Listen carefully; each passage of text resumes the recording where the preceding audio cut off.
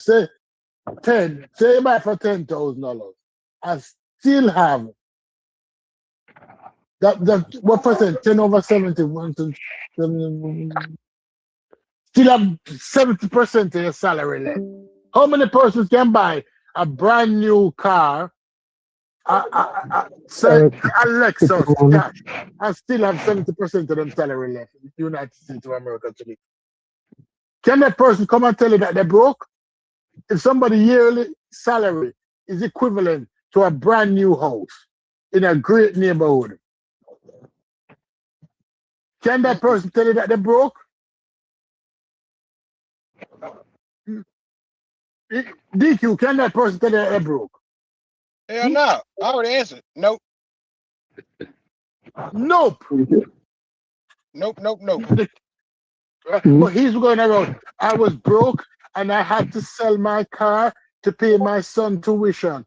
And then somewhere else him say, I was going through hard times, and it's a good thing that my car, a miracle happened. That the car had some rust defect and they had to pay off the car, and I got $2,000. When he was working $73,000 a year. I don't want to hear nothing from that junkie. I lived with a junkie, and I know what junkies say. And then when you listen to the speech that he posts, it's like an adoration to Anglo-Saxon. I'm not going to use the word white anymore because the word white, kind of stigmatize people, to white Anglo-Saxon culture.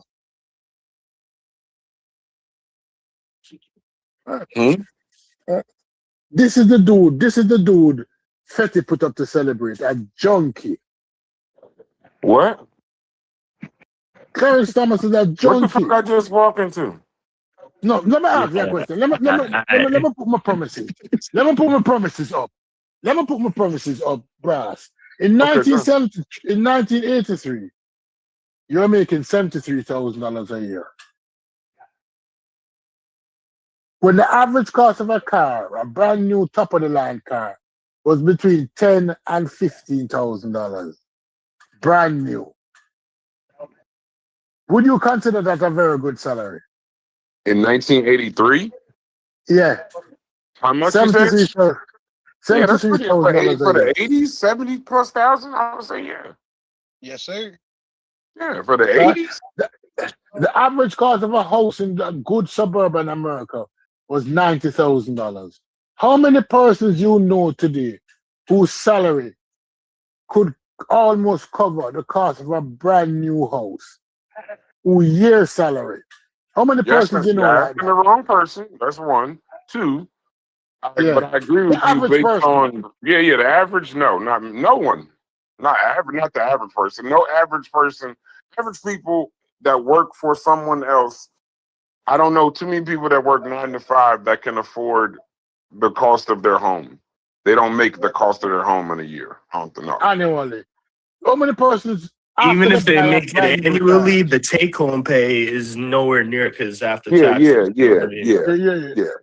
But even if we say that, how many persons they can buy a brand new Lexus, nice Lexus, not talking entry level Lexus, and still have 80% of them paying left? All these questions gonna be not many, brother. Right. The this man walking around saying that in 1983, I was broke. I was so broke that I had to sell my car to pay my son's college tuition. What was college tuition like in 1983? I have no idea, bro. They were still waiting on the kid. they were still waiting on me, man. I hadn't quite blessed the world just yet. Right. Yeah. Let me ask ChatGTP, because but now you do understand. Hold on, you do understand how much money a person makes a year does not determine, and this ain't no defense for him. This is a defense for just other people. If you are living above your means, it doesn't matter how much money you make. I don't know what his personal situation was. But He I was know a a bunch of junkie. people that yeah, see, that's what I didn't know he was on drugs and all of that. No. I'm not saying. He said he had alcoholic problem, but I'm calling him a junkie, right? You know, like I hear the vitriol already for Clarence Thomas, bro. So Right. hold on, let me state my premise first on the show, just so we can kind of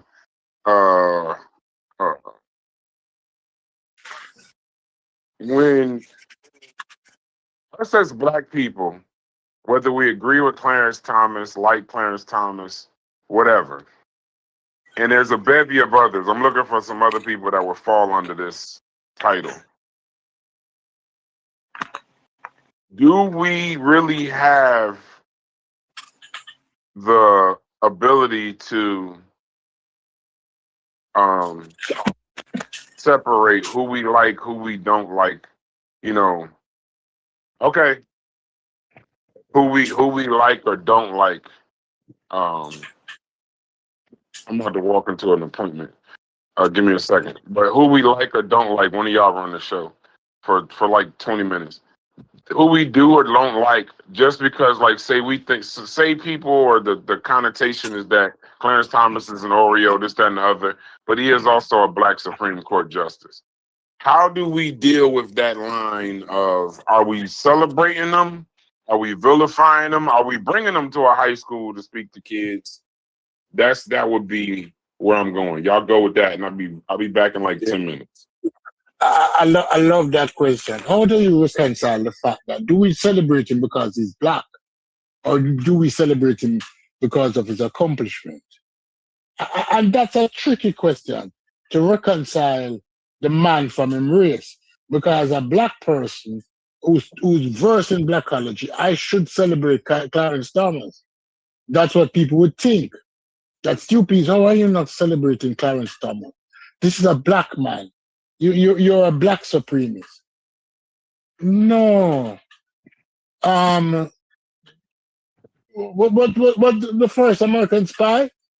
Benedict Arnold. Benedict Arnold was a part of the creation of America. But when he was found out to be a spy, his name was no longer holding admiration. Right? I don't know if it's Benedict Arnold. I'm trying to remember the name. Right? But Clarence Thomas, when we look at Clarence Thomas and when we look at his legal, what he has done in the Supreme Court, he has justified enhancing the executive power of Donald Trump, and he has written the argument for schools to have religion, especially Christianity, in there. Apart from that, he has done not much. Right? He has really written arguments to support any viewpoint. Him just go along to get along. That has been the history of his tenure in the Supreme Court. A go along to get along justice. No, somebody will say, oh, why did you leave Jamaica to come here if you don't love Clarence Thomas? Right? Why did you leave Jamaica to come here? Because that was the argument that was used to try to rebut me. And guess what? I'm not going to answer that. I'll never answer that. I give it thought I should answer. Right? And I'm not going to answer it. I might give a hint that I came here primarily because my wife is here. My wife was here before me, and she asked me to come. Right? But if you think it's my son, I'm a citizen that I could file for my son easily, and he get his permanent residence and his citizen before he was 18, and I didn't. My son is in Canada. He's doing engineering in Canada. Right? Now this dude put up Clarence Thomas and put up this great speech. Oh, when I was young, what Clarence said? I used to fear lynching. What was it? What was it?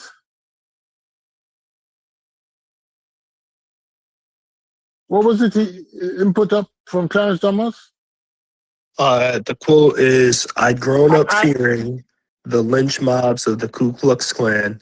As an adult, I was starting to wonder if I'd been afraid of the wrong white people all along, where I was being pursued not by bigots in white robes, but by left-wing zealots draped in flowing sanctimony."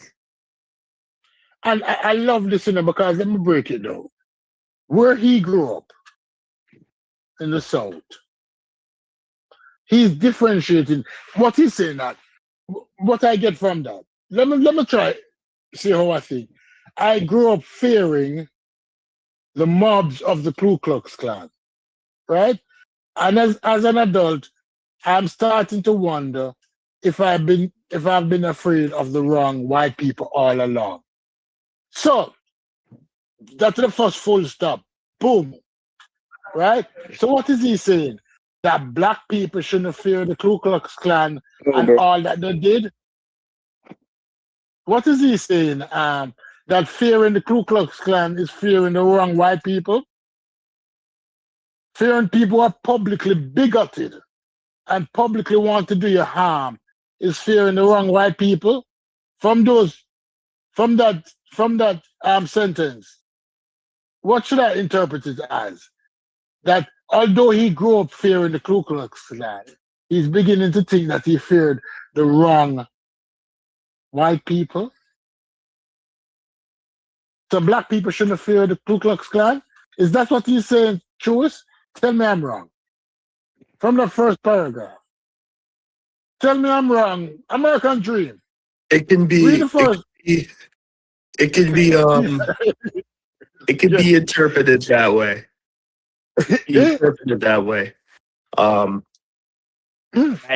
I think what he may have been suggesting, or if he wasn't suggesting this, he should have said, you should be more afraid, arguably, of the left-wing zealots than the Ku Klux Klan. Because if it's worded in that way, you could say you still need to be afraid of the Klan, but you need to be more afraid of these people that try to act like they're your allies, right? But I can see how you're saying it's worded in a way where he's saying you shouldn't be afraid of the Klan, which I don't agree with. No, but you realize, right? Then he says, where I was being pursued not by bigots in white robes, but by left-wing zealots draped in flowing sanctimony. No, when you read the second paragraph, you need to understand his history. When he came to Washington as the aide of a Republican white person from down south, right? What was that Republican that he came that brought him to Washington first, right? He came as an aide for that. Wasn't it Bush? Wasn't it Bush? No. Bush appointed him. But when he first came to Washington, yeah. So who was the Republican? Not sure. I come in.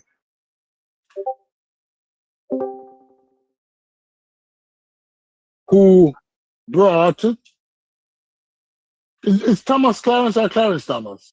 Thomas Clarence. It's Clarence Thomas. Clarence Thomas. Clarence Thomas to Washington. All right.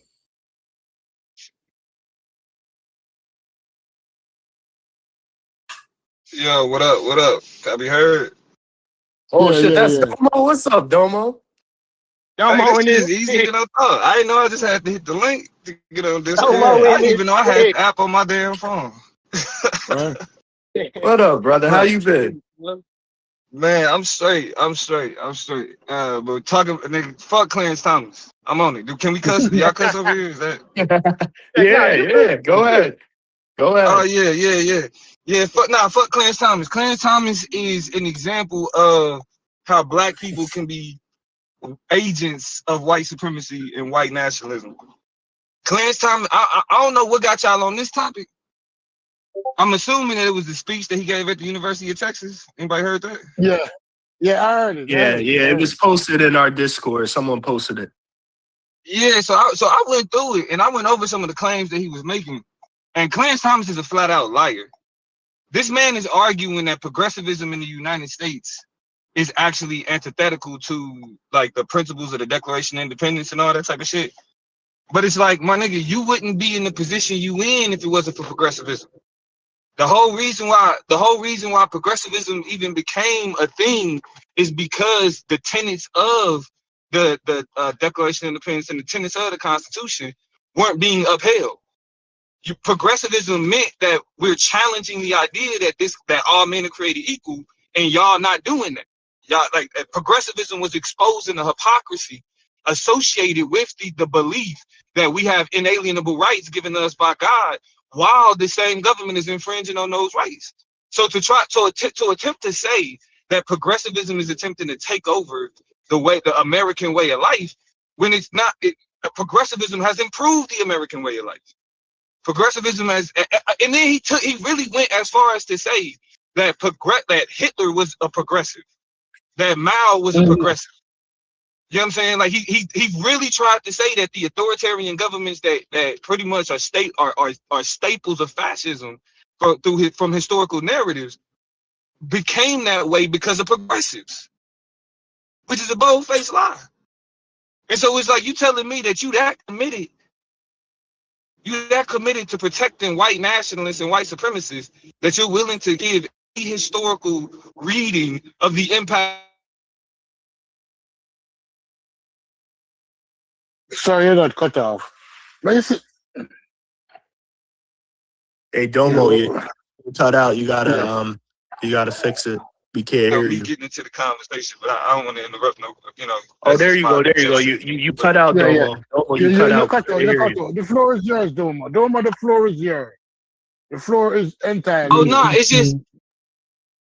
Yeah, it's just that we've been in for some reason, like the type of political ideology and philosophies that have been beneficial to black communities, we have been taught in 2024, 2025, 2026 to be against those things. Like wokeness is bad, being conscious is bad, being aware, being anti-racist is bad. Like all of these things are now like because you got Trump in the White House and him leading one of the larger political movements at the time, that the narrative that they've created around these ideologies and these political beliefs that have been beneficial to us, they trying to piss on our leg and tell us it's rain. And for Clarence Thomas to be a historical figure, because when I think on my podcast we did like for Black History Month, we did like complicated Black history, and we brought up Clarence Thomas because Clarence Thomas came up under people like Thurgood Marshall. He was again the second ever Supreme Court justice, and only been 3. You know what I'm saying? Black Supreme Court justice. And so while he himself is a reflection and a representation of Black history, he is a reflection of like where that shit goes wrong. Like not all Black history we should be proud of.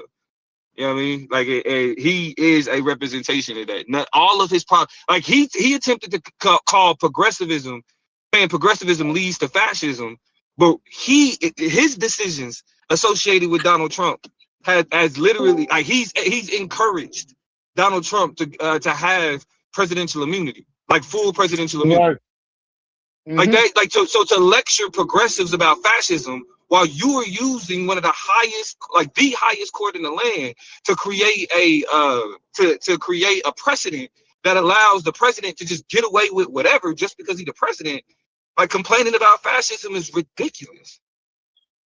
So it's like and then we could talk about this. We could talk about his decisions on affirmative action. Like we could talk about his decisions on tariffs and how he's done small things like use his decisions to insert little clues for lower judges to find other ways to be more amenable to Donald Trump's claims about presidential immunity.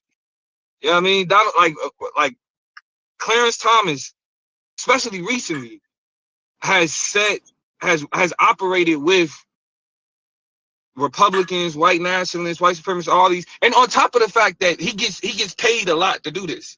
Like there was a whole expose about all like the millions in dollars of gifts that he receives from Republican billionaires, being like taking European trips on yachts and all this other shit. And it's like because it requires Congress to have the type of balls to be like, well, fuck partisanship, right? It's about process, it's about integrity, it's about fairness.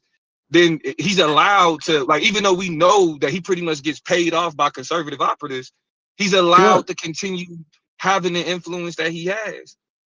You know what I mean? Like, we should, like, black people should be staunchly against Clarence Thomas.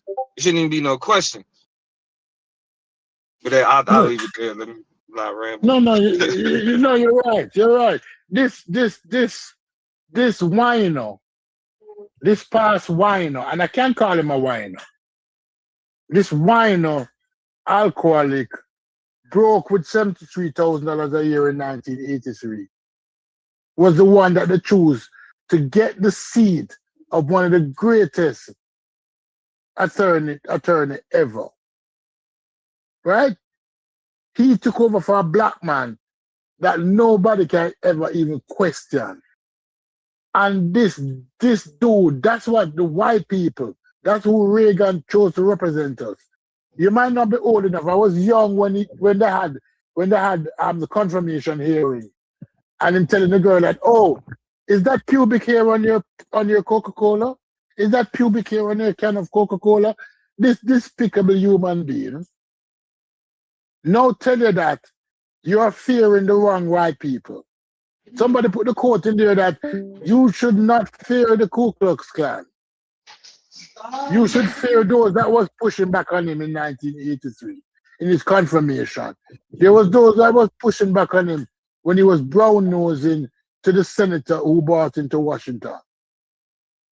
That senator who fully supported the daughters of the Confederates. That was his senator who brought him to Washington, who was the aide of that senator. I can't remember the senator name now, but if you need me to find it, I'll find it. He came to Washington, and then he got that job. He got the job that is similar to the same one where white people give black people today. Secretary of Housing. He got the equivalent of that, Secretary of Employment Discrimination or some bull foolishness like that. The job pays $73,000 a year. And he was saying that, oh, I was so broke, I couldn't afford my son's tuition for that year. When college in 1983, the best college in America, the 4-year college cost less than $20,000. How many people now can pay the child tuition with less than 1 year of the salary? How many people can do that? Can pay the 4-year tuition for a child in today's money with less than 25% of the salary? Less than 25% of the salary. And this dude walking around saying that, oh, I was so broke in 1983, I had to sell my car. That is a junkie. Only a junkie getting $73,000 a year in 1983 and talking about them broke. And telling other black people how much sacrifices I had to make. I had to make that sacrifice. I had to sell the car. My credit card bills were so high. Because you was a junkie or a wino. The math's not adding up. The math's not adding up. Anybody in here telling me that if you make $250, the equivalent to that is $250,000 now. And that's been very, very, very, what the word is, conservative. If somebody come to you who making $250,000 today and telling you that they're broke, you laugh them silly. you'd laugh them silly and asking, what, you're on drugs, dude? You're a junkie? You shouldn't be broke. You shouldn't be broke. But Clarence Thomas telling people that, oh, I'm like other black people. No, this dude putting up Clarence Thomas picture, holding him like him as a shining beacon. Putting up a junkie picture and a junkie quote. A wine-up picture. And a wine quote from wine. Clarence Thomas. Fetty? Oh, no. Fetty. Yeah, bro, I was just sending that to be a con. I didn't send that shit early on. American Dream did, bro. Stop. Is that American Dream? Who put in American Dream posted it. He posted the speech dealing with some a speech he did, and I remember us talking about the white liberal versus, and I sent the quote. Nothing dealing with what we talking about. He was just saying. I'm talking about the quote. You put up the quote. The quote dealing with because I mostly been talking about because Malcolm. The reason why I said that because Malcolm X said the same thing, Booker T. Washington said the same thing, and other people who y'all deem heroes said the same. That's the reason why I brought it up. Martin Luther King said it in the letters from Birmingham jail. He said the same thing about the white liberals. Yeah, so that's all I was saying. Like, because we were talking about yesterday about they scarier than the outright racist. That's what they. Because yesterday what did they was talking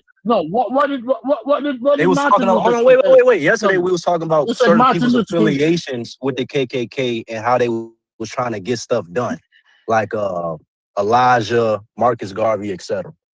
So I just sent that to say you have a lot of black leaders in the past that thought that way. They would rather deal with the person that's going to show you who they are versus someone who's going to come and disguise themselves as somebody trying to help you when in reality they may have another motive. That's the only reason I sent it.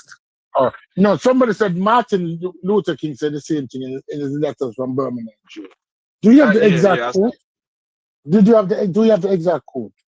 And since he said the same thing. I can pull it up. I can pull up the letters. Please. Please. And the exact quote that we can compare them to what he said and what. Oh, you trying to compare it? Yeah, I got you. Give me just because if you say he said the same, right? And I'm definitely glad you found your way in here, Domo. I've been listening to you on Q Butter channel, man. I've actually. To me, and maybe this is probably just preference, like that the panel gets good to me. I ain't gonna say it's not good when you're not there, but the conversation takes a whole different kind of people have to kind of be a little bit more responsible about their comments. I like that. That actually is pretty tight. And I've been looking forward to seeing what you think of a Concrete Corey rant for a long time, though.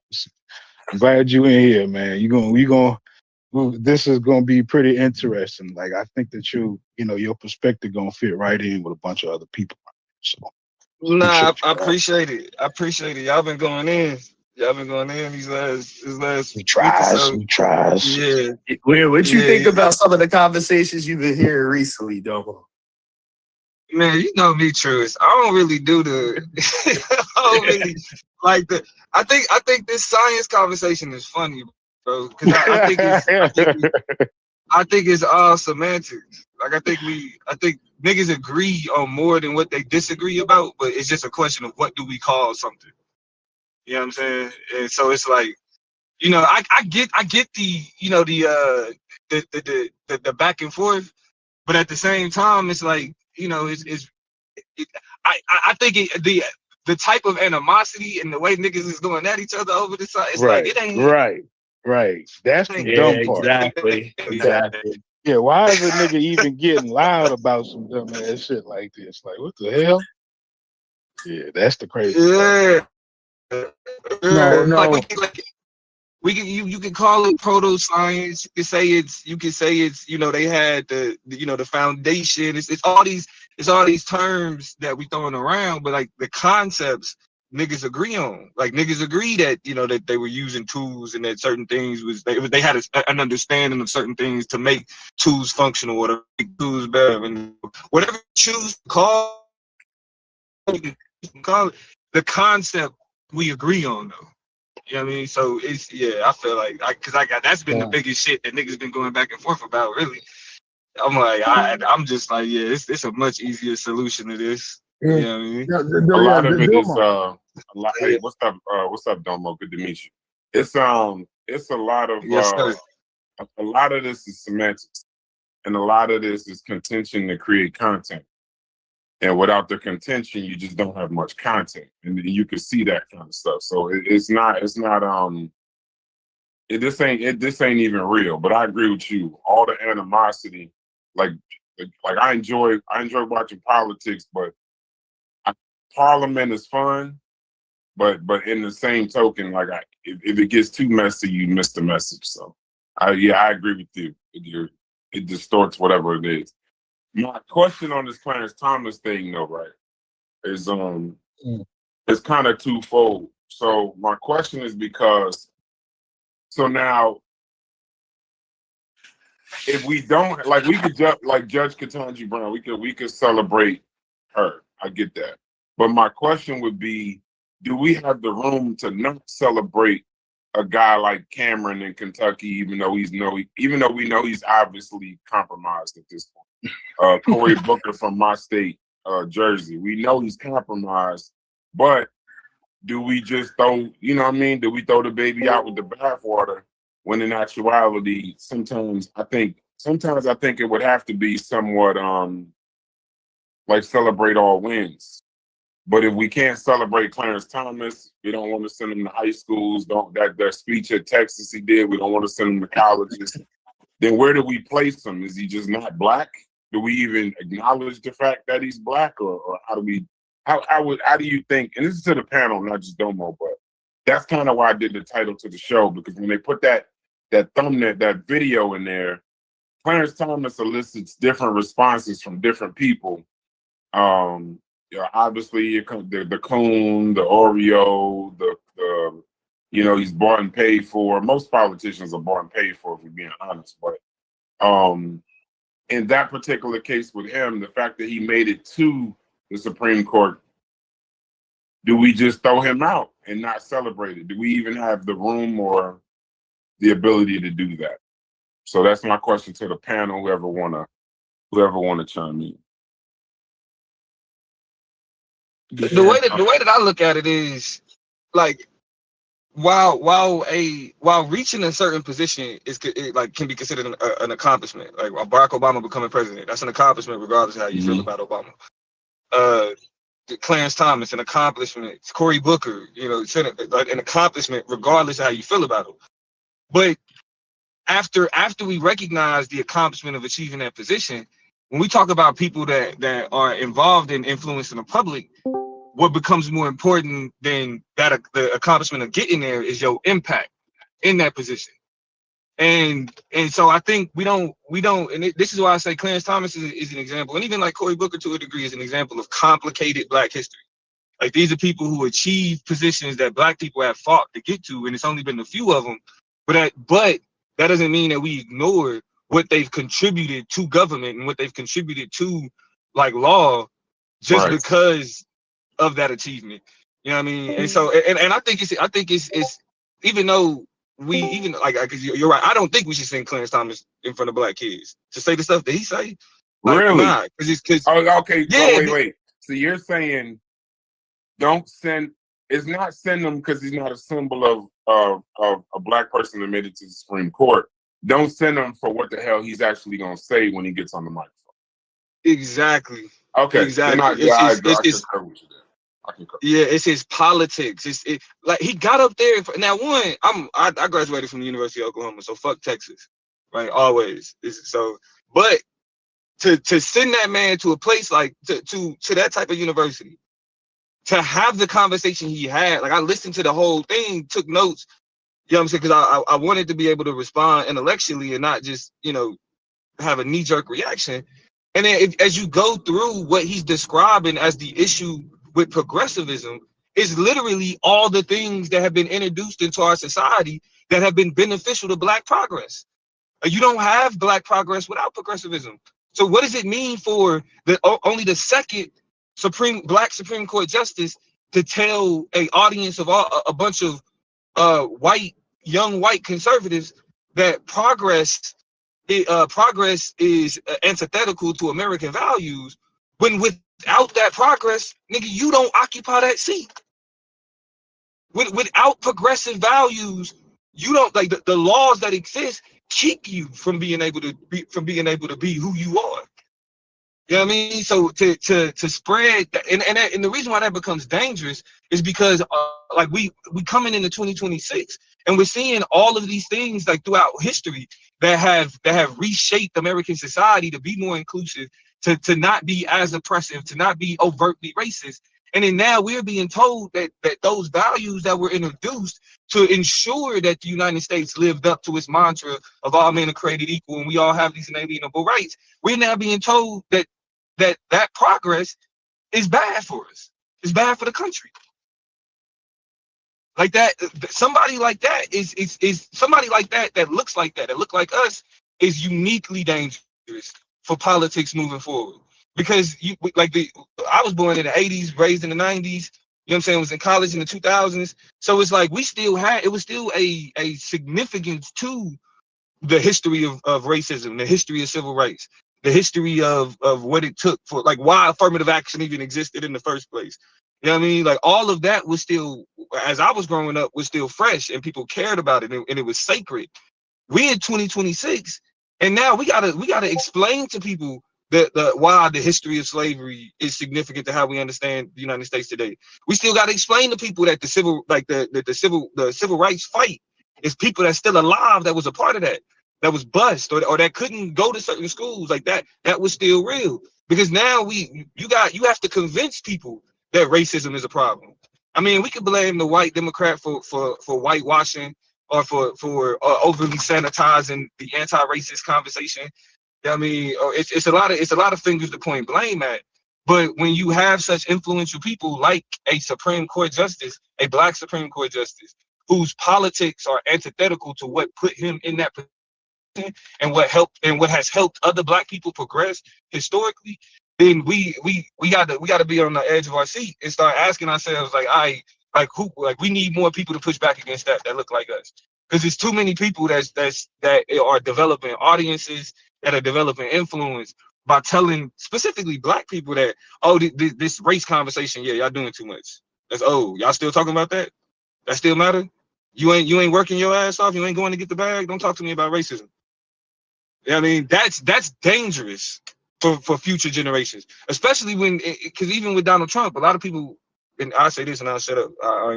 I'm not trying to ramble, but a lot of people will say, well, see, the problem is y'all always calling Trump racist. Y'all always call they all racist, whatever.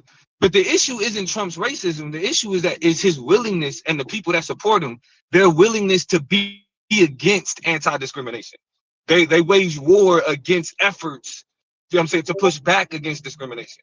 And Clarence Thomas has been like, hey, I'll be a happy soldier in pushing back against the things that have made this country more amenable and more progressive for Black people. So yeah, so Clarence Thomas, like, he can stay where he at. To the rest of the panel, where y'all at with it? Yeah, it seems to be because granted, I didn't watch the whole speech. I'm just reading different quotes from it so far. When I get the time, I'm gonna watch the whole speech. But it seems like a lot of the points he was making against progressivism is that he believes it leads to state-given rights, and he's more pushing kind of like a pseudo-Christian nationalist, God-given rights kind of ideology. And he's saying that pretty much our rights here foundationally come from natural God-given rights, right? And he's under the opinion that progressive ideology takes away those God-given rights because you're giving all the power to the state to give you and define those rights for you, right? I think more so what we're seeing a lot, especially from the far right, is the leaning into more Christian nationalistic thinking. And he seems to just be leaning in that direction. And maybe a lot of the people, as you said, that are donating to him are kind of pushing him to have this ideology. Now, that can be beneficial depending on what your personal worldview is, right? There are a bunch of people in the country that feel that a lot of our rights should be coming from a theological standpoint, right? Some are more so, nah, that's a decision the state to make. But as someone that's a Supreme Court justice of a country that's supposed to be built on the idea of separation from church and state, I can see how that's a little problematic. But then a lot of people argue these unalienable rights that we have are God-given. So there is a little bit of a debate, I guess, to be had there. But I definitely can see how. Not really, though, Truth. Not really. Like the basis of classical liberalism, which is where we get both conservatism and progressivism, is that all of us is that we have inalienable rights given to us by God. Yep. And so the distinction between conservatism and liberalism, like modern conservatism and liberalism, is just what is the role of the state in protecting those God-given rights. Like we've now, like, how we understand liberalism and conservatism has been morphed into the Democrat versus Republican beef. But the basis of classical liberalism is the idea that the rights that we have come with our existence. You know what I mean? So when Clarence Thomas is trying to say, well, nah, progressives are saying that they come from the government. No, progressives argue that the government should play a role in protecting those rights. Not that we get them from the government, but the government is what referees when our rights come into contention as individuals. It's the government that referees that outcome. So like Clarence Thomas is just like, to be that intelligent of a person and occupy that position, the man is just blatantly lying about the ideologies and reshaping what they mean for people who really don't understand them. But don't know what you say. Okay, go ahead. Yeah, I'm going to say one thing. So I'm reading it. So basically, under his opinion, progressivism is taking us away from what the United States, like, constitutional republic was actually built on, in his opinion. Yeah, that opinion is his idea of natural God-given rights. But what I'm saying, when he brought up some of those fascist figures, right, and he's bringing up fascist, I'm assuming he's doing so to try to suggest that those are examples of people that were kind of trying to move away from, like a God or theological basis for rights and moving it more towards a complete state control, authoritative control, taking that power and righthood away from God. I'm assuming that's what he was doing. I think it's stupid, right? I don't think it's a fair comparison to make when we're talking about what progressives look like in the United States, to try to compare that to a Stalin or a Hitler. But I think that's what he was attempting to do based off of what I'm reading. But to be fair, I need to go watch this shit in. It says, so the disagreement is really about where rights come from. Thomas is speaking out of the natural rights tradition of the Declaration. Rights come from God or from human nature, and government merely protects them. He said progressivism instead teaches that rights and dignity come from government, which in his view makes citizens dependent on the state and weakens constitutional liberty. This is why he used such dramatic language. From his perspective, once people stop believing rights are prior to government, the whole American constitutional project changes into something else. And then it says, he was talking about culture and education too in that speech? Yeah, because what it goes is, if the government, the reason why he does this before and a lot of his other things, the reason why he always talks about inherent rights is because he's a person that if a government gives you the rights, understand that it can be taken away. So it's more important that they are inherent to you. And God, he'll say God-given for more theological, but more it's like the statement of us saying God-given, you're born with this, born with that. So I don't disagree with everything he says, but I do disagree with the majority of what. Like I understand. It's almost like the Supreme Court, because the Supreme Court is not separate from the United States. So a lot of times it seems like they're up on a hill, not really knowing what's going on, because a lot of the public statements they make don't necessarily match the tenor of the country at the time. So he doesn't realize how even saying something like that can be taken and weaponized and politicized for the exact opposite of whatever he was hoping to gain by talking. But Barack, let me ask you a question. Yeah. If there's no God, there's no God-given rights, right? He made the assumption that there's a God. What he's trying to do is minimize the impact of what role individuals should play in how they treat fellow individuals. Because when they become a community, when they become a family, and family become communities, and communities become society, it's the communities that dictate the norms and the value system within that society. Not the flipping God, because we treat each other based on the roots where we come from. If you follow sociology. So when somebody says, oh, rights are God-given rights, that means, like a friend of mine justified divorce. And so what God put together, no man shall put asunder. So therefore, if it break up, God never put it together. Right? That's what he says when people ask him about divorce. He said, if somebody divorced, that means that God never puts it together. Because whatever God put together, no man can put asunder. So whatever rights you don't have now, it's because God chooses you not to have the rights. But even without it's God, the community. We all sign a social contract as humans. Yes, I understand. Yeah, it's almost like I respect your rights, so mine are respected. And then even without God, you still have some level of autonomy over yourself. And you don't have necessarily control over others, but the rights definitely still exist because there's a level of dignity and personhood you're supposed to have. No, so if you got some level of dignity, some level of personhood, we all understand that, we can love, we can hate, we can, suffer, we can have successes. Mm-hmm. We all have that same, to varying degrees, we all have that same ability to do those things. So even without God-given rights, there are just some natural facts that we should have. We do. No, we don't have individual dominance over people, but we have collective dominance over people. Because the individual sometimes cannot determine. The social. So therefore, what you think is right is what the community agree with. So if the community agree with that the wives wear hijab, it is not your duty from somebody not from that community to know, say, that person's wife shouldn't wear a hijab.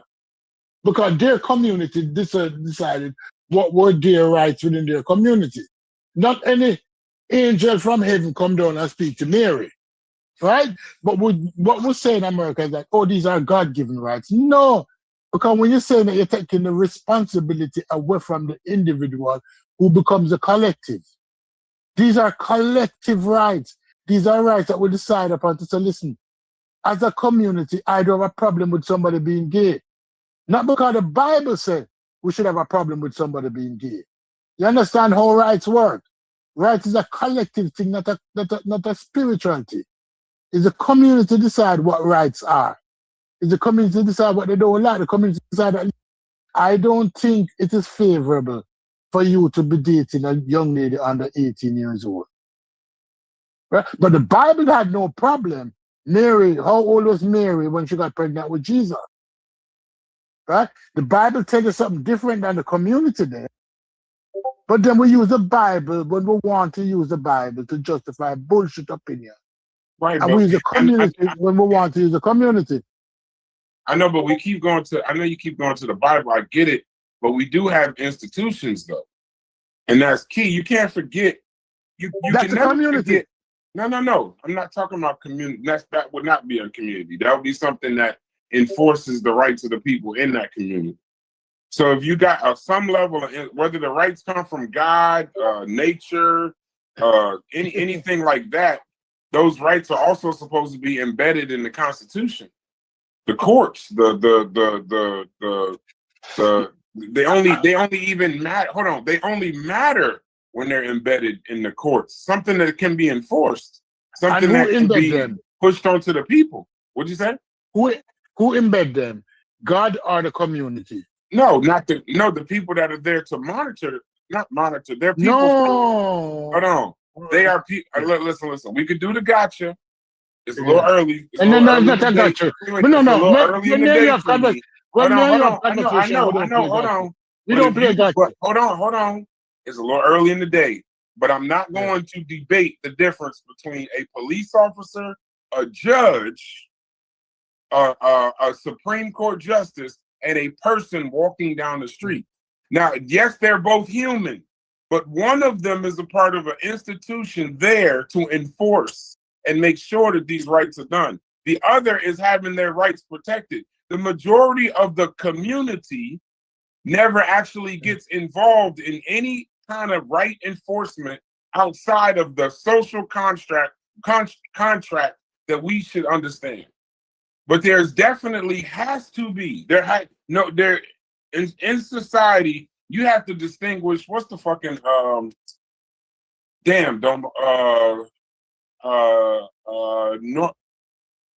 whatever. I'll look it up. But there's a term for Morris. No. There's a term. There's a term for why rights should. There's a term for the difference between why rights should exist and whether they actually do.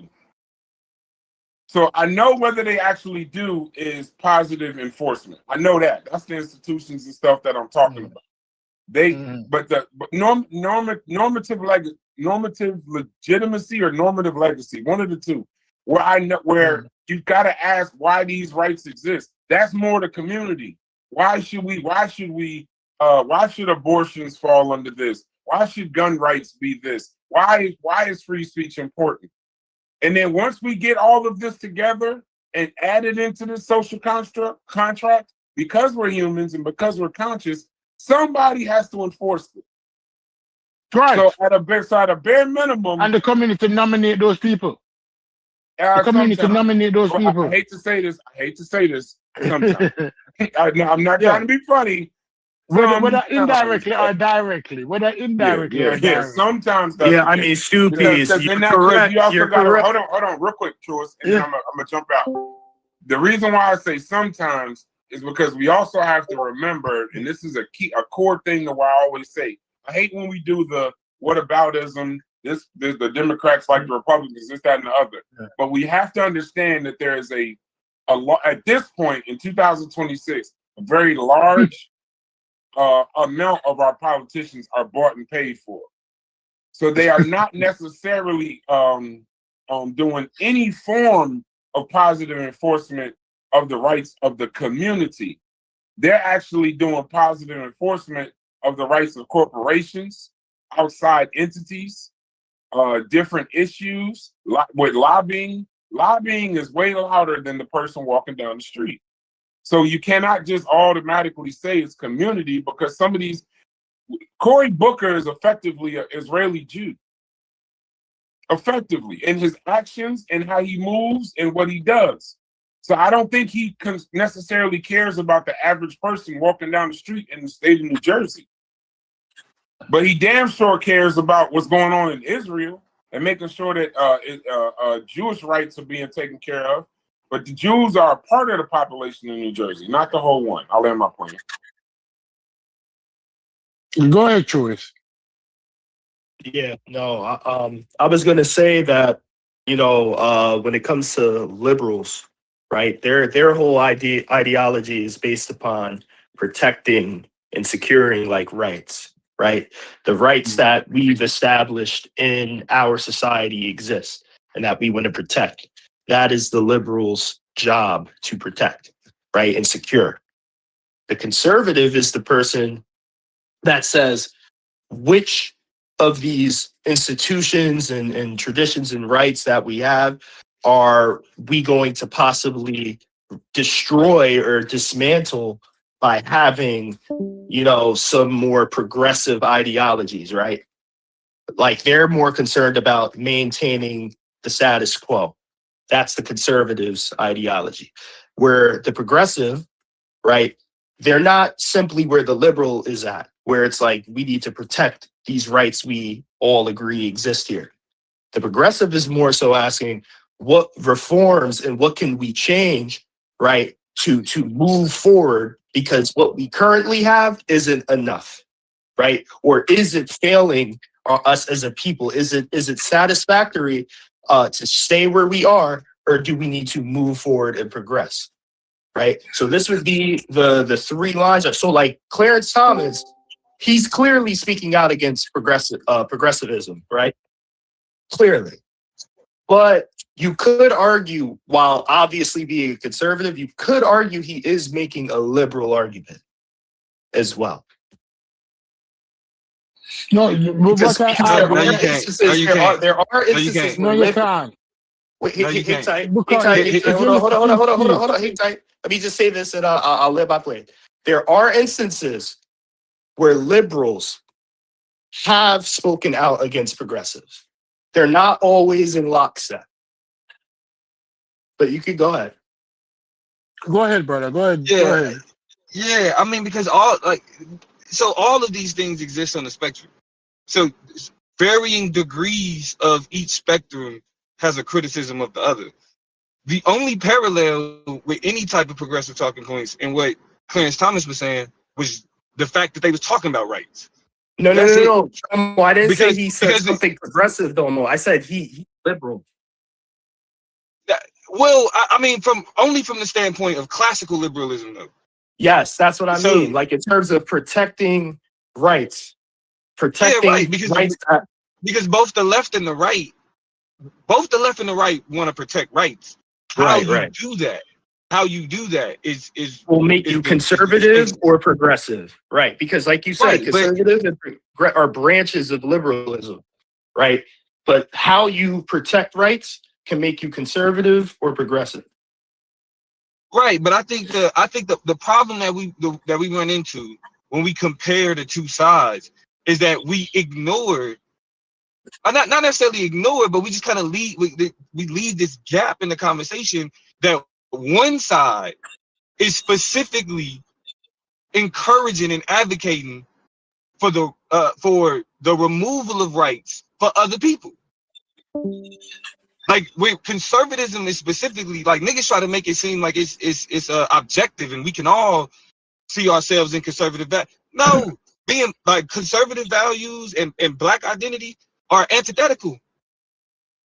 Like people in this country require progressivism. We require progressivism. Absolutely. Basis of how this country started. Hey, welcome, Damo. I appreciate your voice in here. Now I don't have to speak as much. Go ahead, brother. You're doing a good job. Corey, let me cut you. I said something. Corey, our side of the river getting very populated now. You know, we're bringing people over to our side of the river. We bringing people to our side. Absolutely. Yeah. I would chime in on the conversation. I got a 500 tag going on right now, so you know what I mean. All right. Yeah. Wait, when you're done, they can chime in. Because Damo have this thing. Damo can verbalize it much better than me. Much better than me. Domo, you're absolutely correct. Both sides. We all see how conservatives try to say progressives are trying to take your rights away, right? We all see that. But you are correct. You know, when it comes to conservatism, if conservatism was objective, there was a point in time when we did not have rights. And if we had a conservatist mindset in that time period, we would have never had rights in the first place as Black people. So, a lot of times maintaining the status quo takes your rights away too. But that's the aspect. I think for Black people that like we always got issues with the status quo. Always. That's why it's like that's why it's like that. Like we can't. There is no both sides isms. I mean, we can say the whole two birds of the same plane like that. I can go with that. but like, oh, it's they both the same. It's not. There's Donald Trump and his administration they are actively against everything that has allowed black people to progress in this country. If we believe that black people have succeeded and have achieved the dreams of our ancestors and all this other shit, the things that have made it possible for us to do so, Donald Trump and his administration is actively against. And like the fact, like for example, we was talking about this shit on Psycho Shit last night. The Trump administration, the Justice Department, is suing the Southern Poverty Law Center. The Southern Poverty Law Center for bank fraud and money laundering, because the Southern Poverty Law Center, since 2013, had been using informants to infiltrate hate groups, and because they pay the informants to infiltrate hate groups so they can provide them information on how they operate internally. Since 2013, the SPLC and the FBI have been sharing that information amongst each other. So the Southern Poverty Law Center has been using information from these informants to give to the FBI to help with FBI investigations into hate groups. And Donald Trump is now suing them, or not suing them, excuse me. He has indicted the Southern Poverty Law Center for saying that they defrauded donors by paying these informants. They were dishonest about their finances by paying these informants, so they're indicting them for money laundering, bank fraud, wire fraud. Like that is a very insidious. So when we talk about, like, we were just talking about how people will be like, well, I like my races up close and up front. Like, that's fine if they not the fucking president. Yeah, that's cool. Like, you can be okay with your neighbor being blatantly racist, but when the motherfucker that got his finger on the button is displaying them same type of attitudes, that's a different level of danger. Or when you have a Clarence Thomas, who you can't believe that he's actually a black racist. Many persons don't want to say that. I would say Clarence Thomas hates black people. I believe it. I think Clarence Thomas hates black people. He's a black racist, right? He's a black racist, and that's what we face. So the actual thing, skin folks is not kinfolk, does apply to him. It does apply to him. That junkie wino, him same was a wine, him same was an alcohol. I just put junkie on it, but I'm going to take it off. This wino is the person that took over Thurgood Marshall's seat. And I never see these Negroes in here put up Thurgood Marshall, but they're putting up Clarence Thomas. I really appreciate that. Yeah, thank you, Domo. I'm going to go on mute. The floor is yours. I think that we but I appreciate y'all. I appreciate y'all letting me up. I'm gonna go ahead and break out at the head to the office. But I'm gonna be listening to the dialogue, and I appreciate y'all having me. Anytime. Sir. Come around more, Domo. Come around more. We need you more. This side of the river need you more. Can you hear me? Sure. Yeah, we hear you, Reggie. Yeah. What's up, brother? How are you, Reggie? All right. So I just want to add some points to the dialogue, which I think is really important. And this is a very educated panel, very educated, right? I don't think so much that Clarence Thomas is arguing conservative versus progressivism. I think Clarence Thomas is arguing something more called originalism versus progressivism. Originalism is a return to the Constitution's original public meaning, grounded in a founding belief that rights are pre-political and government is limited to securing them. So the founders of the Constitution were very white men's property and power. And the founders were largely white men that had property. And the original Constitution protected that as if it, and you could connect that to religion if you want, a chosen group of people, white men like Adam, was supposed to have dominion. And progressivism is a kind of a rejection of the Declaration's first principles in favor of a more adaptive state-centered order in which government becomes the main engine for defining and protecting rights. So what it is that Clarence Thomas always argues the original white man's, particular white man's, those with property and power, not the average populist white man's dominion. And so and he aligns it to in one sense to pre-government or pre-political, right? And that these are natural rights endowed by the creator, right? To a specific group of people, right? And he is originalism rather than conservatism. And that's a very, very stronger statement, right? So originalism in his mind preserves the founding. The progressivism revises it. So Clarence Thomas is always going to stand on the side of originalism, preserving the founding fathers' culture, who they are, right? Their thinking versus anything trying to revise it. So these new rights are violating the Constitution, and he's always going to stand on in that framework, right? That's his mode of thinking. So any new right, and even rights of Black people, that's not what the Constitution originally envisioned. The rights of Black people, the rights of women, right? The suffrage movement. That's not what the Constitution originally. Reggie, before you go any further, because I don't want people to misunderstand, I agree with you totally. Would you then say that it is not beneficial for a Black person to promote originalism? Is it beneficial for, let me ask you the question direct. Is it beneficial to me as a Black man to support these originalism concept, going back to these originalism concept that Justice Khalili have in mind, that Sotomayor pushed back on when she was talking about Roe versus Wade, if I remember correctly? Is it to my benefit to be promoting originalism?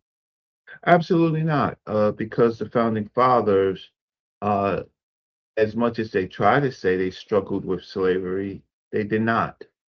That is part of the institution. That was their God-given right. For Clarence Thomas is in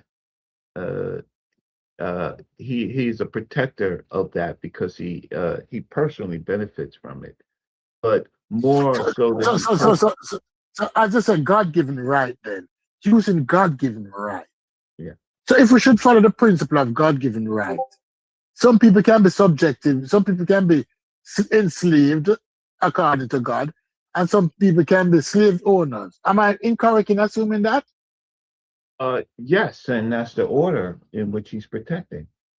The order is that you are kind of predestined. It goes back to the core of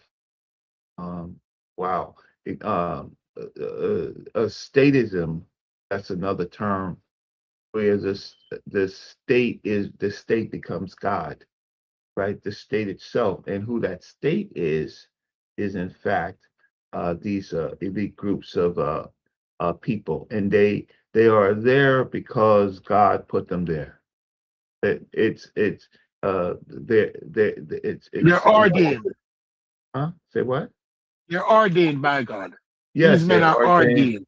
Yes, in a secular, in a pseudo secular world where they figured it out, if they could control God, control an enormous amount of people, and then they could use they can interpret the Bible, right? Because this is a somewhat not somewhat a Christian nation, and so that they could the people could see that if they weren't in power, if they are in power, it's because God put them there. and that ultimately they must be right in what they're thinking, especially if it benefits. So Reggie, so when all of those black pastors went up to Trump in the White House and they put their hand on him and they prayed and they called him, this man is ordained by God. Yes. Wasn't they just buying into that principle? Yes, because again, statism is a replacement of God and government.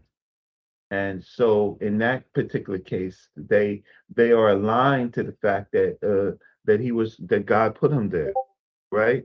And that they were just confirming their thinking, not understanding it was to their detriment. But largely these pastors, they are more like Clarence Thomas.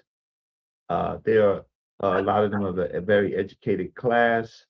They don't have to struggle for food and for rent. They get it from the people because they are ordained to get it.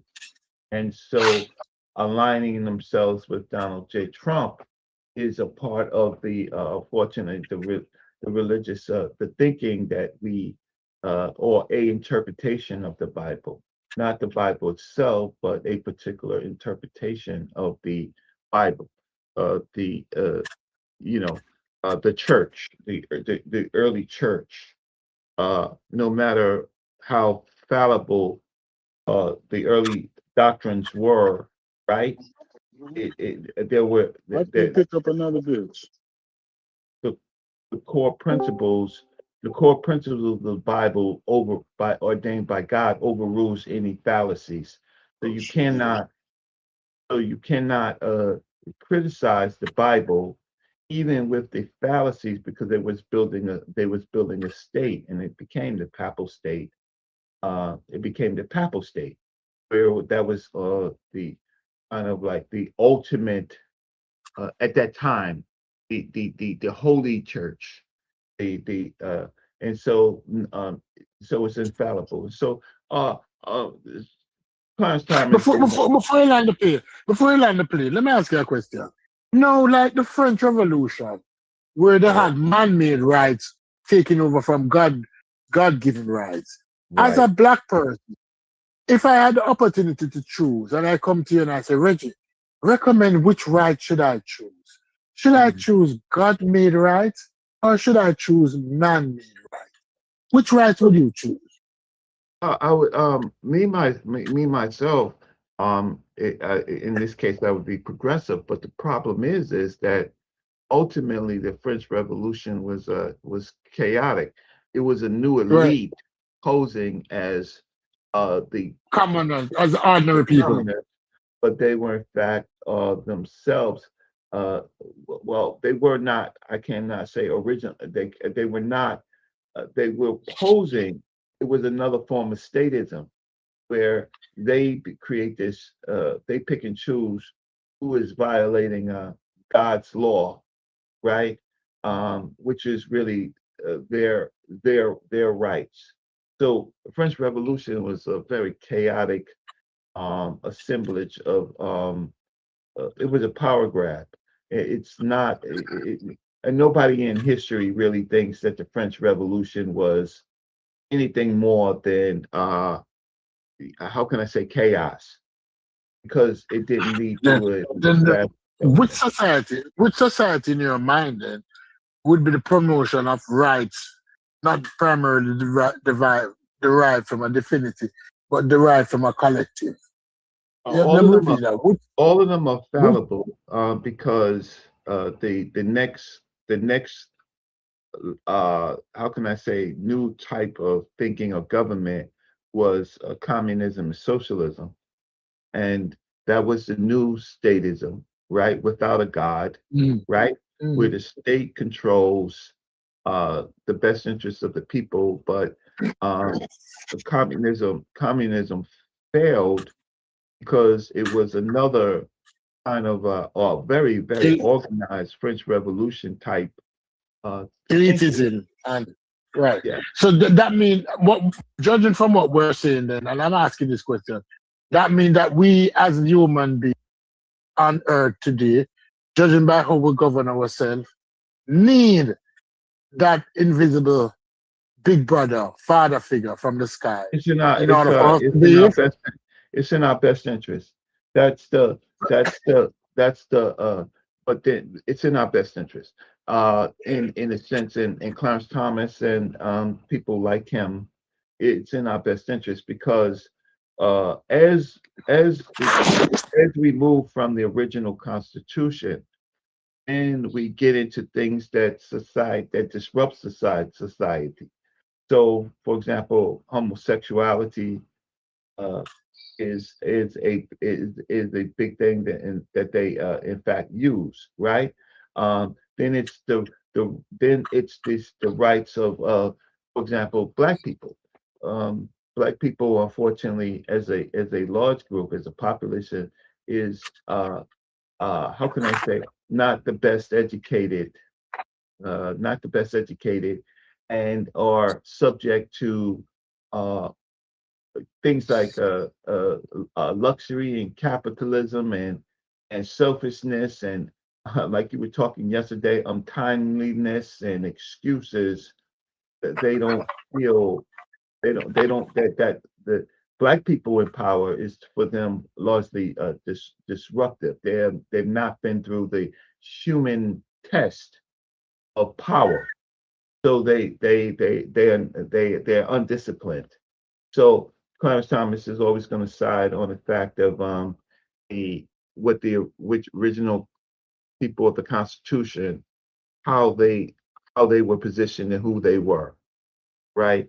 And but it's a fallacy. Reggie, did you just call me polychronic in a nice way? Yeah, Reggie. Yeah, Reggie, I think you just called me polychronic. Yes. Is that what you're calling me, Reggie? Yes. Yes. Oh, you was listening. You was listening yesterday, Reggie. I was listening. Reggie, are you calling me Reggie? I thought he was my brother, Reggie. Are you being complimentary when you call me polychronic? Is that a compliment? No, it's not a compliment at all. It's because you're not really. Why you keep asking questions that you know the answer to, Stupid? What's up, brother? No, because I want Reggie's on my side of the river. I know that. Sometimes we disagree. I agree because we're organizing this side of the river, particularly. Yeah. Reggie's on my side of the river. When y'all keep invoking, but when y'all, I mean, let's not sideshow the conversation because there'll be an argumentative point, but let's not start there. When we keep arguing the founders, and I've heard everybody keep invoking the founders. Y'all do know that they didn't agree, right? Like they weren't like one unified block. They definitely agreed on a couple of things: Republican government, independence. But when we start adding in things like religion and democracy and all of these different things, slavery, even federal power, they were not all in lockstep. Right, but they were the Elohim. But most agree. But they're the Elohim. You see, the most. At the end the most agree. Enough agree. What? They all didn't agree. What is that? What is that? If you read the Bible, if you read the Old Testament, the Elohim was a confederation of the most learned, highest deified individuals, and so ultimately, at the end of the day, they would rest on the best interest. So there was El, of course, you know El, right? And you know Yahweh. Prior to Yahweh was Elohim. What's the other one? I'm not arguing with the Hebrew, so I can't remember. If I was arguing with Hebrew, I would. But a fake Hebrew Israelite. But these are conferences of the divine. There's a divine order, and indeed the Elohim was a divine order. No matter, even if they differed. Right. All one of the two. Logic, Mr. Mike. Are you talking to us? Yeah, I was actually talking to you that time. Okay, what'd you say, brother? You can't. You wasn't loud. What'd you say, brother? My bad. I came in hot last time, but I was saying Ball is one of them. I think Ishtar is one of them too. But it's like I think what he's describing is like it comes from a pantheon of before the Bible.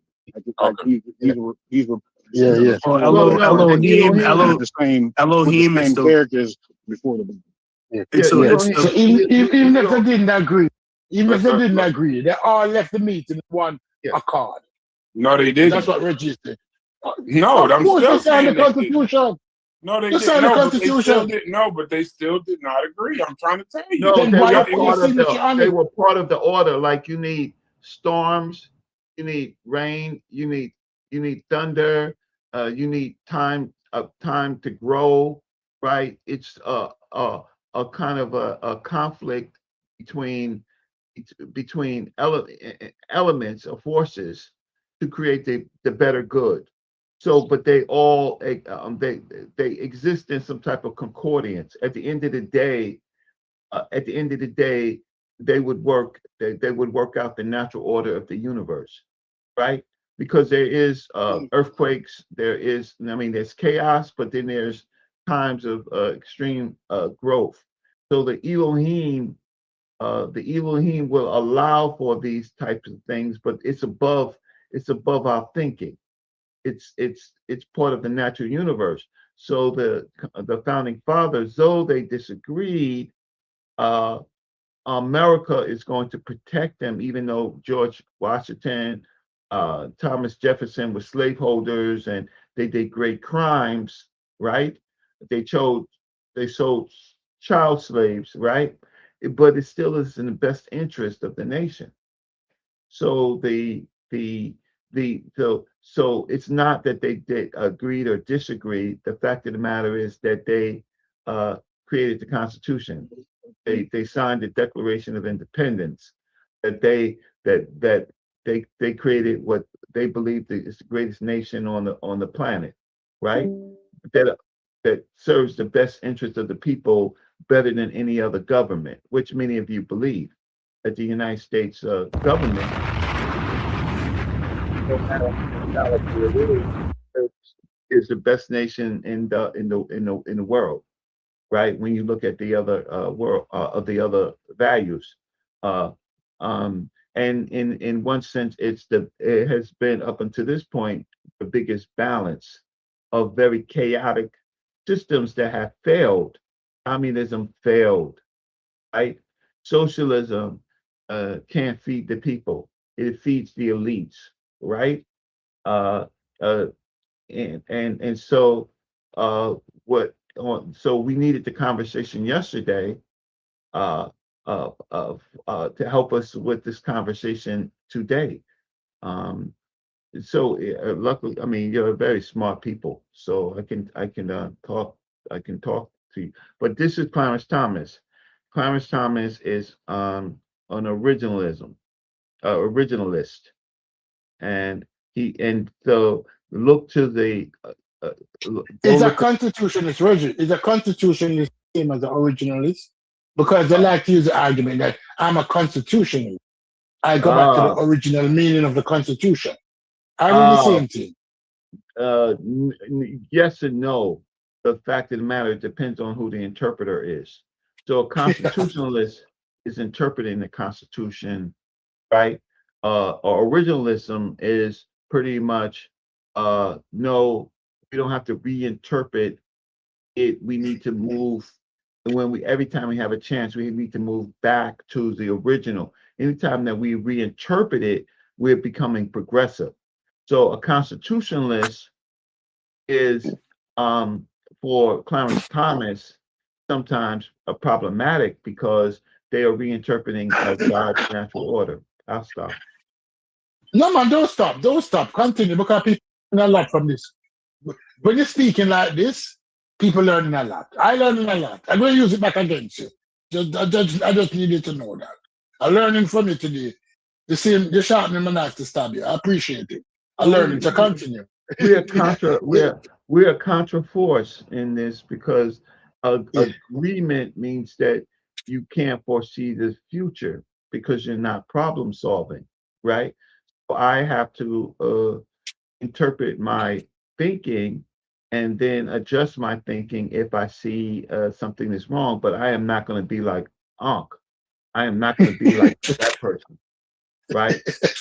Who's dead wrong and dead wrong. Don't have the education, the experience, the testing, and I'm not going to be like Cedric, who has supposedly had lupus and kissing parrots.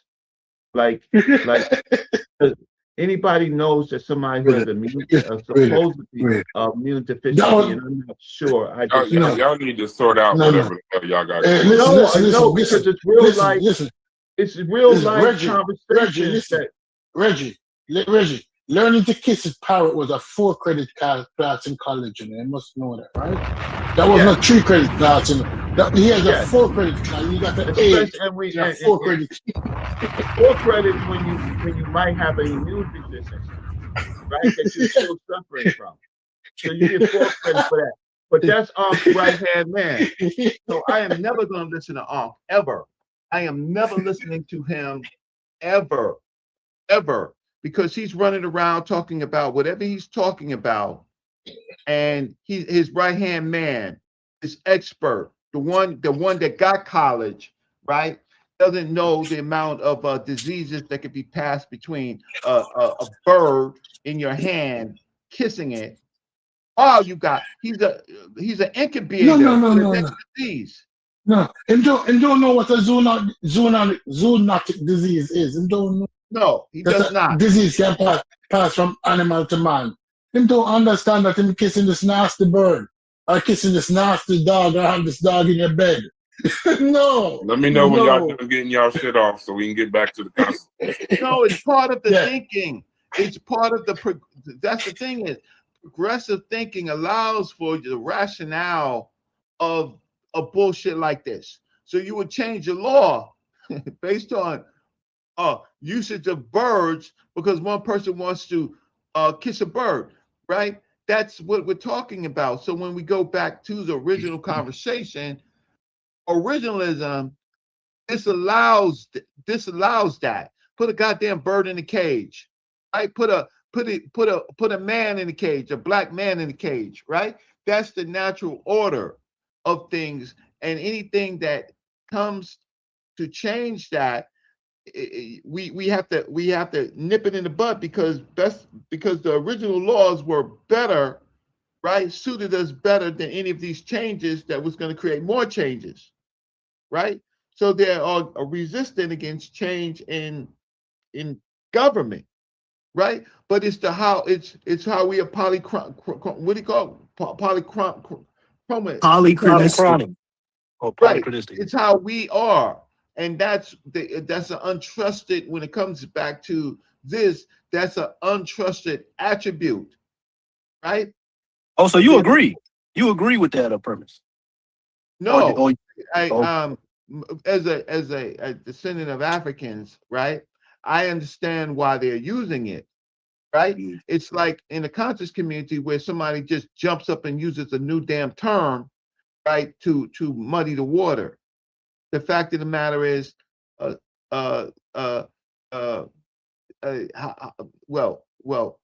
the problem. This is the problem. We are a form of animals, right? We came from animals, so there's natural laws that we have to follow. But the natural laws is basically who is the top predator? Who is the top predator, right?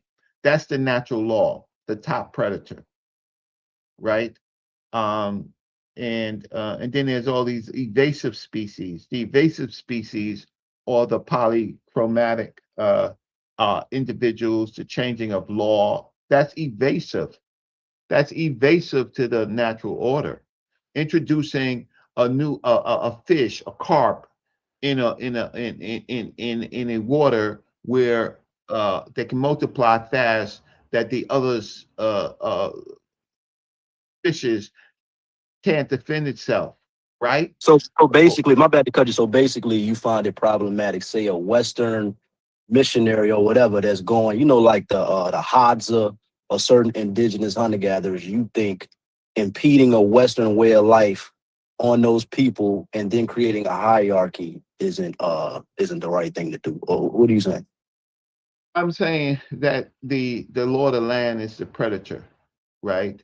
So anything that happens after the predator comes into its dominion, right, is the predator's law. So any hunter and gatherer, right, they can fight, right? They can flee, or they could succumb, or they could be eaten. So whatever they do, they become they can become Clarence Thomas. They have a choice to join the natural order of things, right? And find their place. So in this Constitution that we have, I wrote I was helping one sometime in my life a pro se defendant who he got kicked out of a university, and he had this novel approach about the university. What they did to him was attacking his rights, and as an African person who succumbs to this legal this abusive legal system. And so I wrote a Friends of the Court and so there I figured out that that Black people's rights have never ever went to the Supreme Court.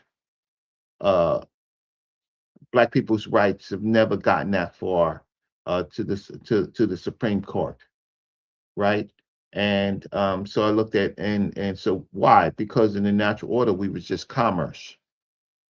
But in trying to defend him, my issue was that the fact of the matter is there hasn't been a constitutional reckoning of Black people.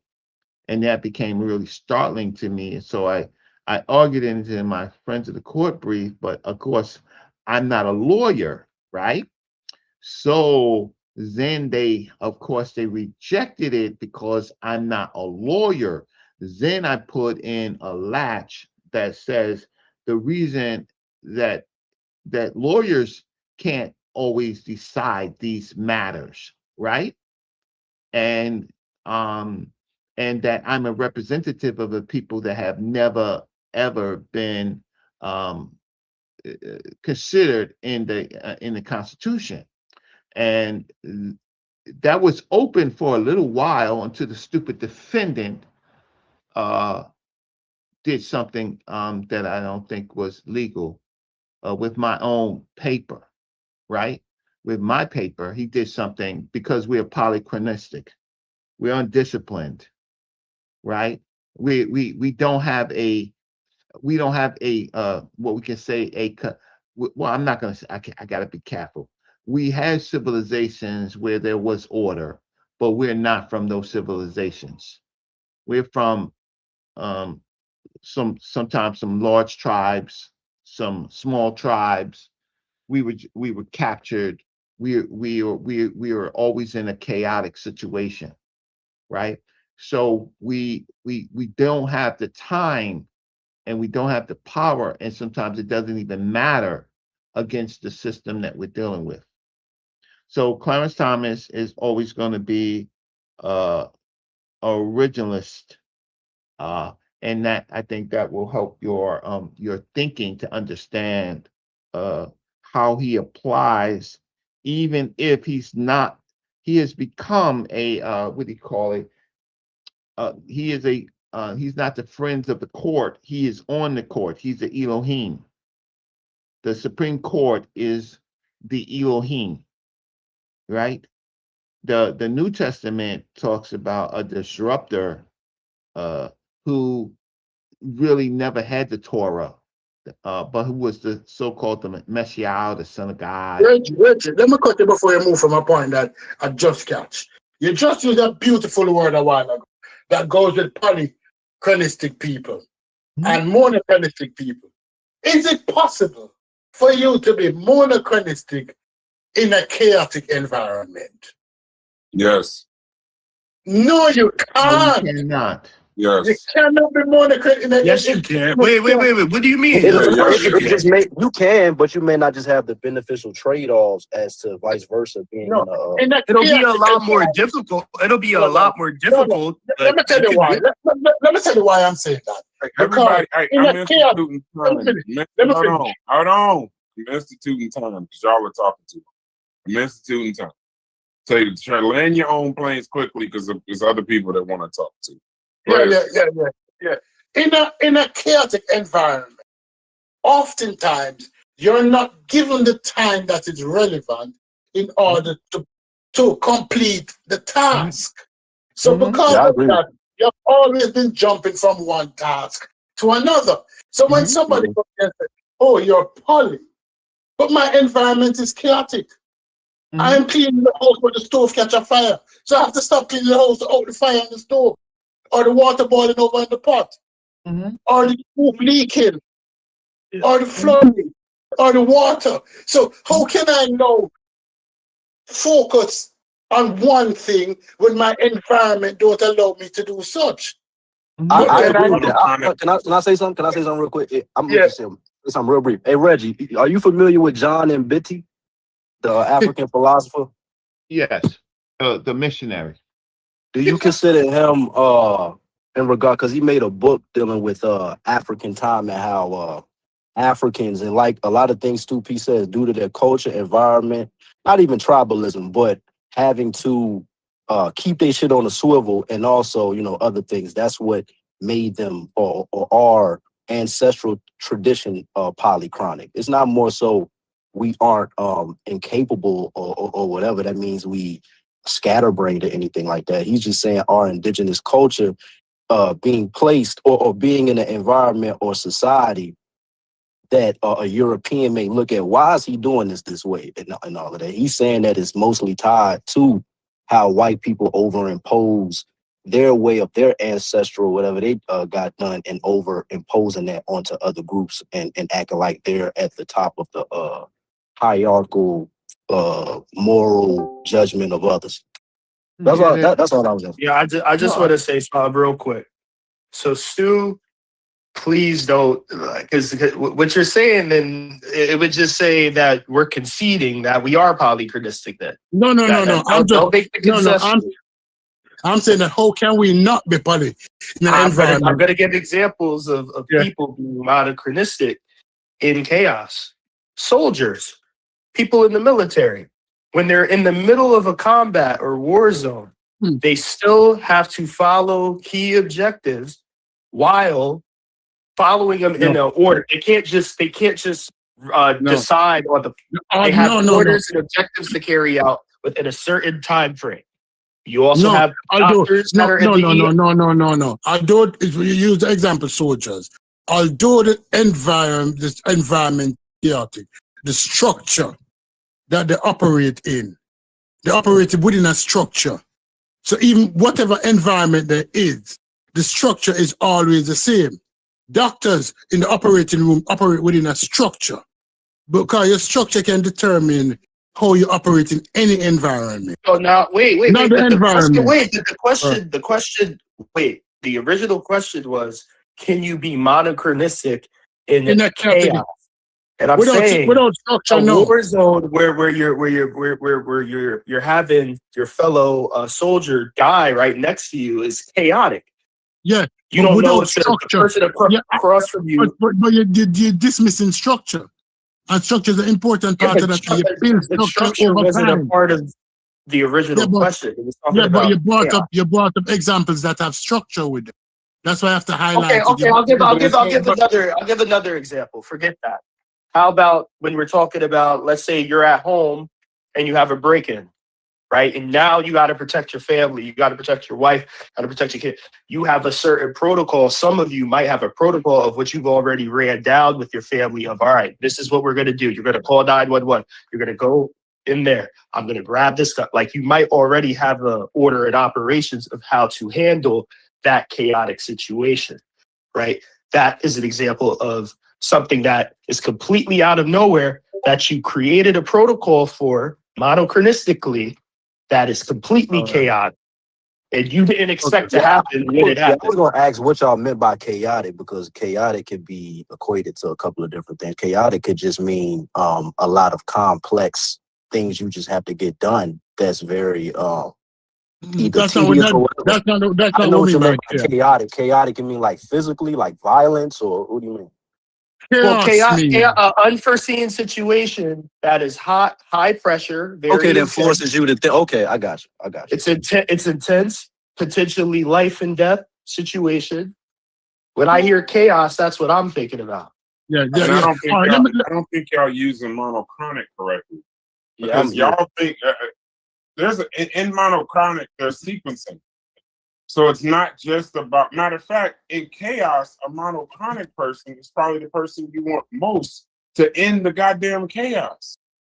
They're the person that you would actually send in to a chaotic war situation, and they would prioritize. Now, you could say one at a time or this, that, and the other, but even if they're doing it one at a time, they have the ability to say, well, this is important first, this is important second, we're going to do it in this order, to apply order to the chaos. A monochronic person, in my opinion, would be the most... That's what I'm saying. That's what I'm saying. You're saying that a monochronic person can't exist in chaos. But time, y'all realize time has to be incorporated into this talk. If you were somebody, hold on. But similar to what Truist was trying to say, if you're sending somebody into a war zone, you would pray that general is not going to be all trying to solve this over here, work on this over here. Yes, they would actually take that whole shit, look at it, apply their values, apply time buffers, and say, we're going to do this in this amount of time. We're going to achieve this in this amount of time. And they would do it and sequence it by importance. What place do we need to take over first? What place do we need to quell first? There's another place we don't need to pay attention to. A monochronic person doesn't mean they can only do one thing. It just means that they know how to sequence a whole bunch of things in order to then place it in an order to get the whole thing done. I don't know. But the time thing comes into play. Yes, you can. Real quick. Yes, you can. Give me a half a second. Yes, you can. 1 second. Yes, you can. Just let me finish my sentence. I'm not going to talk long. I'm just listening today. My point is, we got to understand fully what that shit is, not just what we think it is. So if we're going to have the conversation on it, let's know what those things mean before we start applying it to what it can and not do. Okay. All right, let me just put my 2 cents on that. Yesterday, it is being used wrong. It's not about multitasking the way multitasking is being used. What Hall was speaking on was diplomats offending each other and not understanding they're offending each other. It's a book, I want to say he wrote in the 80s, called The Silent Language. Yeah, Edward Hall. And Polychronic would be something like the tea ceremony. We're going to do this business transaction, but in order for me to do business with you, I need to know who you are as a person. So you come, you have tea with me, we discuss who we are. Monochronic is Wall Street. You're getting straight to the transaction. You don't care about the personal relationship. It's just strictly business. That's a bullet point. That's an aspect of it. The multitasking of it is you're building a personal relationship with the business relationship. Monochronic is you're just strictly doing business. Now, the reason they applied it to African people, African American and these other people groups is more so cultural based. Eurocentric is linear. They don't believe in time as a continuum. Right. That you come back and reincarnations or any other cultural or theological perspectives on what time could be. Theirs is just a straight line. That's why they compare themselves as monochronic and the rest of the world as polychronic. But this multitasking stuff and chaos, it don't have anything to do with these terms and why they was coined. It was strictly about business and diplomats. And like you said, they was highlighting the aspect of certain people emphasize interpersonal connection and actually knowing, you know, the person they dealing with and things of that nature, like they prioritize that and other people don't. You know what I'm saying? So that's an aspect of how people and cultures emphasize that aspect of interpersonal communication. And like you said, the overall premise of those people talking about it is because they understood that different people they couldn't understand each other based off that simple fact. You know what I mean? Good. I understand what the gentleman just said because it's a tool that they use in communication, but it also focuses on how the individual carry himself. And when we talk about systems like soldiers and war, if you're in a system, it's good to be monochronic. But if you're in an individual situation, monochronic people, when confronted with chaos in an individual situation, are not easily adapted as a polychronic person. A person who thinks that it should go one way, when oftentimes it's going the other way, sometimes they're not easily adaptable because the goal focus, right? Some people, if the truck's supposed to come 12 o'clock to drop off the concrete, and it don't come to 12:05, they didn't have system in place that while the truck not coming, let's prepare this ground then until that truck come and we'll move back. That's what monochronic, with communication, it is different. But in actual they action, can't have multiple tabs open. They can't have multiple tabs open. In certain environments, you need those multiple tabs to be on your feet and respond quickly. Because you know, they actually brought up research how like even ADHD is looked at as bad, but they say people who got ADHD is just living in a farming society. They actually said that most of humanity, like majority of how when humans existed, those people, like you said, who had multiple tabs open and was thinking on their feet, those was the motherfuckers that pushed humanity forward. We're surviving because if they went in to get deer and there was no deer and them say a rabbit, they had situation to deal with the rabbit. But the person who going with the only thing him carrying is an elephant gun. No, elephant gun not good for catching deer. Right? But that's what we're talking about. But when you look at it, improvise is a real thing. All right. We talk about the other day we just talked about the please excuse my dear ass Sally. Y'all understand that that's monochronistic.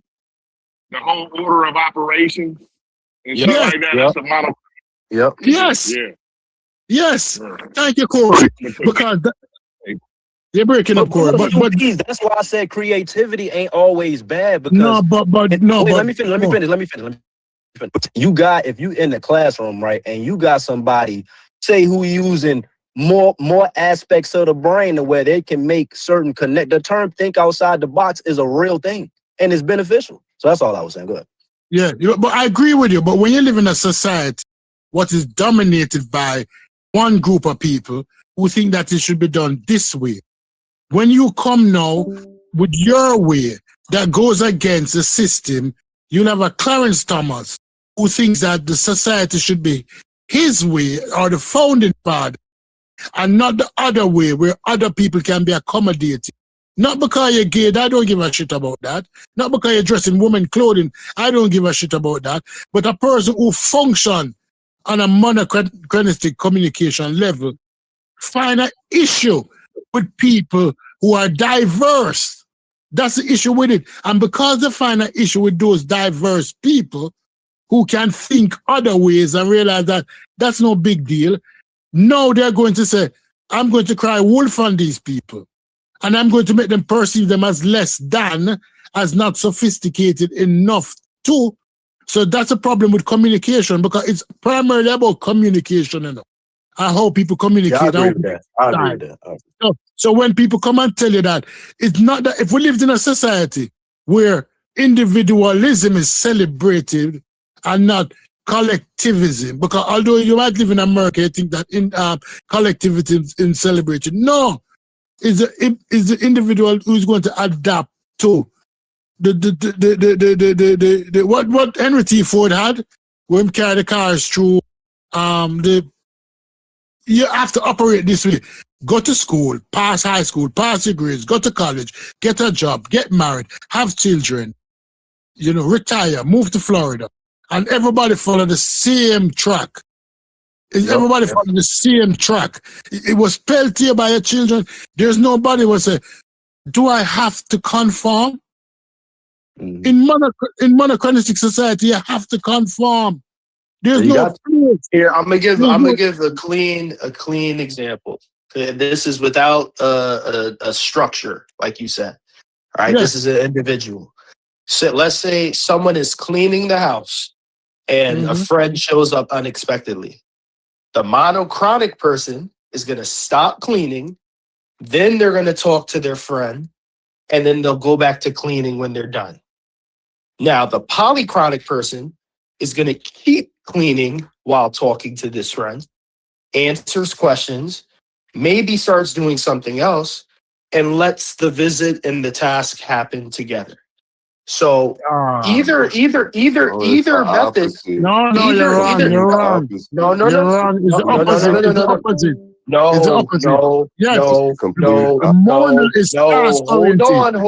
Hold on. The monochronic person separates the task. Nope. The polychronic person blends the task. So the monochronic person is going to stop cleaning before they start talking to their friend. And when they're done talking to their friend, they'll go back to cleaning. The polychronic person is going to keep cleaning while talking to the friend. All right. Now, either way can be seen as positive, right? One could say the person that's cleaning while talking, they're getting two things done at once, and they can still do it effectively, right? It's not necessarily a bad thing. But going back to the ER example, right? You maybe not want to have that kind of mindset as an ER doctor. You might want to be monochronic in the ER. You see what I'm saying? So it's situational in terms of like where you can kind of define one type of thinking as better or worse than the other. Like in this cleaning example, I would argue the polychronic person is better, right? Because cleaning is cleaning is a task that I feel like you could clean and do something else and it not be a big deal. See what I'm saying? But if I'm in the operating room, I want that person focused on me. You see what I'm saying? No, I understand what you're saying, but if we look at it, I agree with you because they're task-oriented. So they stop the task of cleaning to give their friend the undivided attention. In each episode, the monochronistic person is given the task the undivided attention. The poly is not given the task the undivided attention. And although we might use it as simple task as cleaning, what you probably consider clean is not what my ex-wife would consider clean. Because when my ex-wife cleaning is like the old black grandmother how she clean. The house cleaner than pelican shit. The white's whiter than white. The blues brighter than blues. Right? But when you're doing separate two things at one time, you can never give that one thing your undivided attention. So it can never come out as the best. So that's why they say mono is better. There's no such thing as multitasking. Because when you multitask, is that you're taking away from two things. So no two things is perfect. Your friend who's talking to you about our problems or about a joke or a situation, you never truly get it. Because even when you're on the workplace and you're working and you're doing serious work, you tend not to engage in dialogue until you finish that because this task requires undivided attention for it to get fullest. We are capable of doing America, that. But to piece what you just said, that's because America created. Go ahead. Yeah, but the friend coming to you while you're cleaning is introduction of chaos. Because if that friend never come, the cleaning would have had your undivided attention. But chaos now has been introduced that now you have to decide how are you going to adapt. Am I going to stop what I'm doing, give the friend 5 minutes, and after 5 minutes, I tell the friend that, listen, I can't talk to you anymore. I have to go back to cleaning. Or am I going to continue doing what I'm doing, integrate the friend into the situation, and it lasts 3-4 hours where the cleaning not getting my undivided, and the friend not getting my undivided. Right. I was gonna say the way I'm looking at it is that it's a double-edged sword to both, because some people can look at you being monochronic heavily, you're automatically losing out on important interpersonal relations on an everyday basis, right? And the monochronistic person is looking at the person who's doing everything as, quotes like a jack of all trades but a master of none. Thank you. And then in America, the latter is not looked up and favored. You can't be grinning and we don't like the car. White people don't like the car wash, the movie, because how dare these black people supposed to be having fun and laughing while they wash cars? If you're washing cars, you're supposed to be washing cars. You're not supposed to be washing cars. Can I take it back to slavery real quick? Because I'll take it back to slavery. Wasn't it like writings of like white people looking at like our condition and saying, how are these people so communal and interpersonal? Am I tripping? Weren't they like studying how we am I off? No, you're not off. Basically, You're was not like off, fascinated with the fact that we had this inner, even though we was in wild circumstances, the days we won't working hard or whatever, we had this way of communing together that they couldn't really resonate with. Am I tripping? Weren't they saying shit like that? No, because we had to adapt to a chaotic situation. We were always in. Listen, the purpose of life is to survive, right? No, people were surviving for hundreds of thousands of years without modern amenities. Because you have modern amenities, are they less than you because they don't? Is the person living, having children, reproducing, having friendships, that don't have a car, that don't have a concrete structure? I'm going back to times when I was in neighborhoods and just living in fucked up environments, but those interpersonal communications is like the communion of it made it not great, but like, if you see what I'm saying, we weren't focused on this. The personal communications was what was most important. You know what I'm saying? Yeah, it is what you prioritize. Now, Western cultures prioritize success based upon materialistic things. Have you ever been in Florida here? Them have a lot of Salvation Armies. As soon as one of these people die, the amount of junk that they collect throughout their lifetime to make them feel relevant, all of that is donated to the Salvation Army or to the thrift shops. And you realize that what is it that they prioritize?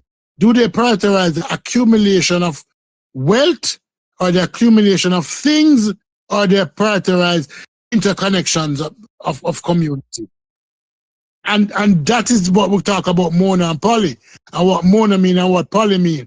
The reason why I don't want to be classified as Poly is because these people see it in a bad light when it isn't. And I'm not giving them no opportunity to cast negative aspersion on me, right? That's my blackology. So if it's so negative, you can't call me that. But if I'm in my friend group where everybody look like me, act like me, and think like me, you can say, boy, yeah, how you do 10 things at one time? I'm not doing them the best, but I'm trying. I think a lot of times, though, what you're going to do is that's that. I know your blackology.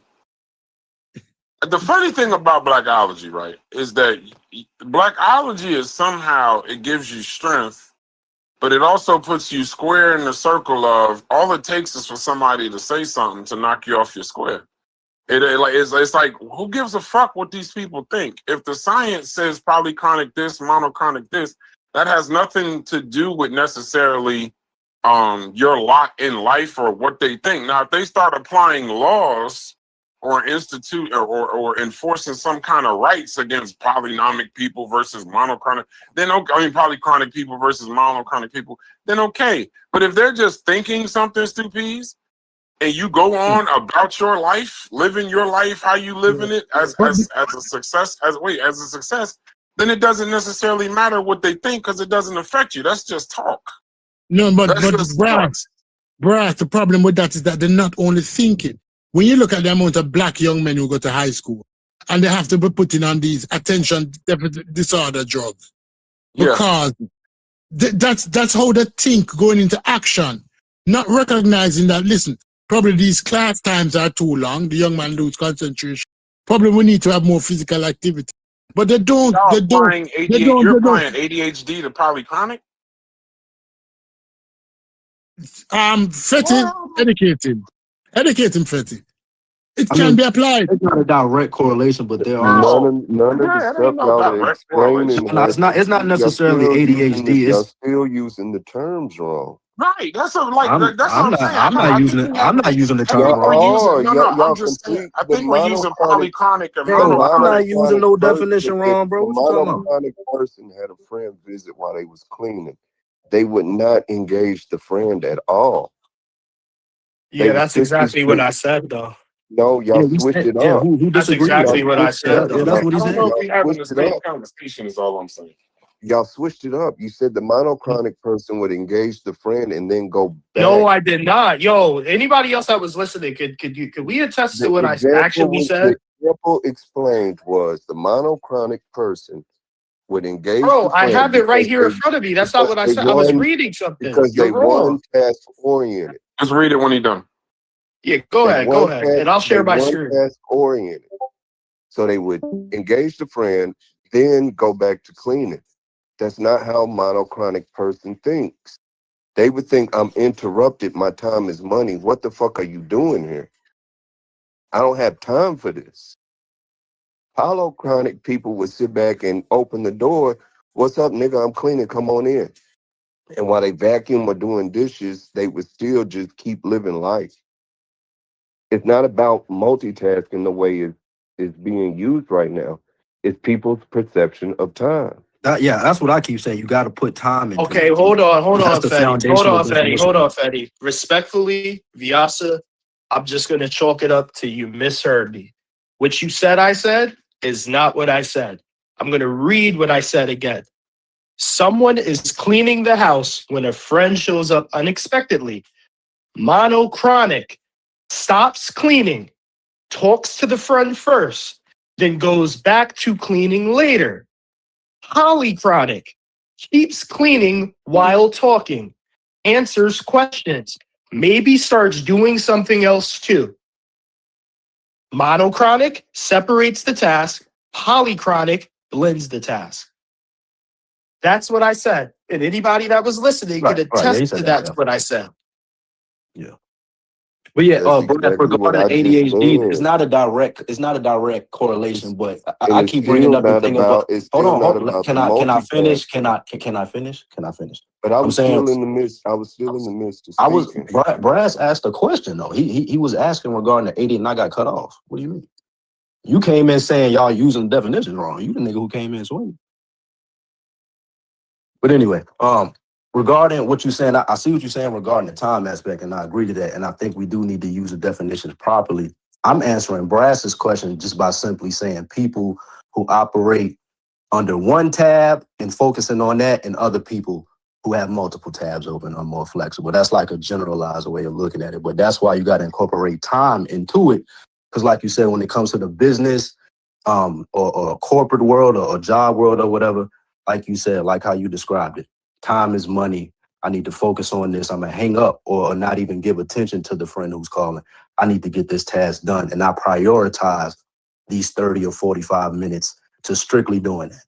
I mean, go ahead. Chronology is in the word. It's called poly and monochronic. Right. Chronology is a part of it. You can't separate time from these concepts. Time is involved. Yeah.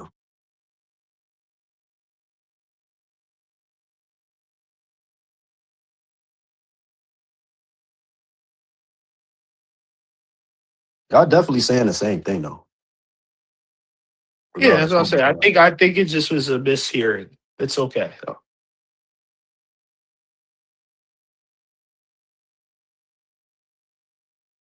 But on the ADHD bit, I don't think like it's always one for one, right? But I think, yeah, sometimes people that are polychronic can be seen as having ADHD or whatever. But it's not always a 1-for-1. It's not. Yeah, it's not. Yeah. That's why they got terms. If that shit was the same, it'd be classified the same. Yeah, exactly.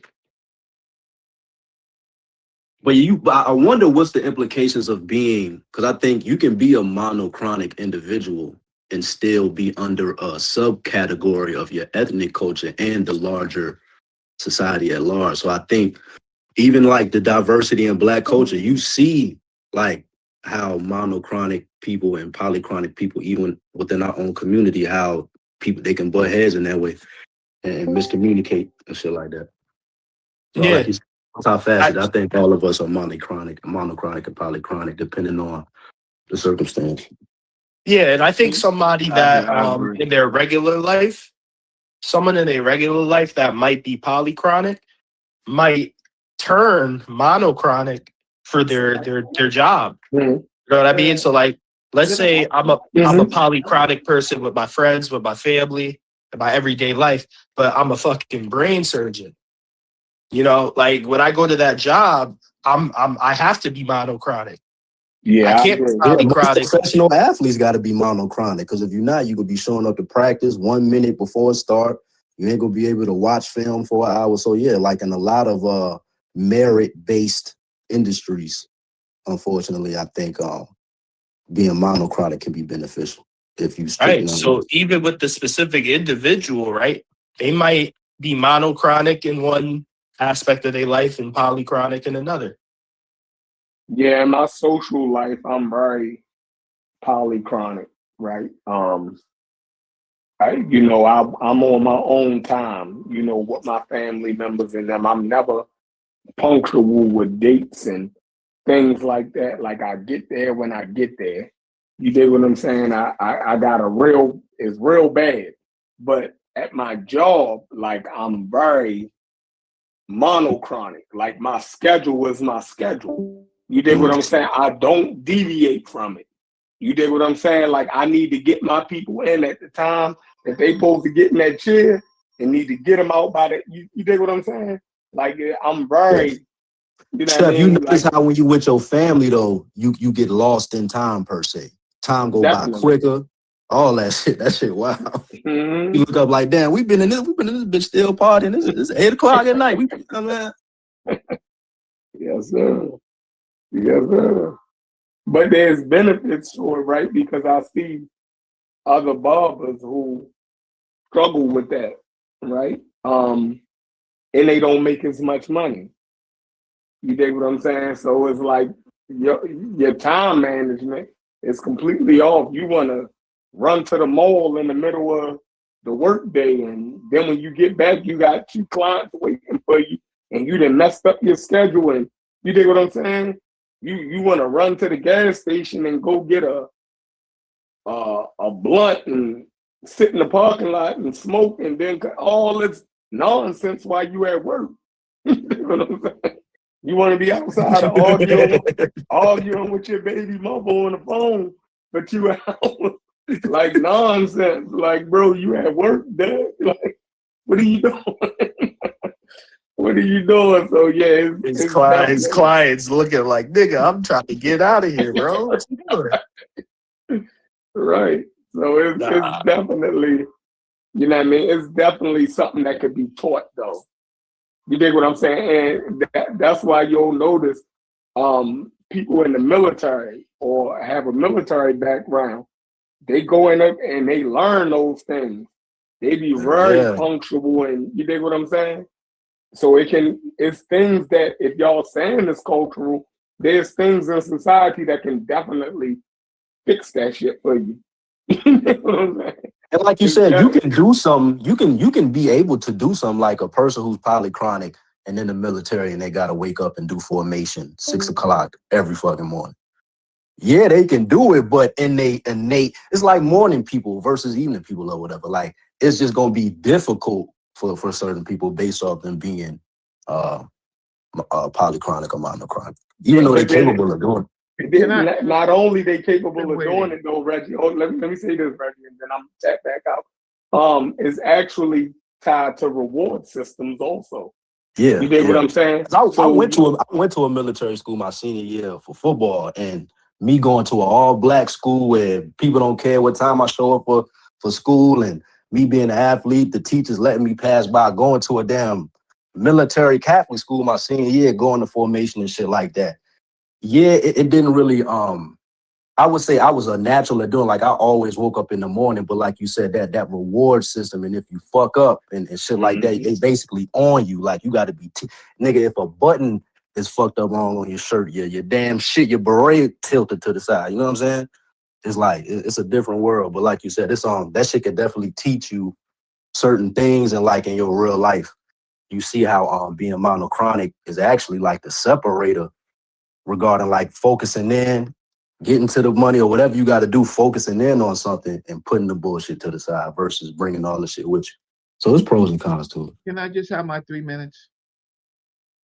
Oh, my bad, player. Go ahead. Okay. So this is all an exercise.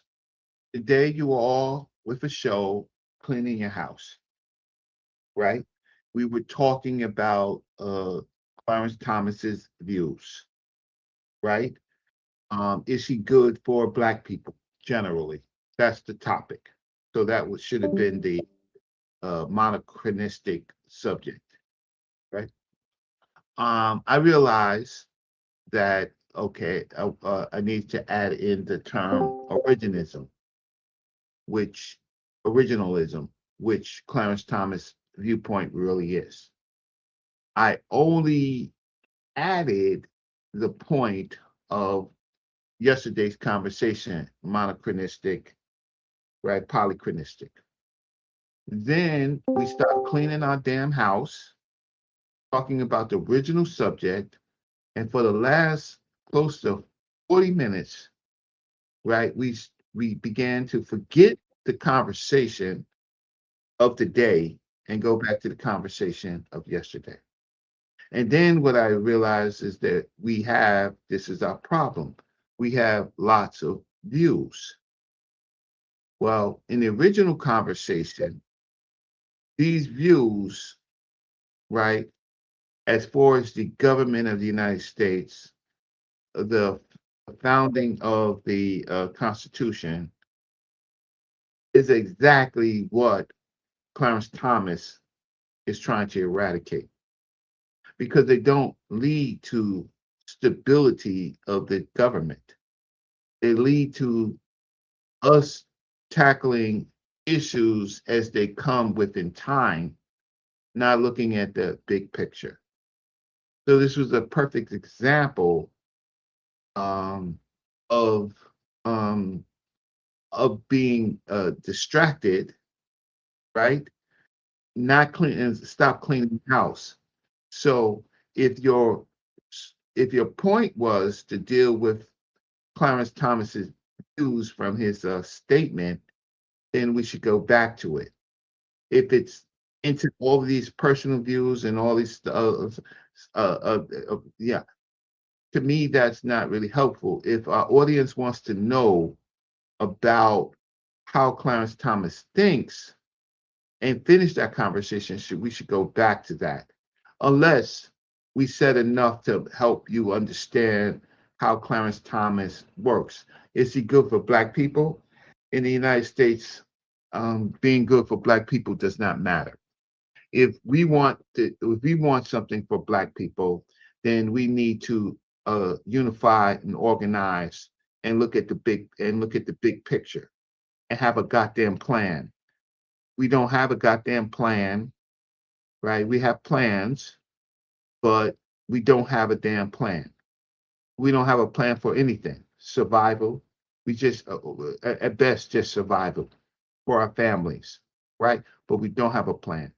So that is the problem. Part of it is a plan for the larger group, or I don't know what you mean by a plan. Like as a group and galvanizing together, or individual familial plans. I don't know what you mean. Well, we Black people, if we are contrasting ourselves with Clarence Thomas has a consistent plan. He's in law, he's in the Supreme Court. We don't have a plan for ourselves as far as a group called Black Americans, African Americans, Black, I got you. Our people. So I'm going to stop, and maybe I'm going to do something else, unless you want to go back and finish the conversation. You know, you the one that segued to this, though, right? Because you was talking about it was a natural segue. I don't think we just railroaded the convo. I don't think nobody. No. I did it to make a simple point, right? But my major point was that success is when you're monochronistic. And to Clarence Thomas, that goes into his original thinking of the Constitution of his founding fathers, or the founding fathers of this nation, right?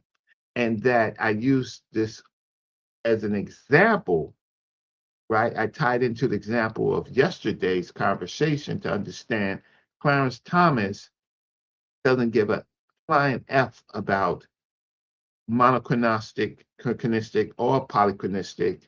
What he gives a flying F about is his thinking that the Constitution, right, is based on natural laws, right, and that he's going to fight for that, and any of this progressive tackling special interest and things like that is muddying what the founding fathers, his version of the founding fathers, wanted, right? So his policy is, in fact, that there is a natural order, right? Blacks and other people will be on the bottom. Rich white men with property and power, they are ordained by natural laws and by God, the Elohim, and everything else.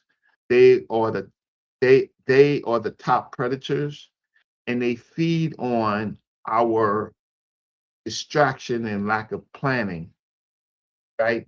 So there's no antithesis to their theses, right?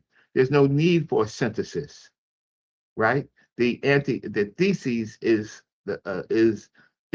how they can manipulate the United States. For the United States, I used another term, statism. For the United States, the state is the God.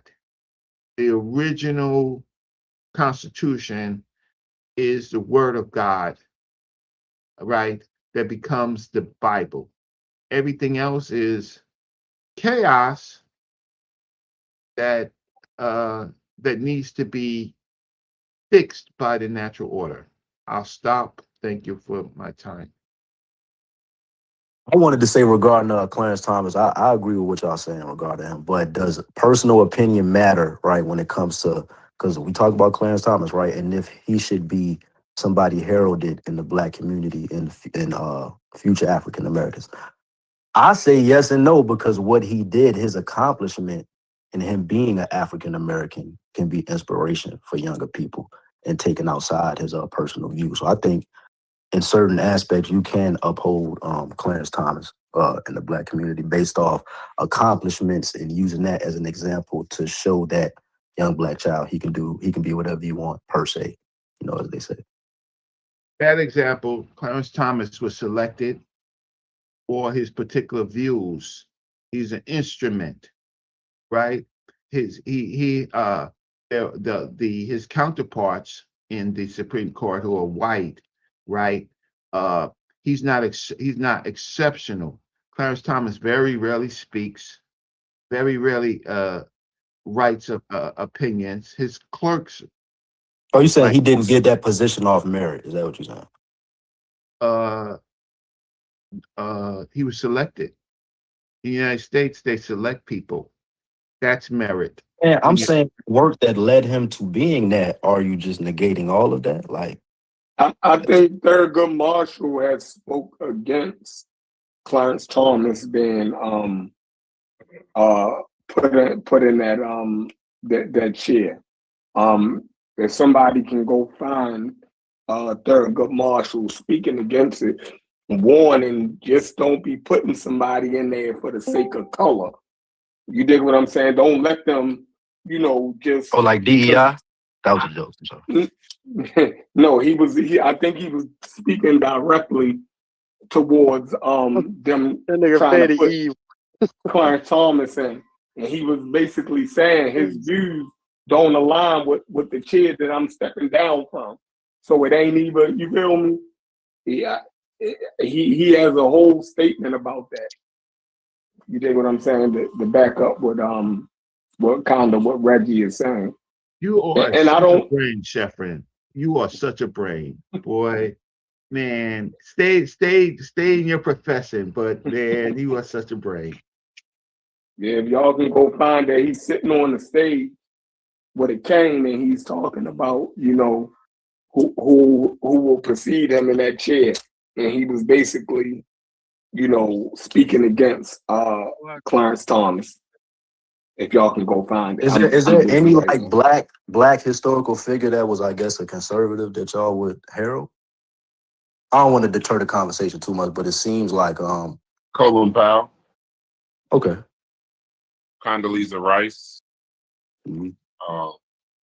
There's numerous.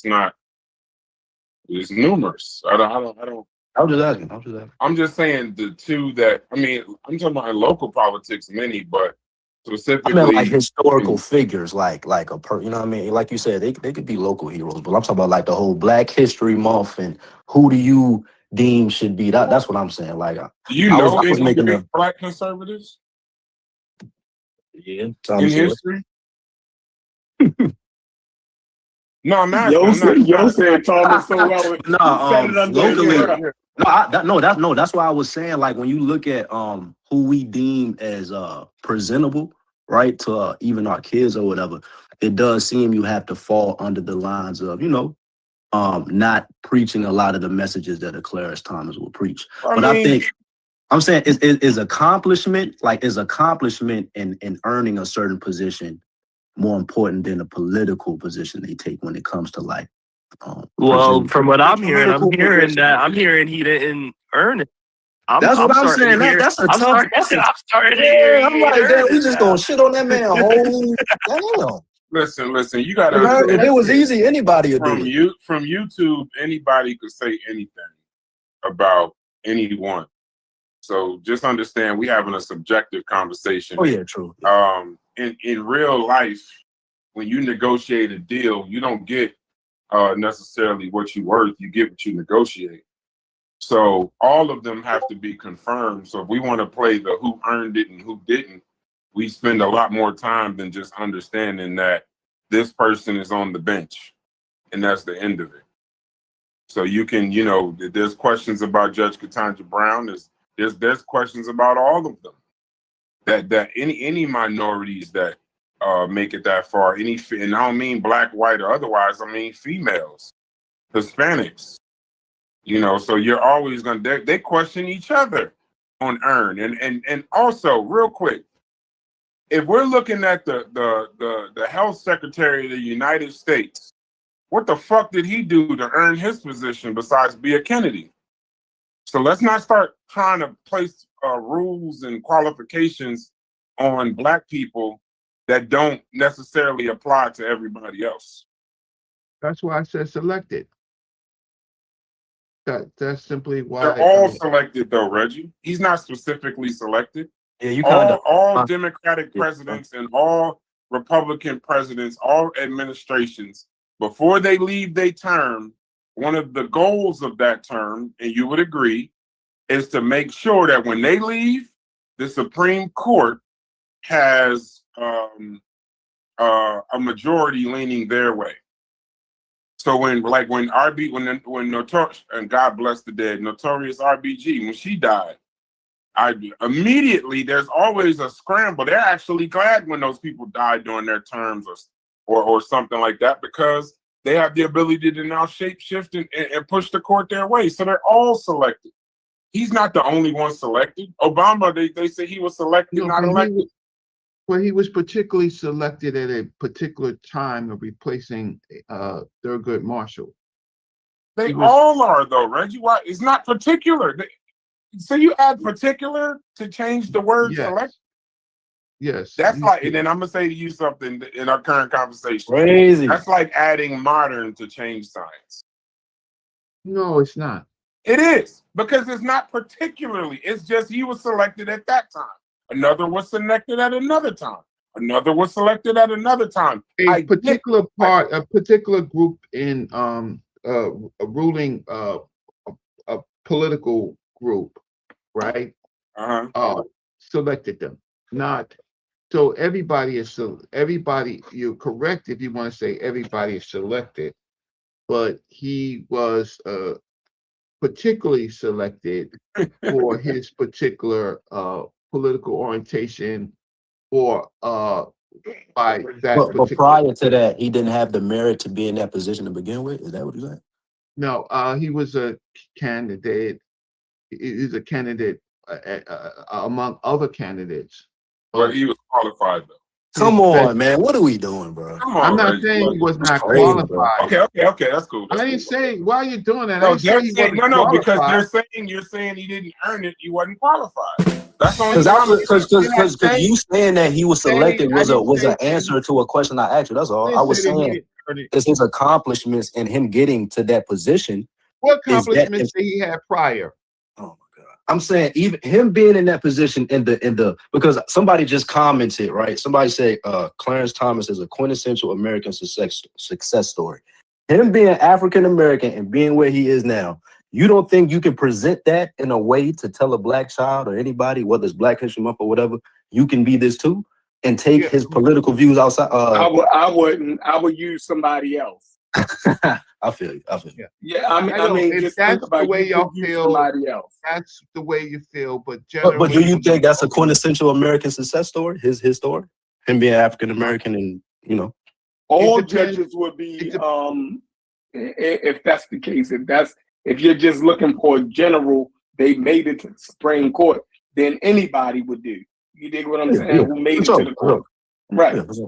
You don't have to put black on that. He don't represent black people that have to put him there just because of the fact that he's black. So what you mean? But his accomplishments prior to him becoming a candidate for Supreme Court is not like Thurgood Marshall.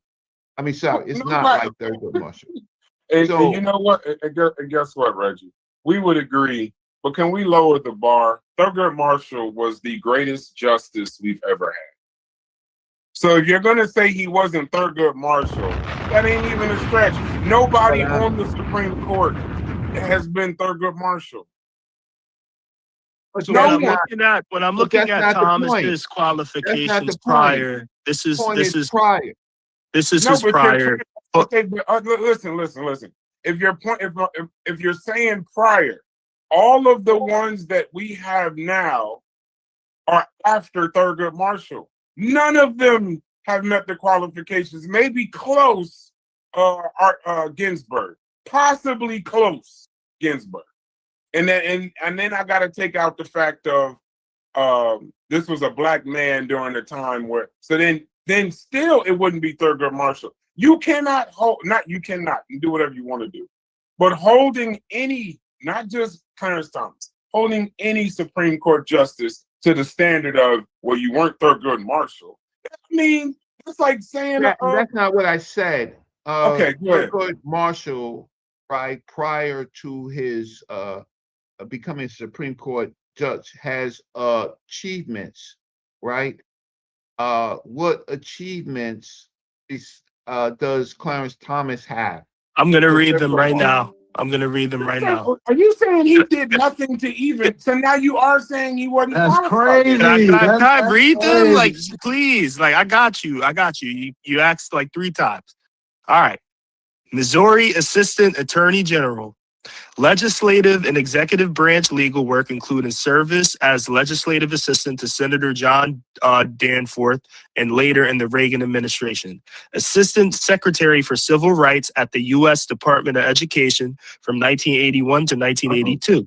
Chairman of the Equal Employment Opportunity Commission from 1982 to 1990. Judge on the U.S. Court of Appeals for the D.C. Circuit from 1990 until his elevation to the Supreme Court in 1991. prior Senate confirmation the second most experience. important court. I just want to add something to that.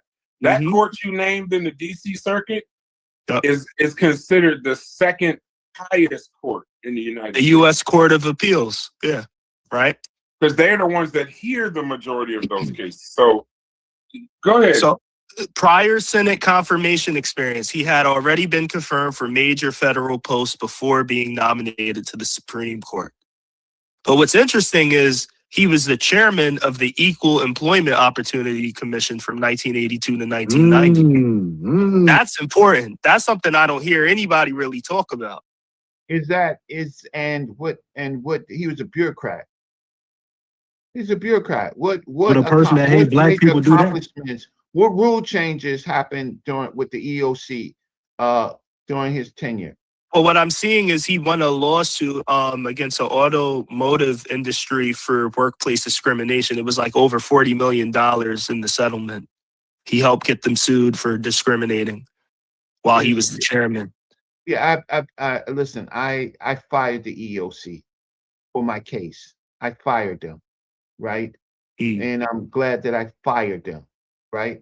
It's a bureaucratic organization, and they look for cases that are marketable, rather than many of the other cases get flushed through the system. And the EOC very rarely takes cases. They will issue their findings that you can use in law. Very rarely do they actually take cases. So I personally have involvement with the EOC, right? And the New York City Human Rights Commission, personally, right? Those are bureaucratic organizations, right? That he was in charge of, Reggie. Still had the job. Yeah, put some respect on that man's name. I'm sorry. I'm just talking from what they in fact actually do. Just because you have the job, right? The fact of the matter is how many cases for example, black people that he actually take. Now the automotive, that may have been a black case, right? But there is a whole bureaucracy in the EOC, right? He's gonna get the credit, but he didn't necessarily do the work, right? He didn't necessarily. They credit him as the longest reigning chairman of the organization, and he was the chairman. I would agree with you when you say he has a thin record, but I would just disagree. He was qualified. He was nominated. He was confirmed. And he was placed. We can do all this. We could say all of this, whatever. But at the end of the day ends. He's a Supreme Court justice today. So no matter what, whether I think he was qualified and deserved it, whether you think he was selected, this, that, and the other, he went through the full process, plus the Anita Hill situation, got through the entire thing and still got it. Now, is he a shining light for black people or not? No, not at all. Is his focus the black community? No, I don't know what he considers. Right now, he's going through some corruption things that he's gonna have to deal with.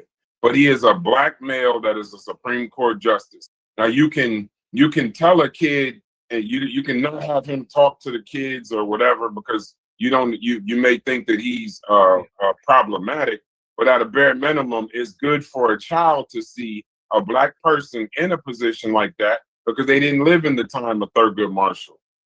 They whether now they let them decide for themselves, or explain to them that you can be a Supreme Court justice, not like him, be the change that you want to see. But to say that you don't want to put a black male Supreme Court justice in front of children, I didn't say any of that. So I didn't say you, Reggie. I'm talking to the panel.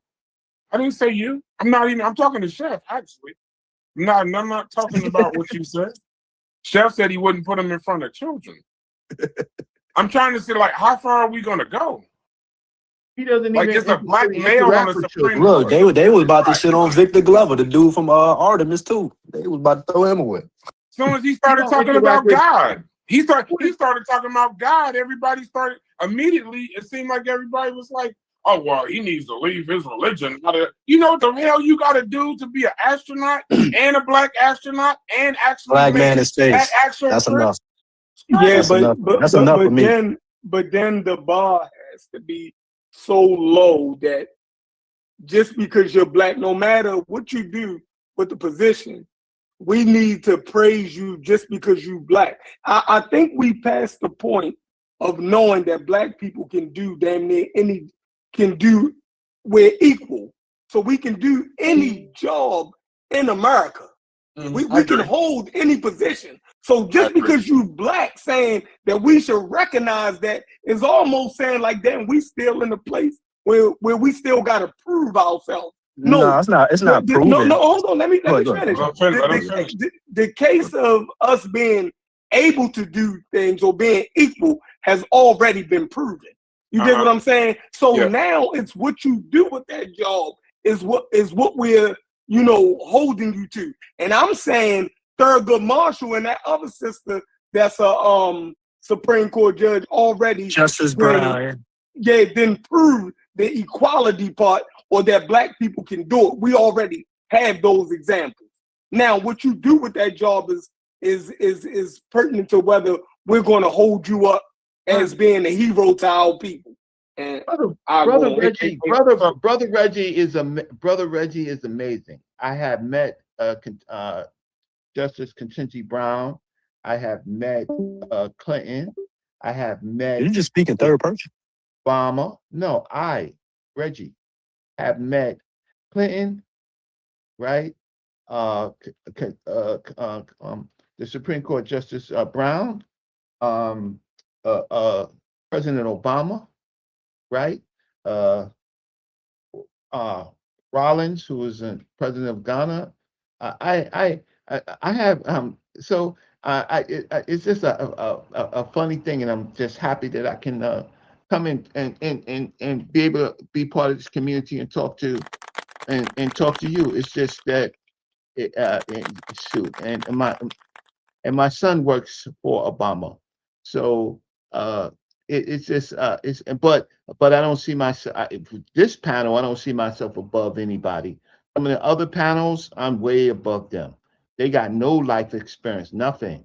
Don't sit at any table, right? Met Farrakhan, Dr. Khalid Muhammad, all of those, almost every black leader, Ron Daniels, all of these people that come into our lives. But I'm happy because I do think that this panel is really a smart panel. I just say that the original conversation was who Clarence Thomas is. He believes in the original thinking of the the founding fathers who wrote the Constitution, those that wrote the Constitution, and that is what we're dealing with. Conservatives and all those other type of things. Progressivism is important because it goes against originalism, right? These other things, conservatives, democratic, and stuff like that. These are how can I say, subparts.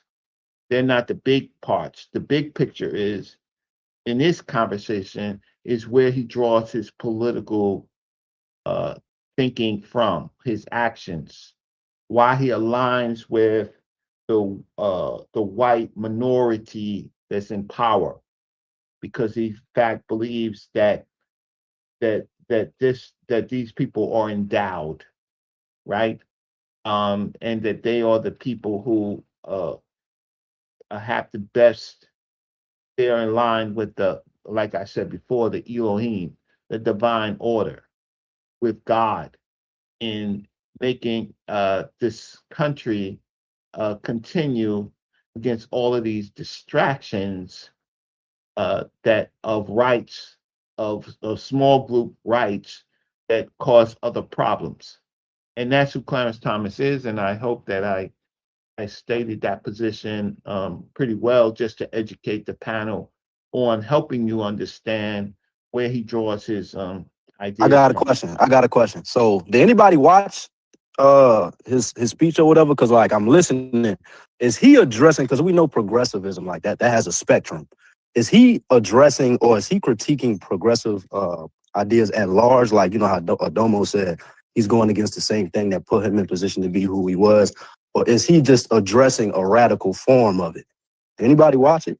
It's not radical. Not even radical, but I'm trying to like see if he looks at the entire progressive movement in the light of how people have been describing it on here. Like, is he undermining that progressivism has led? You know what I'm saying? I'm just trying to figure out. Yes, he's giving you the spectrum of what he believes is success and what his viewpoints are versus progressiveness, right? Progressivism. So has his views on progressive ideas, like, has that changed over time? Has the talking points changed over the decades, or he has just stuck to his guns and given the same talking points? Or has it like evolved? He's gotten more mature through the ages, so he's got more examples, so he can lay out his doctrine, right? Where progressivism is how can I say deals with petty issues, right? And if you want an enduring law, you're going to be you're going to look for the original concepts of the Constitution, right? And that government should not, it's government in a way that should not be the factor of change. What's that whole American creed thing of It like adhering to certain pillars of? Yes, and those pillars are endowed in the Constitution, and they did not, in the original part, include any group except for the elite that got there through like divinity, like he did by phenomena, but phenomena guided by God.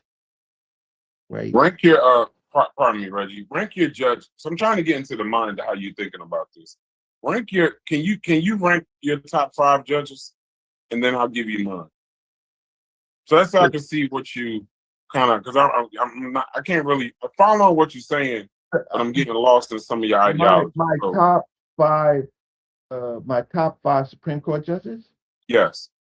Yeah, it would be I don't know if I can do all 5, but it'd be Thurgood Marshall, right? Uh-huh. It would be it would be Ketanji Brown, right? It would be RBG, right? It would be interestingly, it may be it may be Marshall, John Marshall. It might be John Marshall, right? Even though I don't agree with everything that John Marshall did, he was an incredible legal mind, and I'll stop. So that's 4. So you're saying Thurgood, Ketanji Brown, Ginsburg, Marshall. Judge John Marshall. Yes. Does anybody else have 5 judges they would rank real quick? Because in the chat, shouts to you, Anathema. That's where I was going to take it next, but I didn't know if everybody had judges. Anathema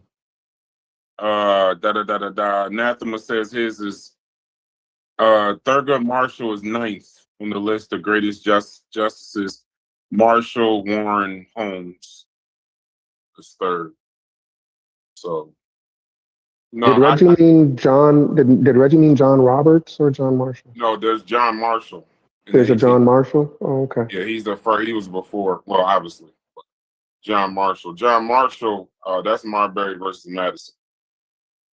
So that's literally what made the strength of the Supreme Court. The courts can invalidate laws that violate the Constitution. So that's damn near gave them all their strength. I would put John Marshall. John Marshall, he gave the Native American land trust. He gave them domestic dependent sovereignty. He gave them federal recognition. Yep. We did not have a case at the time that we could challenge Judge Marshall for our rights, because cases have to go to the Supreme Court. He just can't select cases. And so what John Marshall did with with the Native Americans is something that I would say that we could always challenge the courts based on being akin to the Native Americans, right? He dealt with the doctrine of discovery. He was the only person who dealt with the doctrine of discovery, which could be reviewed. That's why I include John Marshall, because for another population, he did enormous good. What we did not have a case. Well, he had slaves. I mean, we're talking about 18. I think it's 1801. So he had slaves. So I'm not gonna.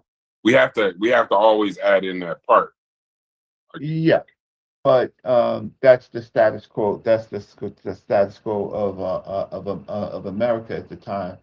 I was just talking about if a case was brought up to it, if it at least got to him, and the Supreme Court was structured differently at that time period than it is now. During the Civil War, who was the justice? I would include the justice during the Civil War. Wait. What? Not that. No, sorry. Let me move this back. Who was the head judge of? I would include maybe a judge during the time of the Civil War. Which one? Right. That's the thing. I would have to go back, because the whole case of what's our brother? He's not that started the Civil War. His case, what's the case of what is it? I'm getting a senior moment, and I shouldn't be. Are you talking about Taney or Chase? Yeah, I'm talking about the case that Taney did. Who is the defendant? Who's the brother that was? You're right, Dred Scott. Now, see, Dred Scott. Did you just forget Dred Scott in Sanford, Reggie? Yes, I just forgot it because I'm. No. I'm teasing. I got a lot of blood. No, because Anathema threw everybody off, saying Thurgood Marshall is number 9. I don't even know how a black man living in America could even. Was Marshall 9? I don't know if that's his list or that's a list, but it says he got third. I don't know if he has. He was referencing something. He was referencing. Yeah, I don't know if that's his list. I was just saying that'd be a good way to move the conversation there. I don't have. I got Marshall. I gave 4. I don't know if during the civil rights. I don't know who the chief justice is during the. Sorry, not during the civil rights. But Civil War. But the Dred Scott. People who haven't studied the Dred Scott case. Great case. The problem with that shit was retarded. It's a great case, but it's a great case if you're trying to learn, though. Yeah, I learned it all literally 3 years of college. They brought that case up. Dred Scott's wife, she had already won freedom for the family. It was the stupid Dred Scott that he wanted to push it, but she had already won. She and her children were out of slavery. Dred Scott, he wanted the status. And then the loss of his case put her ass and her children back into slavery. Right? If you read it, it was these black churches that would be advocates for who gave them lawyers, and his wife had won her freedom and her children's freedom, and he was part of the same thing. So he got them to advocate for him, right? And if you looked at the laws, right, at the time period and the time, right, his case had much more problems than his wife's case did. Ultimately, it's interesting. She won her freedom back by her slave master, and then they bought him too. How can I say? So he was put back, but his case itself was, I think, fragile. Maybe we need to study the case. But he had one earlier. He had one in Missouri before that even started. So even though it was fragile, that was kind of like the momentum to push it forward. And then two, we're going into Buchanan at that time. And Buchanan, he kind of thought it was going to be to kind of calm everything down, and the shit actually backfired on him to where Lincoln was even able to use it later. So it gets a because that's the Lincoln Douglas debates. So it gets a little crazy when he even brings it in. But the only not the only reason, but a lot of people forget it was won in a lower court before that. So that was part of the reason why it got pushed forward. Right, because sometimes there's a thing called bad law, and I know about bad law more than anybody because I did a federal case, and at first it looked like bad. Well, it looked like I got involved. I involved myself personally in a bad case, but ultimately there's latches that overturned it 2 years ago. But basically there's Ashcroft. There was a case with Ashcroft where this doctrine called the 12b6 motion to dismiss occurred. And a 12b6 motion to dismiss means that your pleadings don't satisfy the federal laws. I stupidly put my case in the federal case where it's not as broad as New York City. Anyway, Judge Castile, he because I was pro se, he didn't read all of my pleadings, and then he dismissed it in the 12b6, so I could not replead. I could not could not start a case again in federal court after they fired me. So then I said, okay, fine. I see what he's doing. So I went to New York state law, and I had an agreement with my employer. But 2 years ago, they looked at people tried to use, because my federal case has about 141 citations. Anybody that knows about federal law, my case has probably maybe in terms of citations, maybe about 10 of the nation's most cited cases. So 2 years ago, somebody was over relying on my case to have an employer's case, a defendant's case, a plaintiff's case dismissed on discrimination, right? And they said it was an over reliance of looking at Mabry's case. Stupid Mabry, that's me. I filed for discrimination before I was fired, before I was reorganized or let go from my company. And Judge Castile said that because I was at my top pay, it wasn't adverse enough what I was complaining about, which was being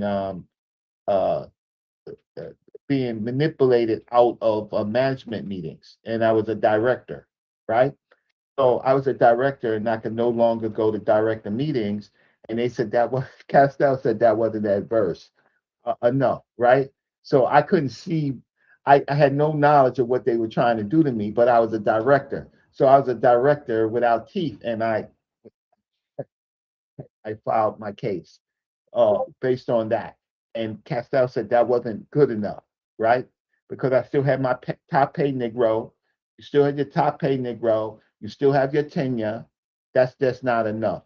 So, but the point, the couple points. So I will move on and ask you to ask other people if they can name their top four. I want to give mine. 4 or 5. I will. Marshall. I'm surprised you didn't put this one, but my top 5, I could do it in an order. I don't struggle. I can go John Marshall or Thurgood Marshall, 1 or 2, but I would go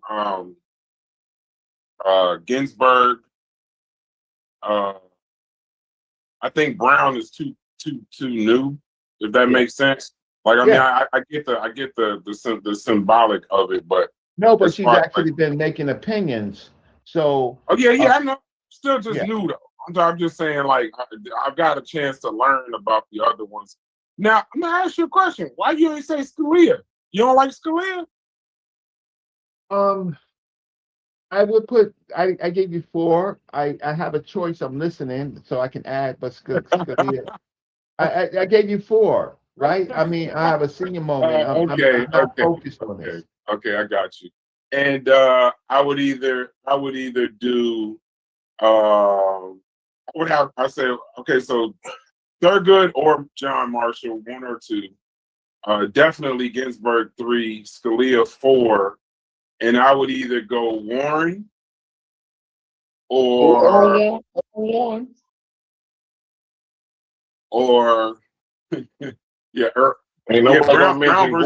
versus Board of Education. Earl Warren. That's Earl Warren. Earl Warren. Or I might, and this is like an old school one though, just because I'm interested in it, I might go Jackson, but I'll go Warren. Because Jackson and I loved the writing during Nuremberg. So that's like that's my personal one after the 5. Jackson's writings during the Nuremberg. The way he wrote and got that shit done was, and the way he spoke on it was beautiful. But yeah, I'll go Marshall, whichever one or 2, and then I'll go Ginsburg, Scalia, and then Warren. Great. But Scalia, Scalia. Why Scalia? You love Scalia? Yeah, and here's why. Scalia. Why? I like the way and you probably noticed already, the way that motherfucker was sharp in his debate. See, like, I have a love for political linguistics. So when you can debate sharp, when you get to that highest level, Supreme Court is the highest court in the land. When you excel and you're in the top 1-2% of that, I find that great. I loved reading. What he wrote, but I loved the way that man would debate. I apologize, but Ginsburg was just because she was a gangster. Ginsburg was just, again, I didn't agree with everything that she said. I didn't agree with everything that she did, but Ginsburg was just a damn gangster. But when you look at Scalia, he literally changed the how even modern legal argument went. So even if you disagreed with him, y'all want to talk about originalism, he's the GOAT of originalism. You're talking about somebody that like literally he focused on the text over the whatever the intent was, and he was a beautiful, sharp writer. So I like him, similar to why Reggie spoke about, I forgot the one he named where he said Scalia changed how these lawyers argue. He changed how like the judges did, and then on top of that, he changed how what substantive opinion? I'm not talking about substantive. Did you hear me say the how? 2 B's. Let's separate you and me real quick in these conversations, real quick. Yeah. I don't always have to agree with someone ideologically to admire them. I must flip that and say that to you. I don't know what you've done in your life. I don't know what you've accomplished in your life, but I love the way you fight. I love the way you speak. I like the King's English that you use. I like how you can go from shata to you can literally, as soon as a motherfucker think you too stupid, you start pulling shit out the wheelhouse that these motherfuckers don't even think that you know or can even comprehend. But me and you don't agree ideologically. I don't need it to be. I don't need it to be that way. If that makes sense to you. So it don't always gotta be substantive for me. Now Jackson, what he did in regards to Nuremberg, I loved, but how he wrote on the Constitution is the reason why I even put him even close to the top 5. Ginsburg, I don't agree with all the shit that what she agreed with, but I loved how she fought. I loved how she fought her fight. So I'm different when it comes to that. If that makes sense to you. So it ain't always about what they've done for me. It's not. I can look at what they've done. I can look at Brown v. Board. That's how Warren gets in there. But it ain't always about that. I have a love of political and legalese. I have a love for that, and I can catch little things because I've been watching it my whole life and been enthralled in it my whole life. I can catch little things that are just amazing. Sharp James in Newark, New Jersey, was one of the most corrupt mayors in history. Marion Barry, even when he got caught smoking crack. But if you look at what that man actually did for DC, man, I can throw all that crack shit out the way. I can throw that the video, all of that shit. Throw all that shit out the way. That man was a beautiful orator. That man spoke well, and he got things done specifically for black people in DC. No, he was a crackhead. He wasn't crack on video. He was a crackhead. He wasn't corrupt. He smoked crack on video. Yeah, but he was a crackhead. He smoked crack on video. No, he was a crackhead. He smoked That's fine, but he was a great politician. But he was a great politician too. He was a great black man. He was a great black man. He was responsible for the development of the middle class. I gotta look past crack, Paul. I gotta look past the crack at that point. I apologize. No. Hey, listen, Tiger Woods is one of the greatest golfers. Tiger Woods is not just one of the greatest black golfers, he's one of the greatest golfers of all time. I'm taking up golf. The fact that he chooses white women and can't drink and pills and crash cars and shit, some of that shit I gotta throw out the window. Michael Jordan, some people consider the greatest basketball player of all time. That motherfucker, literally, when asked about his shoes, said Republicans buy Nikes too. You gonna throw him out for that too? You don't gotta always agree with ideology in order to admire a person. You just can't. I don't live like that. How y'all want to live is how y'all want to live. I just don't live like that. Listen, I believe in my act. You said in your life, I wear your heart against a feather. Here you go to my yacht. Here you go to my yacht. No, but you just use it. You use it. You use it. No, I didn't say my yacht. I didn't say weighing heart. I didn't say nothing about feathers. No, you brought that shit. Yeah, but that's what you did. You just did it another way. Don't fuck with that. You know that you got caught. You know that you got caught. That's why I went to my yacht. You got caught. Like I said, two peas. Like I said, I love the way you fight, bro. I love the way that you fight. That's why I can't even stay mad at you because I love the way you fight. Just say, I win them out. Hey, I didn't do no winning of the heart. That's Reggie. Reggie in here, he'll tell you about that. I don't know shit about that's what you did. That's what I know it's my yacht. I know that that's my yacht. I know that that's that. I've seen it enough, but I don't know shit about it. Yeah, but that's what you did. You said, listen, the works that they put in, I don't give a fuck if my red ball smoke cracker. But the works that he put in, when I weighed his heart was lighter than a phoenix. Well, not just his heart. He actually accomplished a lot. That's slick though. But he actually accomplished a lot for DC. So it's not just. There's a reason why they reelected him. It wasn't just because we feel bad for you. No, DC is Chocolate City. He got a lot for done. He has a lot to do with that name. Yeah. You weighed his heart and. His good works outbalances bad works, and that's why I give him a pass. Because why are you saying Scalia didn't do anything though? He did. He did a couple of things, but why are you saying he did? Are you saying he did nothing?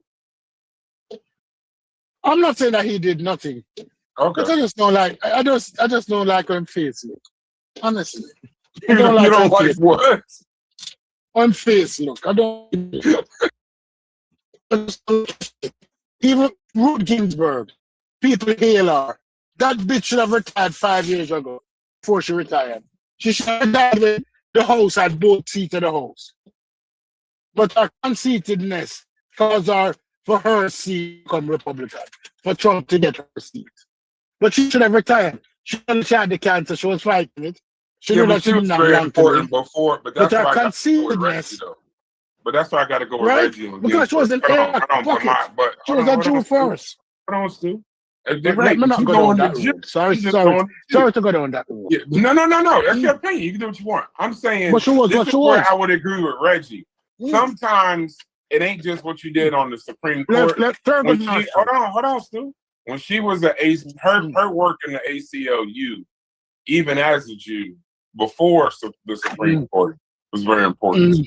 So that she did a lot. She did a lot for because you gotta remember that's when the men were the breadwinners and the women belonged in the what's the name, and she kind of pioneered that in was that the 60s or 70s, one of the two. She pioneered that in the 70s. I think it's Reed. Where she for sex discrimination. Should she have retired earlier? Yeah, of course. They all should have. Yeah, they all should have. They all should have, yes. I believe that the Supreme Court role should be what it is without it being a lifetime role, because I think a lot of those guys stay too long. If we're being honest, I think Marshall stayed too long. Right. Yeah. I mean, listen, I'm not gonna be biased in that way, but I definitely think Marshall stayed too long. Yeah, but he stayed, and I'm justifying it now for that I think he stayed because he recognized that he was on the blackface, and the likelihood of them getting a blackface, especially with the Republicans in power after Carter, was very nominal. That's why he stayed. And when they did choose a black man, we know who they choose. Yeah. We know who they choose. I think RBG should have retired during Obama's presidency, because the Democrats they controlled the White House and for a short time the Senate. But but the thing because see, y'all we keep talking about who replaced Thurgood. Shit, y'all, I bet you don't like Barrett replacing RBG. Right, that's the problem I have with it. When I saw who replaced her, listen.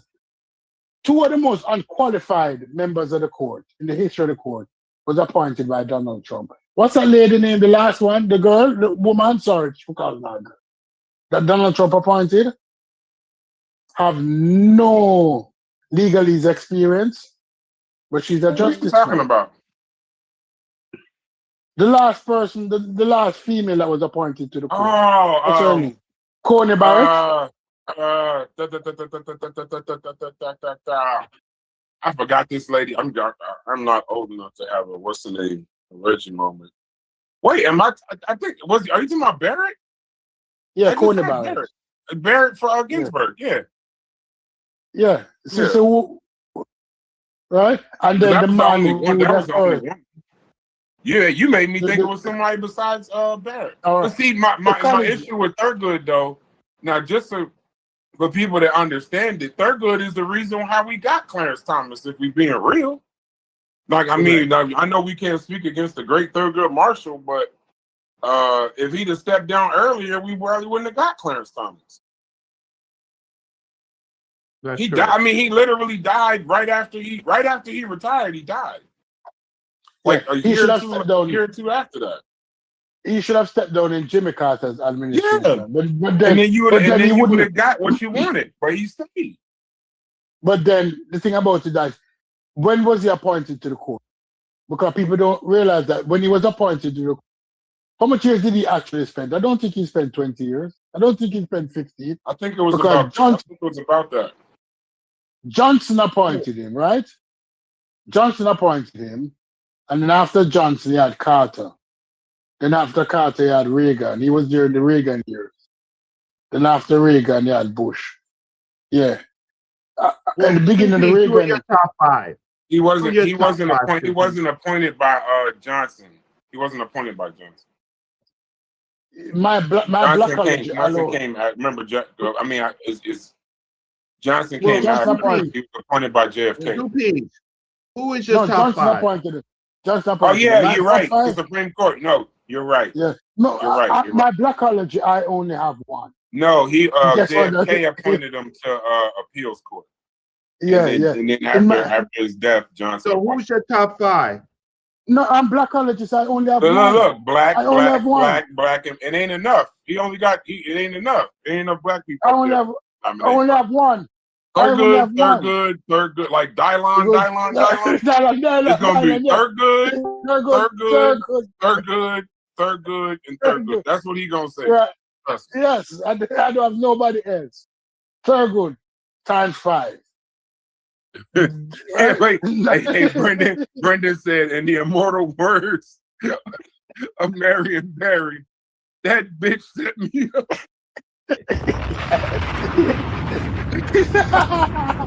That might be some of the funniest video in the history of recorded video. Him in that grainy, smoked out hotel room, putting that glass pipe going, and then having the nerve to say that bitch set me up. Wait, Anathema said what? Read what criteria? What criteria you want me to read? Yeah, any 5. Any 5. No criteria. He don't got 5, bro. It's third good 5 times, right? Yeah. I do have 5. Anybody else want to give 5? Anybody else want to give 5 justice? I can't find 5. I only have one. That's a pair of 5. Corey, where you at? Where the political guys? Give me 5. Give me your top 5. Ask Unc what his top 5 is. Ask Unc what his top 5 is. Bro, you and that, you got to get that shit off your spirit, bro. Bro, you find. Yeah, I know they send a lot of shots at you, but you got to get that shit off your heart, bro. Either run a fade, a fair one, or something. But y'all actually know each other and y'all meet each other. It's a little different with the rep. Well, I'm just asking because I think that he represents a large portion of our people in the conscious community. Right? About only there's so many things I could say.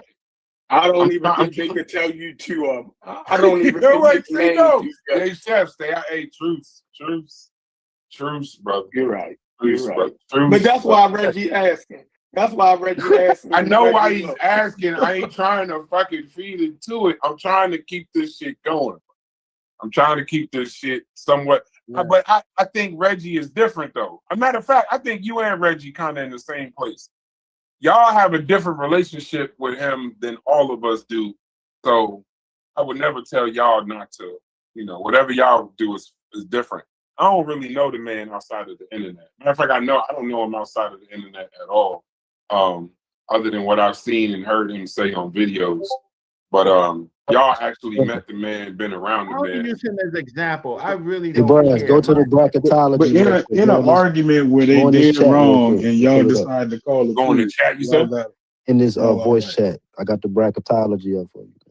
Okay. Yeah. What'd you say, no, I was saying in an argument where y'all called them dead wrong and y'all willing to call the truth, man, y'all must be all right. What are you saying? Gotta be. I'm talking about what? Can you repeat that? Because I don't understand. This who's speaking? Logic? Yeah. You see it, bro? How you want me to start off? You want me to start off and say something crazy, Reggie? Yeah, no, say is that what I gotta do? No, what I said was in an argument where you caught them red-handed, dead wrong, and y'all willing to call it truth. Y'all must be all right. That's what I said. What you heard? Reggie ain't calling no truth. They got homes really high. No, I'm not calling no truth. I'm not calling no truth. It don't matter to me. It don't. But what you heard though, Reggie? What you thought I said? In my life, like this really don't matter to me. It's nothing. It's nothing in my history and what I've done.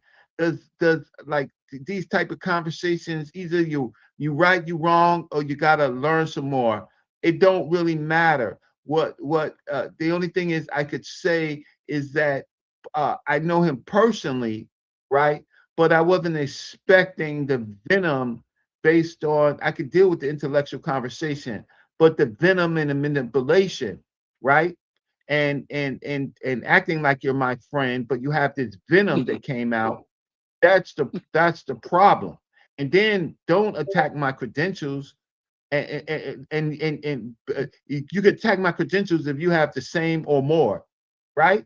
Or even close to it, right? Don't attack me personally because of my views and then call me crazy. There's nothing about me that's crazy, right? So I don't like arguments. I don't like arguments on intellectual things that go to another level, to another another area, right? And then it becomes slander and it becomes demeaning, right? And defamatory, right? Like yeah. So I don't like that about the way that we deal with each other on intellectual conversations. If you can't beat me intellectually, right? Then okay, you can't beat me intellectual, but don't bring in other type of things because my arguments intellectually are correct. I research it. I write about it before I spend a lot of time. Do you think you're guilty of that as well, though? I ain't even trying to throw a shot at you. You said what? The thing you're complaining about, do you think you may exemplify a lot of those things in certain aspects? You can have your opinion, right? When I have a, do you think it's social? No, I'm saying, do you think it's socially?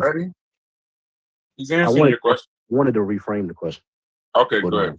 I was just saying, regarding how a conversation should go, right? If a person is just trying to deal with the convo, do you think it's socially healthy to, if a person gives you a rebuttal or something, to say, "Who are you? What have you read? Who are you? You're nobody. You're not educated." That's a question. Well, here we go. My bad. Let's go and get this shit out the way. Go ahead, Reggie. That's a question because I want to know when I do that, I really want you to inform me, right? Because we're having a conversation. So I want to know your readings, right? I want to know your life experiences on the subject. If you talk about science, don't do that. Don't do that. I'm out the ring. I ain't even got my. I ain't even warm up. Give it a I want minute. to know if you have a science background. Give it a minute. Because I damn sure do. Gotcha. Right?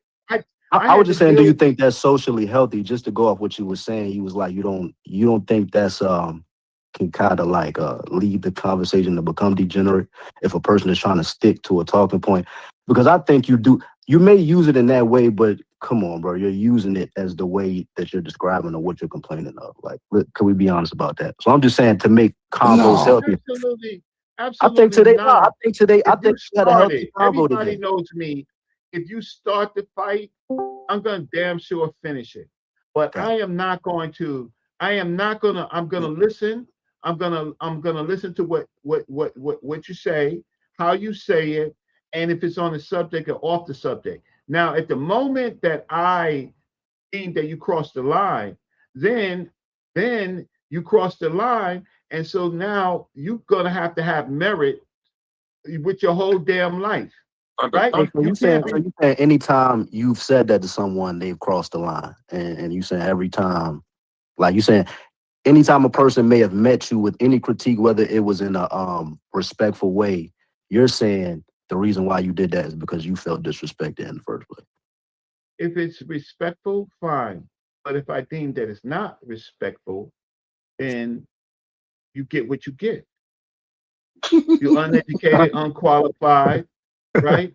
What I need to know the basis where you're coming from. But those qualifications or bar that you're looking for, does that make you automatically right? Because you just said you're a person that want to stick to the facts and sources. You know what I'm saying? I'm not a perfect person. I got you. I'm not a perfect person, but there are people who are less perfect than me. I agree. Hey, Brad. Yes, sir. You know what? Now I'm picking up on what you were saying about Fetty yesterday. What'd I say? You know what you said about him being gaslighting and stuff like that? Oh yeah, he'll gaslight. Yeah, he a master. He's slick. He probably the slickest one with his gaslight. He's slick. 100%. He'll get you. And then he'll hit you with the I'm just saying. Just to like quell the whole shit and then make it worse. Almost every time. Listen. You see, sometimes, Thunder, when you come from the streets, you have to take the fight to the ground. Well, Reggie, when they take the fight to the ground, you have to learn how to fight on the ground. That's right. It's not everybody. That's right. It's not everybody going to stand up and fight face to face. Right. So don't talk about a subject. Don't talk about a subject that nothing in your life shows that you have any fucking expertise on that subject. Nothing. So now it's just your opinion. That disqualifies you. You're arguing against. That disqualifies a lot of what? Here it comes. My bad. No. Continue. I'm not stopping. So no, I'm with Stupies. So now you should be. That means you should just be talking about coding. That's the case. You should just be talking about coding and things like that. Right. Oh no, because I have bigger life experience. But is it credentials though? Is it credentials? Or? Yeah, I have an honors in Black Studies. I have a graduate. That don't count in my world. Well, in your world, I respect that. I respect that. It's a joke. It's a joke. Hey, Thunder, that nigga. Reggie, stand up, bro. It's a joke. Reggie, stand up. Don't go on the ground, Reggie. Don't go on the ground. It was a joke, bro. Hey, Reggie, hold on, Reggie. I'm just saying, you saying things. I'm just saying, you saying things that you fall under the category.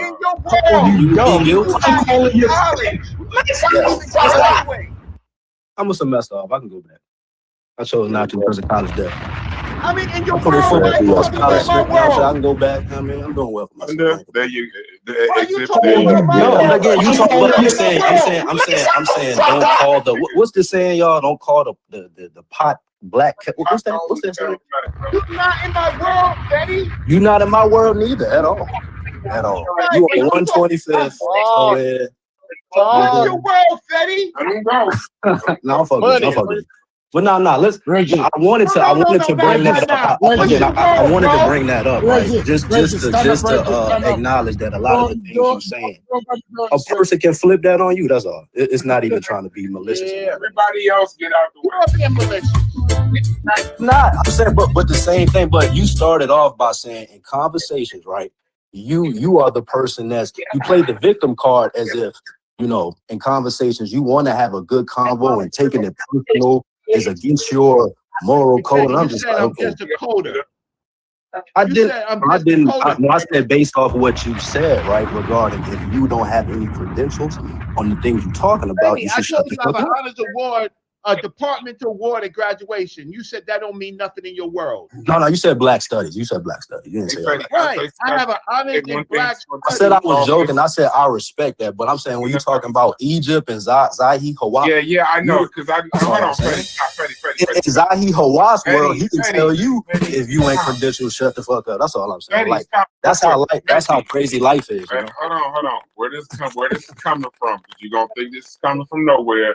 And we're going to go all around the multiverse to get to this point.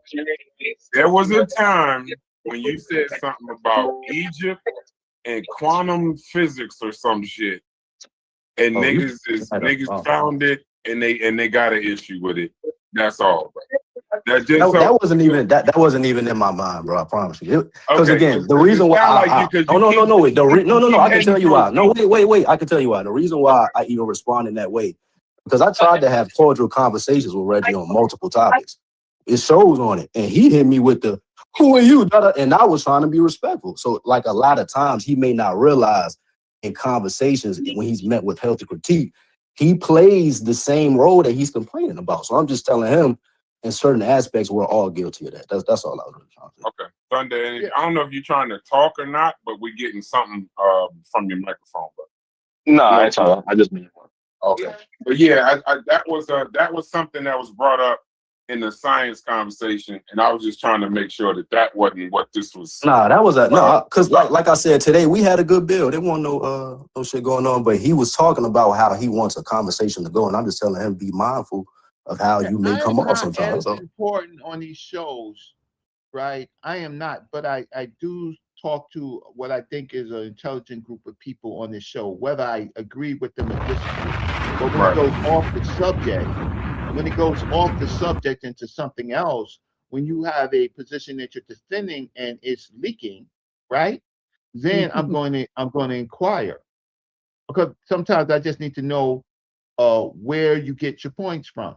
Now you could defend it. Now I'm not. I don't really have curse out moments to unless I'm being. Do me a favor, Rick. I need you to. the thing is though, when you unless, on the panels and you real talking quick. about I need Egypt, you do to you say check what you just said niggas with like a this? straight face. You don't be asking Do you niggas have a straight credentials on face while you other say panels this and shit. stuff? Because you do have cuss out moments, and I haven't even known you. Well, just say I don't have a curse unless. movement. Like, come on, man. Like, what? Come on, Wait. He about to qualify the statement. Go ahead. I said unless, right? Unless I feel that you somehow crossed the line, you said something slick. Well, I think you feel like that quite a bit. You are, that line thin as shit. I think that line must be thinner than Stephen A. Smith hairline, bro. I'm a 61-year-old. I'm a 61-year-old man. And you young than a bitch, Reggie. You young. No, when you get 61, you don't pee right. There's a lot of things that go on. Your pipes don't work right. There's a lot of things that you your testosterone that decreases. There's a lot of things that you face when you get 61, bro. When people start calling you Mister, huh? I said Chief X will get you Moringa. We get you right. No, wait, how old Chief X? That means Chief X can't be straight. He can't do a lot of things straight. He can't do a lot of things straight. He's the smartest person between him and JJ. They're the best debaters. You wait, you niggas, just relax. Let me talk. Talk about what, man? Like he said, Chief X can't even think straight. He can't even think straight. Fuck me. Hey, Reggie, real quick, so we can get this out of the way. What the hell? Because I've heard this like 4 or 5 times, but I don't know your history. What the hell did you say about Egyptians and quantum physics? What was your actual statement? Don't let him troll you, Reggie. Don't let him troll you. Don't let him troll you, bro. Don't let him troll you. Okay, so no, this is I'm actually trying to have a real conversation. Everybody keeps telling me when we have these science conversations about Reggie said something about physics in Egypt. I want to know what you say. You know what? This is actually good. I feel like this is an old conversation right here, and I kind of want to know where you stand at too, Reggie. Because I ain't never really heard you take that back. And here's the thing: if you think I'm trolling you, you don't have to answer. No. It's easy. It's easy. Okay. I have a video called Don't answer it, Reggie. Don't do it. No, I have a no. You're about to take yourself out of the conversation. Don't answer it. You don't have to. I'm serious. Good PR, Chef. Good PR, Chef. Good. It's easy. Lazarus. Okay, it goes into our conversation about philosophy, right? Okay. And philosophy and science. So the ancient Egyptians have this concept of the criminal. I'm not gonna, y'all clown me if I tell you the 8, right? The 8 chaos gods, right? What they did with the ancient Egyptians, they created this thing called the natural world. And then they figured out they had to explain something deeper than the natural world. So they came up with these concepts of Nun and Nunet, right? Mm-hmm. The hidden and so these things are philosophy. So then, I didn't know, but another professor, Dr. Retina Tatanor, she wrote When Gods Play Particles, when ancient Egyptian gods play particles. And she pretty much said the same thing that I said, that these are analogous to concepts that we use today in quantum physics, right? Of matter and antimatter, right? And this watery mass of waves, right? And particles. And so that's pretty much it. That's pretty much it. What is the controversy around the statement though? Oh, the like concept. you make it sound so simple, but what would be the reason why it's like a topic, like a deal for you? Why do they use why are people using that against you? I get that it sounds kind of I'm not sure what you're talking about. Yeah, because first of all, many of the people who are making that against me is that they don't do a literature review, so they don't poke to see if other if scholars, right, use the same language, right? So they don't poke to see if that's possible. They don't do any research, right? So the fact of the matter is that a lot of the concepts like the like atoms and stuff like that, they talked about it before they how can I say before the instruments, right? So they talk about it. So the ancient Egyptians talked about constellations, right? I did this whole show where another person called me Little Reggie. Who was that? Right? What's his name? His name is Shay. He called me Little Reggie because I gave him the paper to read. He says, I said, it's a PhD wrote it. He told me that's toilet paper to him. And I was like, well, you should at least read it. He continued, right? He continued. And I'm like, maybe if you read the paper, you will understand, but it's toilet paper to him, so he won't read it. But I'm like, oh, so it's toilet paper to you. So like, what do you read? She's a European scholar. She's a PhD, right? She's an expert, right? She presented in a conference on the paper, right? So so what do you have to back up what you're saying if it's toilet paper, right? And so yeah, so it's things like that. It's like, does it have any plausibility? The only plausibility is that it's philosophy. Okay. So is that sufficient for anybody got any questions on the topic? So well, I mean, so you're saying it's philosophy, but like, are you saying that there's some validity to that they actually think that they had some kind of knowledge of quantum particles or anything quantum? Are you kind of like not so sure that that's incorrect at this point? I don't know if he heard you or if he's on mute or something. Now, Logic, do you think that the Egyptians had any what word can I use? Had any understanding of quantum physics? I mean, if they did, that would certainly that would at the very least make them scientists, though. Oh, okay, there's Reggie. He's back now. Okay.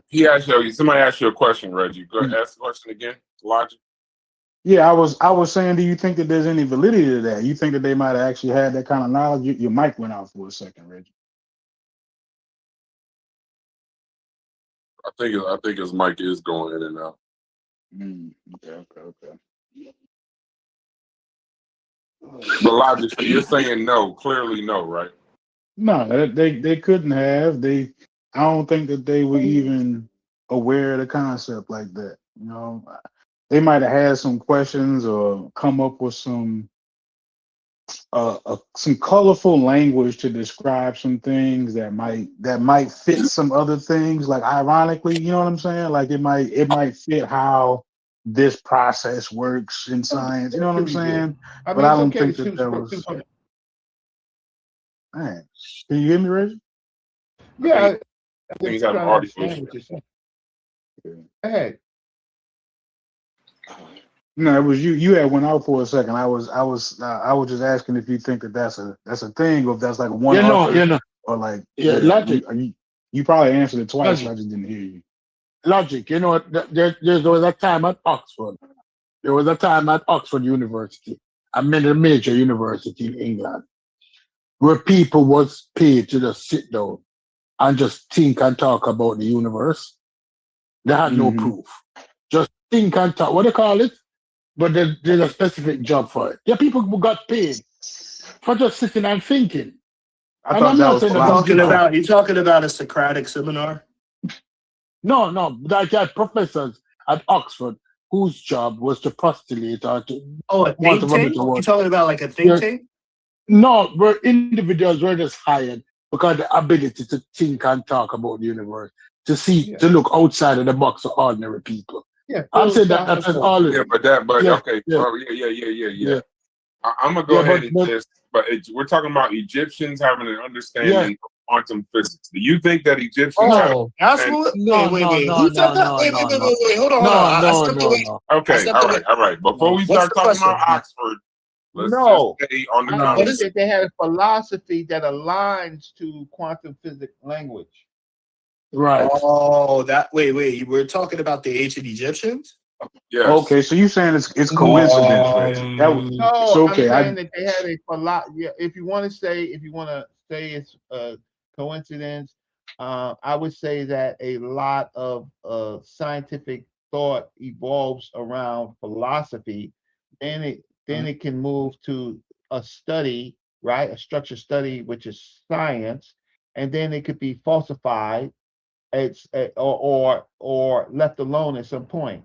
But the ancient Egyptians did a lot of thinking, like the question that was asked, to philosophize about the world, right? Right. So it's one of the philosophies that we actually find that becomes that has scientific language, and that's pretty much what it is. Did they know about quantum physics? No.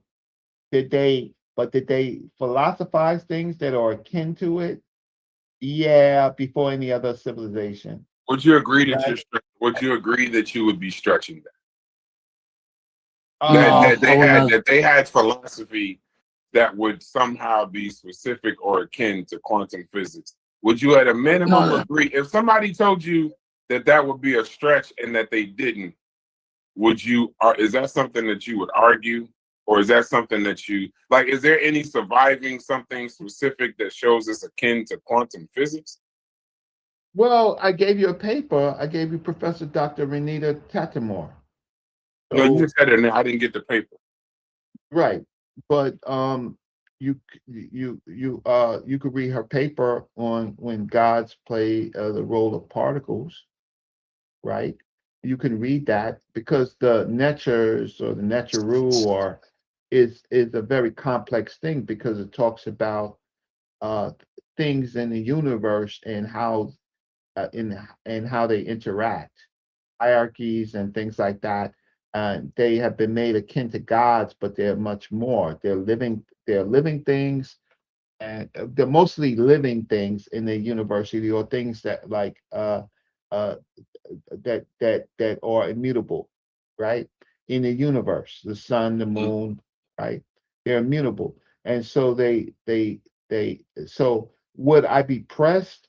I don't think I would be pressed. I would say that there's other people, and people are higher grade that actually deal with these subjects and put their careers on the line.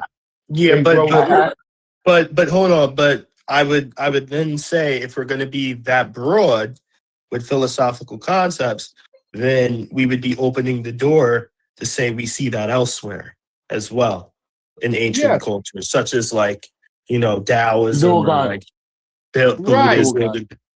Like we could even say the Greeks had conceptual things of the cosmos related to certain entities and different concepts of things that are intangible, right? Not even physical beings. Like it's not something that would even be unique. That really simply. I can close the loop because I could say what modern scientific or PhDs think about that, right? Egyptologists. I could close that loop. It's just not a stretch. It's it could be falsified, but until it's falsified, right? Until it's falsified, it's a thing. So I'm not stretching. So like, but Reggie, to be fair, with certain things that are philosophical, certain philosophical concepts cannot be falsified. You know what I'm saying? Like, and I think this would be something that would be along the lines of not being, because there's no way for us to know for sure exactly what was in the minds of the people writing those texts. Like, we can draw strong inferences on what they were referring to, but we can't exactly qualify for sure to say we know this is exactly what they meant. So we can't say confidently that they were talking about quantum mechanics, but we can't also definitively say they weren't. You know what I'm saying? Like, I don't think this is. And so then it goes to hold on. We can't definitively say that they weren't looking at quantum particles. We can definitively say not quantum physics. I think we can say strongly. The language is we can I don't understand why you're doing this. I simply said the language is akin to. No, I was talking logic. I wasn't talking to. I was saying the logic was saying, can we not say definitively? I was just telling my stance. Now, Truist was saying that we can't definitively say that they did or did not. And I said, my question was in that particular moment was to him to say that we can't definitively say that they did not have working knowledge or any sort of knowledge of quantum particles with no instruments. You know what I'm saying? I think we could definitively say that much. Well, what I'm saying is, not even their best guess would have landed on quantum particles. What I'm saying in terms of philosophical concepts, such as what Reggie's describing, this is outside of the realms of like falsifiability. So that's more so what I'm saying. Like, we can't. There's no way of us knowing exactly what the hell they meant. We can draw strong inferences in either direction, right? But we don't know for sure unless we were in the minds of the people. But there's a lot of evidence leaning in a certain direction, which I agree with. Now, you correct me if I'm wrong, but from what I heard Reggie say, Reggie says just like that the language just seems to line up with a process that happens in quantum mechanics. Something like, but it's not as if that they had some sort of working knowledge or a display that they could use this. You know what I'm saying? That's not what I heard Reggie say. I kind of got what he said, and he might have embellished it at one time or another, and maybe he can correct me if I'm wrong there. But from what it sounded like, he understood that was more of a coincidence rather than some sort of a hard truth that they were attempting to do on purpose. Yeah, no, that's what I'm saying. All evidence would point to that. Right. So I just so any attacks on me is that okay, fine. I said it, but how can I say I read and study more, and in my reading I found other I found PhDs, not other, but I found PhDs that have made this similar statements actually with the same words that I have used, and I might have wrote it or have it on YouTube before they wrote their paper, right? So I'm not. So I will just leave it there. It's akin to the language. It's not the same, but it's this word atom. Where does the word atom come from, right? These type of words, they didn't pop out of anywhere, right?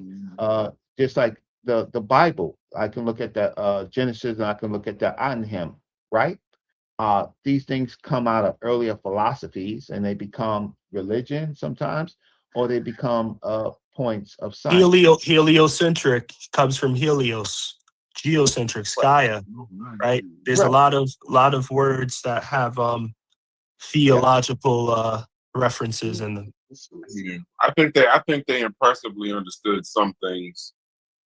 Just in my opinion, I haven't read that paper. I'll read it, but astronomy, engineering, some medicine, things like that. But I have never actually read anything, even in the conversations we've been having over the past couple of weeks. I just never read anything as specific to being akin to language or philosophy being akin to quantum physics. I can go back. You can read some. I think Chef gave us some information in regards to astronomy, some engineering, medicine.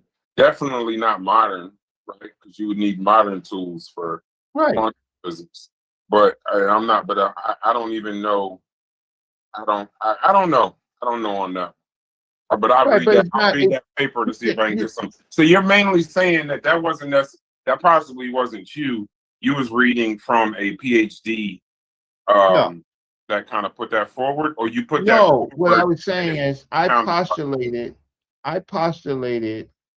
I in my philosophical, I postulated it, and then later I found a PhD that used the same wording as I did.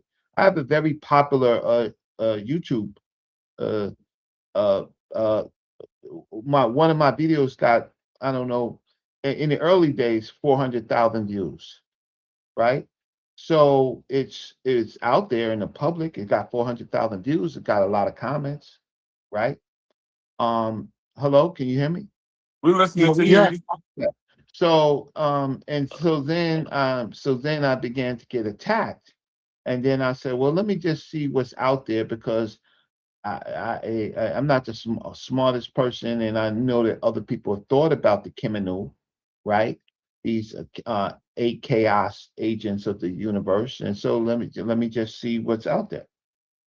And so look, I'm like a lot of you. I'm a public intellectual. I've had a little bit more time on this earth, and then my hobbies, which is ancient Egyptian, right? I studied deeply at the time because I had the resources and the time to do it at that time period. And so people were trying to figure out what the Ankh meant and stuff like that. And I came up with the acronyms that actually meant the Kemenu. And Dr. Mario Beatty says, Brother Reggie, look, you don't need the acronyms. Just make your point, because the acronyms might sink you, because of course they didn't, right? So I said, okay, fine. So I represented at a conference. So I take my ideas sometimes, and if there's a paper that I can get published or a conference, I present in conference among other people that can give me some peer review on something that I think is important. Okay. But I take the extra step. I go and I talk to PhDs. So I went to the PhD. I honestly don't think it's so egregious, to be honest with you, Reggie, because I can relate. I think that there was a time where I might have actually believed you, but I think by the time that I heard that video that you did about it, I was kind of pretty over it at that point. But there was definitely a time where what you were saying was a lot more relatable, and it would have been something that I thought was as far impossible as I would now. But so I don't think it's such an egregious mistake. But it kind of does bring up a question, right? So, with being around this stuff for as long as you was, like, how that late in the game could something like that still kind of like catch you off guard? You know what I'm saying? Like, if you have some kind of a scientific grounding, like, how could you? Because I explain it. Because it doesn't catch me off guard, because I can reference other people that wrote papers on it. It would be catching me off guard if I hadn't inquired further to the point that I could say, well, I was completely wrong or I misstated, right? But it's only people attacking me who are uneducated, unqualified, don't read, don't go to museums, don't go to libraries, ain't never went to college, don't have any expertise in the language. Is those people, right? Yeah, but when you say all of that, right, then you give yourself, you bestow all those features for yourself, and yet you were still kind of like, able to assume that they might have had some kind of quantum mechanics. You know what I'm saying? No, I didn't ever say that. I don't understand. You're making points. Okay, so the whole presentation on that video, maybe I must have be misunderstanding it, but it sounds as if you were assuming that they actually did have this information with the new net and the key cat. All of those were representing some other sort of forces that were like you said, were reminiscent of quantum particles. Did I catch that wrong, or do you don't know which video I'm talking about? The one you did on Transatlantic Productions. Brendan says her name is Dr. Renata Tatamir. She speaks about it in an allegorical, metaphorical sense, not saying Egyptians literally knew quantum physics. And I think that's what Reggie is saying. Yeah, exactly. That's what I understood Reggie to mean when he said philosophical, right? And when you talk in philosophical metaphor, right, falsifiability kind of goes out the window in that instance.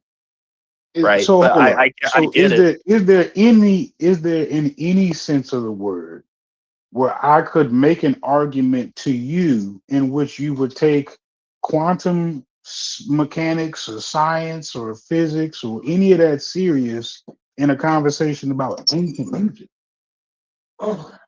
I would ask you to clarify exactly you what would you're need to be calling making quantum. a lot of assumptions to arrive at that's even possible, right? Exactly. Like I would ask you to clarify what Right. So quantum that's what I'm mechanics. asking him ultimately is like how, after looking at this stuff and being able to read the glyphs and all this other thing, how after reading the glyph for 30 years, could you come across something like that and still assume that, man, maybe they did have quantum, maybe, you know what I'm saying? That's what I'm asking. But I mean, I don't know.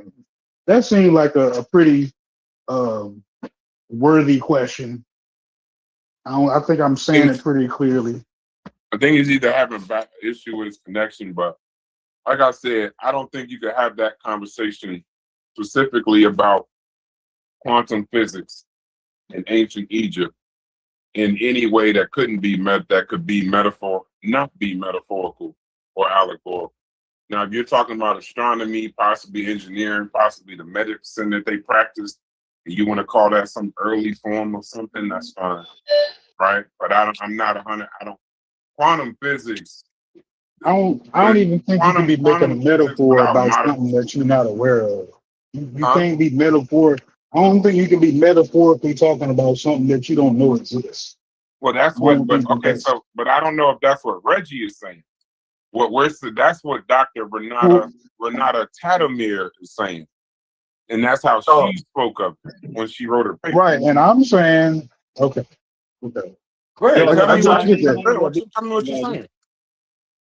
I'm just saying, like, maybe if she can make that mistake, I guess Reggie can too. But I'm like, if you are expert in Egypt and you look at the glyphs, you understand the culture, like it doesn't jump out at you like, oh, they must have understood quantum mechanics. You know what I'm saying? Like, there's nothing about their culture, civilization, nothing. They said it. Do you think they had an understanding of not fully, so we're not in the realm of modern science, just so we're clear. We're just talking about what ancient Egyptians did scientifically. Do you think they had any understanding of astronomy, medicine, or engineering? Definitely. Okay. So then I'm saying I think they had it, not a full understanding, no, early understanding of that. But I personally just have never seen anything that could be anything more than metaphorical or allegorical. I'm gonna read her information if maybe, but if she's saying it is probably based on something. So I'm gonna go look at it real quick. Yo, Bryce, can you hear me? Yeah. Hello? Hi. Yo, what's going on, everybody? Big up yourself, man. I didn't know if you can't hear me. Yeah, what's up? Yeah, we hear you, brother. I wanted to chime in because part of the problem is when common theory started to go mainstream and they were looking for analogies to express it to the mainstream, a lot of them started going into Eastern thought and using thought and concepts, reinterpreting concepts of emptiness and the void from Buddhism, and also using Christian mysticism to provide an analogy, a metaphor for just layman. Real quick, who's they? You're saying they. Scientists and writers. Like you can even Okay. Google. You can Google empty. Watch Google right now. Emptiness. Buddhist emptiness to explain Planck scale or quantum physics, and you're going to see a bunch of books to come up, a bunch of ideas. But these are all analogies. They're metaphorical. So I think this person that wrote that book was caught up into that. And with the Egyptomaniac way, they just applied because Egypt is in the Orient. When you go into those studies, they consider it part of the Orient. So they started probably trying to look and see if they could find an analogous way of using Egypt to provide an analogy for laymen in reference to quantum mechanics. But that was a big thing that happened in the whole study of just presenting a metaphor for the average general person. And you get a lot of quantum people that'll tell you that it's like that when they're having a casual conversation. Not hit, shouts to you, hits. Brendan says Dr. Tadamir is an Egyptologist, not a physicist. So Yeah, I guess that would give you some understanding to that. That's exactly what I'm saying. They use Yeah, that's exactly what you're saying.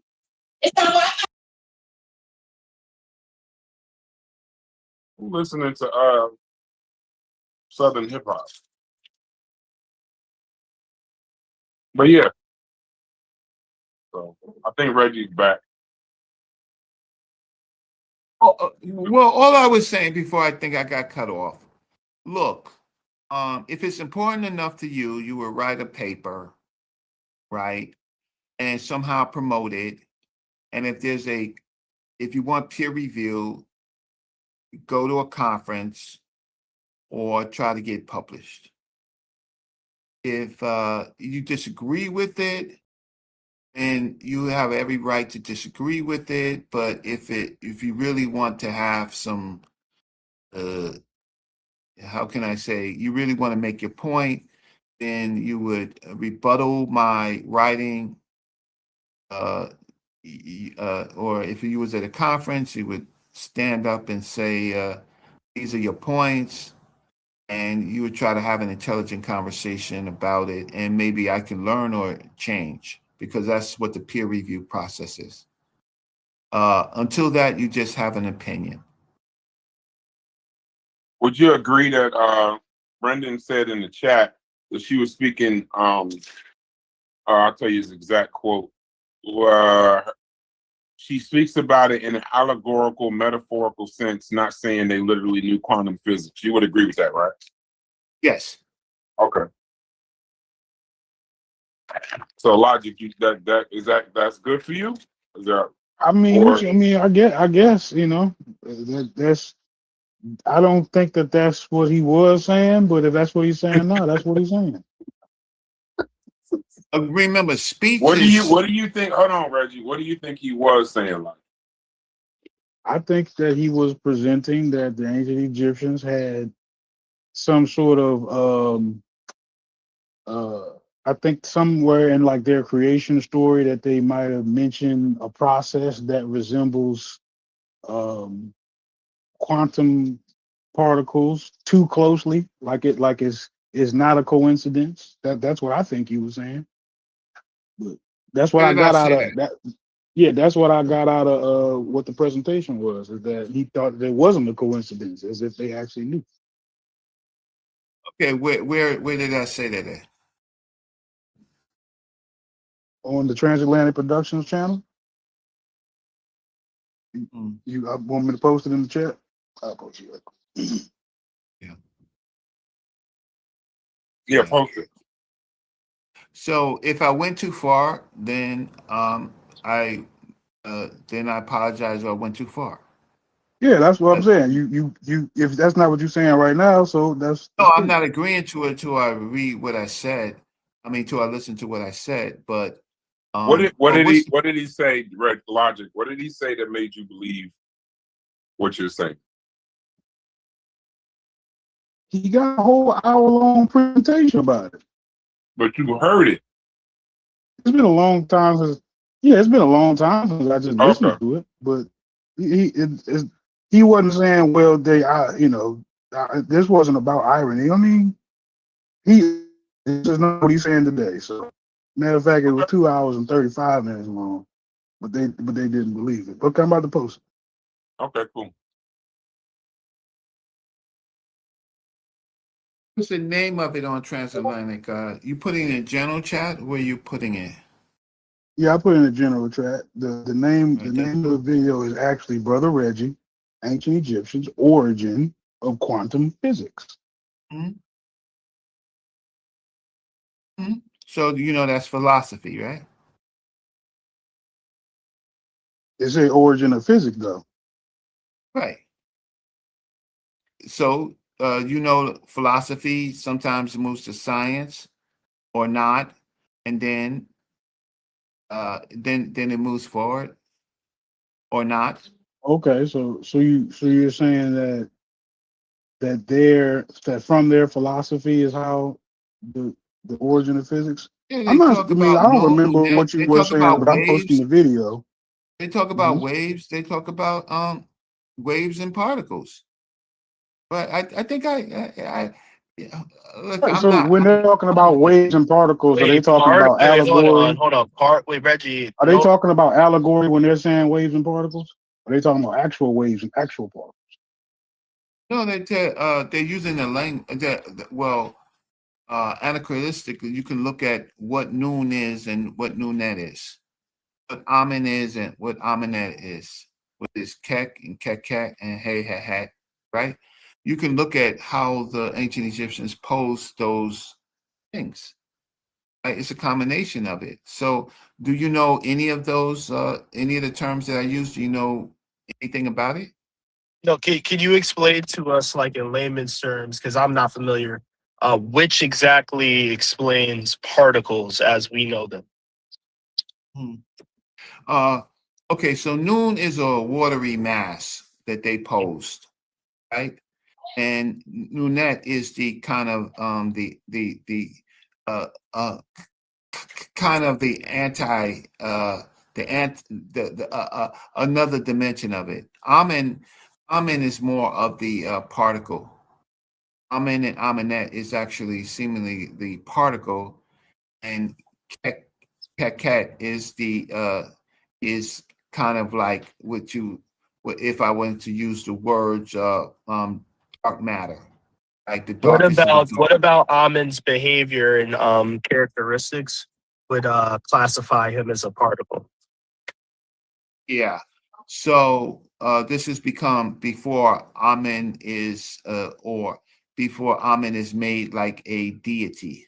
So Amen is the start of the start of I could say matter. It's his characteristics in the in this eight chaos concept. It's the thing that you can recognize. Hey and hey head is kind of like if time. So they bring in time in the equation. They bring in the watery mass, the the waves. They bring in Amen, and then they bring in Kek and Keket, which is not kind of akin to dark matter, right? Dark matter. So Amen as the particle, is everything made up of Amen? Because everything in our material world is made up of particles. So do we see that with Amen in their mythos? Yeah, in the progression of the cosmology of the religion, Amen becomes it's building kind of blocks of everything. Yeah. Because Amen becomes a worshipped, it becomes an important worship deity that is an origin, a cosmological origin deity. But is there so something that Ra, for predates example, Amen? Say what? Is there anything that is like the progenitor of Amen? Yeah, it seems that Amen comes from the watery mass of noon, or is somehow embedded in it, and it becomes an important right? Now, what would be the example of the progenitor of particles?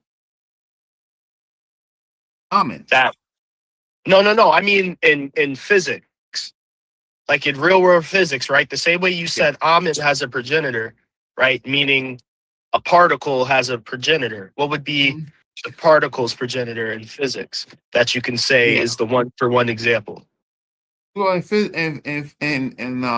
physics, it's waves. It's a duality between waves and particles.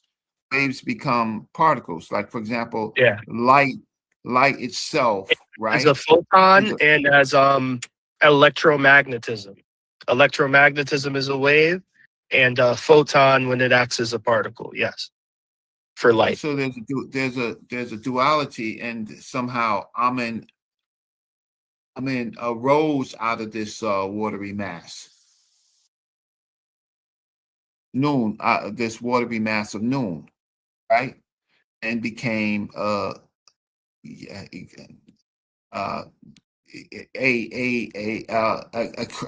seemingly matter.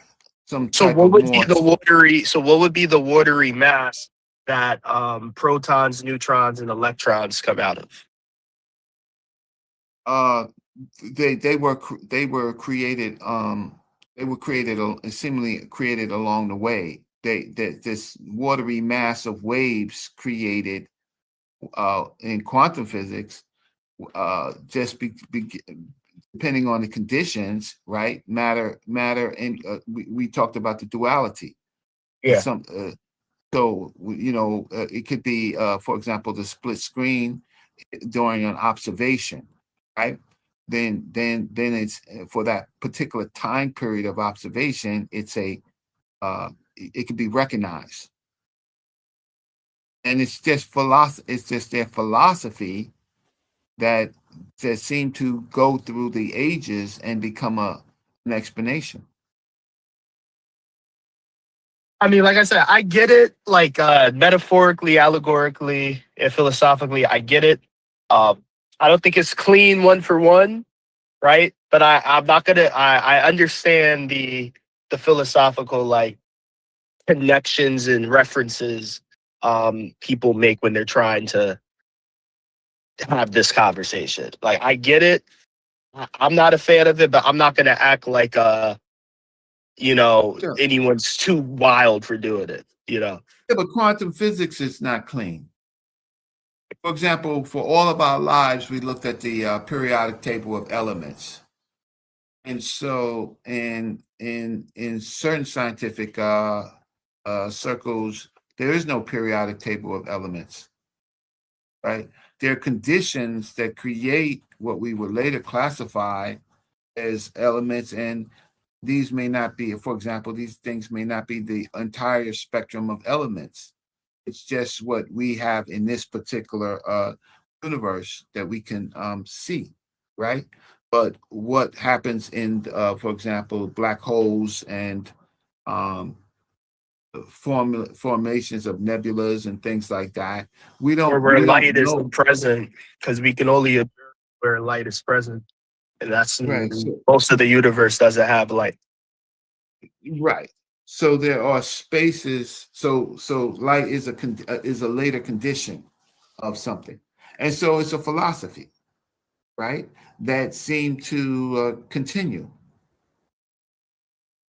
Right. It's not clean. I don't think that quantum physics is clean, and quantum physics is also in some sense a philosophy. And it was contested and debated and for a very long time before it was accepted in physics. For a very long time, physics existed without quantum physics. That's exactly classical physics. That's actually correct. So where we are is the thinking is that who we are today, right? Who we are today, in some regards, is connected to what humans, this incredible species called Homo sapiens sapiens, thought.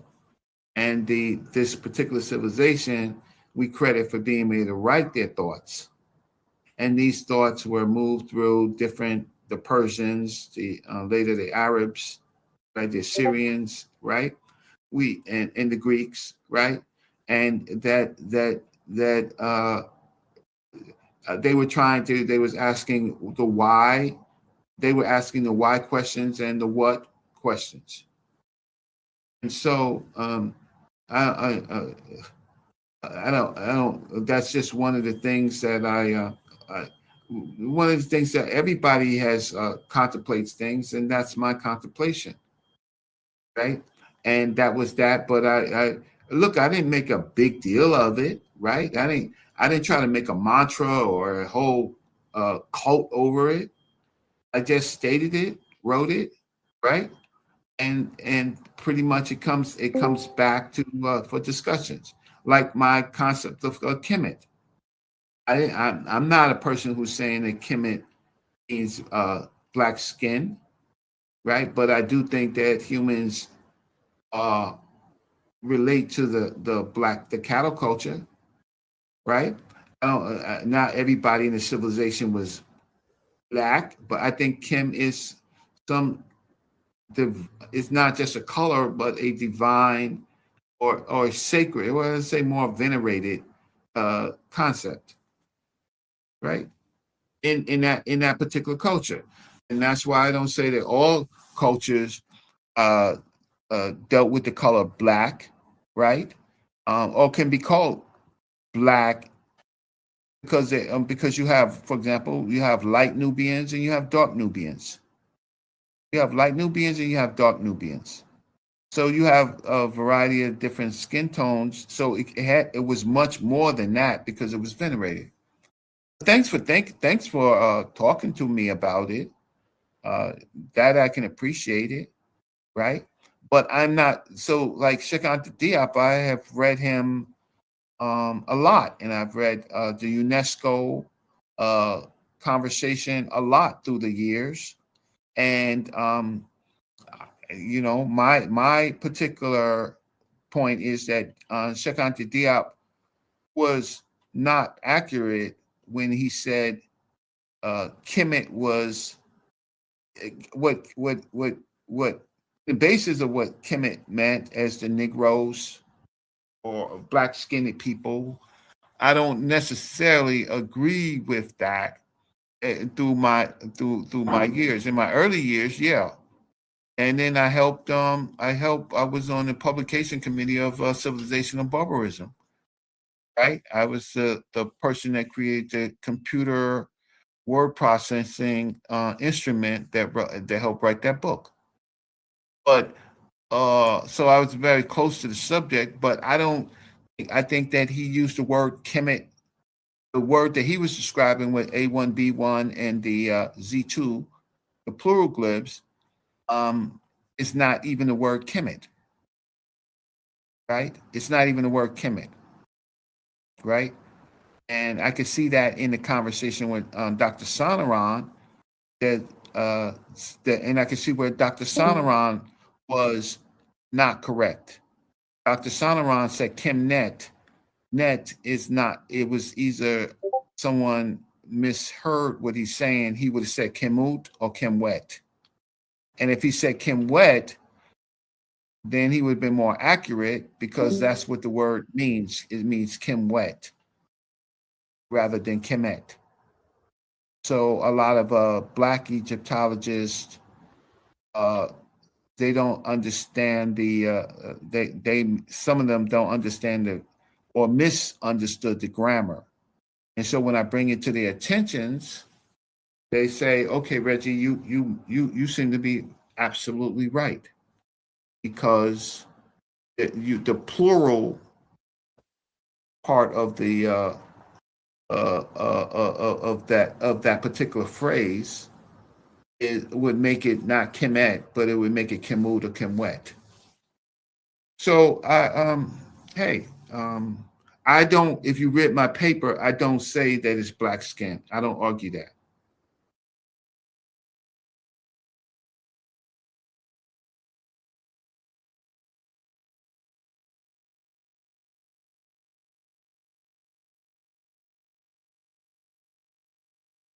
No, okay, no doubt.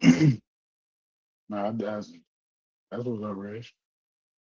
Yeah, but if you want to, I mean, if you, I mean, how important, really, how important is it to even have a argument? I mean, I didn't really bring it up. You know what I'm saying? I think it's somewhat important when we talking about some parts of the conversation. Make it kind of important, you know. Well, we're not talking about. Well, we weren't talking about that in the very beginning. And then when we moved to start talking about polychromatic and stuff, we weren't talking about it. Then it became a situation where you want to talk to me about something that we. I mean, I actually didn't bring it up, Reggie. I don't know if you remember how this conversation all popped off and all that, but yeah, right. But even if I talked about it in passing, it becomes a thing. So my whole thing is, so what's the thing? What you mean? What's the thing? Yeah, no, the thing. The thing was, if there, I don't know if there's a thing at all, but like, I guess the thing would have been, if anything, you know, like why are you boasting the credentials when the whole time you actually still got some kind of iffy shit that you be making presentations about the whole time? We gotta, you know, maintain that you some kind of authority on it. I mean, if there's anything, I guess it'd be that, but I didn't bring it up. But you're bringing in something else that's not really relevant. So now you're talking about me and not what I'm talking about. Reggie. Well, again, I ain't bring it up. Reggie, can I say something? Why are you questioning Reggie creativity? No, because he throws his credentials around at times, you know what I'm saying? Two P doesn't ask for I didn't do it today. That might be didn't do it on this conversation. So you got something in you that you need to fix, because bro, okay. You can't focus on the like Stupi says, my creativity or even my credentials. You want to focus on some attribute about me rather than that's not an attribute about you. That's actually your scholarship that you present as scholarship and pass off as validation for your, you know. But that's again, you're right. That's not what we talking about, and we actually don't gotta talk about that right now. But you dug some shit. You have some problems with something that I wrote, which you seem to be trying to use against me. I'm not using it against you. I'm if anything, I'm using it against how you attempt to use your credentials, right, as a way to give yourself so much credit in some of these arguments. If I'm using it for anything, let me just tell you, straight, Logic. I'm gonna tell you straight. I've been on these platforms for about 12, 14 years when it became live. Prior to that, you probably didn't know about me. I've contributed a lot as far as being a thought leader on these boards. I've agreed with things. I've disagreed with things. I've recommended some things. I participated in some things. What the hell, what the hell have you done? I've listened to you parade around as if you know the origins of Keep watching me, motherfucker, because you should be watching. There you go. There you go. No, motherfucker, why are you watching me, nigga? I mean, you know what I'm saying? You got a lot of I don't see any professional scholarship either way, Reggie. I don't see no professional scholarship. I watch you talk about why are you watching me? Why is the conversation going on watching me? I'm just trolling, bro. You know what I'm saying? I just got a disagreement about something. Nigga, ain't nobody watching you. What are you talking about? Oh yeah, I did. Yeah, I did. I actually went and found the origins of physics, and it just happened to be Reggie, yo. And then I meet the nigga, and now he don't want to talk about watching me. I am not gonna be arguing with a nigga that's watching me, right? Man, you know what I'm saying? Well, don't you tune into other people's channels too? Better watch them, nigga. What you mean? What you mean? What you think I mean when I'm Reggie. saying I'm watching you, bro? What kind of watching That's you what think you I'm said. doing? You've been watching me parade around. Yeah, I watched the show. Have you ever watched the This show's not about me. Have you ever watched the Side Netter show? This show's not about me. No, have you ever watched anybody's show? Right? I mean, so I'm just saying I watched you, and I thought that I found the origins of physics. Go on the street, and it just happened to be you. Now you don't want to talk about it. Oh, wow. No, I'm saying go out on the street, find a pretty lady or a pretty guy, whatever you're interested in, watch them. Don't watch Reggie, me. get the off the ground, Reggie. Reggie, get the off the ground. You're taking the fight to the ground, Reggie. Get the off the ground. No, I thought that you made content and you wanted people to look at it. I guess not. I'm sure. Even if I did, not on this show. I bet, dog. I thought that was the whole reason you have a YouTube channel. Why are you worried about? Why are you fixated on me? Reggie, get the off the ground. No, I was fixated on the origins of physics, and it just happened to be you. No, you're not, because we've never had a conversation on physics directly with you. Man, I done asked you this for years, bro, and this is the first time that you actually trying to be honest about it. Yeah, because I told you I was interested. I was interested in the origins. Okay, fine. What are your thoughts? And it just thoughts? happened to be you. And now, it took me so long to track you down. I realized you was faking it. Now you mad at me. Why you mad at me though? I'm not. I didn't prove that. You don't. Now you don't want to talk about it. Right? You know what I'm saying? I thought the whole time. I thought the whole reason. Association tendencies. Oh, I'm homo. Yeah, homo Reggie, association tendencies. Reggie. Reggie, get the off the ground. You know ain't nobody no goddamn homo, Reggie. I said homo association. Now you see this is why we got to get away from the scholarship, because you trying to call people homos and all of that. Yeah, you know homo association. Right, but Reggie, you know what I'm saying? I'll be dead wrong if I go in on you and I'm sitting there trying to chill. I'm trying to talk about some damn Egypt shit. Go in on me. I don't want to. It's really not worth it to me. I'm calling you up. It's not worth it to me. Go in on me, nigga. I'm not interested in that. I wanted to know about the Egypt. Because you've been watching me, nigga. You've been watching me. Reggie, get up off the ground, Reggie. You're taking the fight to the ground. Reggie. Yeah, Reggie. No, get the off the ground. Yeah, he's absolutely right, bro. Get up, man. You know what I'm saying? I'm trying to talk about Egypt. I'm not on the ground. I'm trying to stomp your head out. Like, it's people like you watching people, right?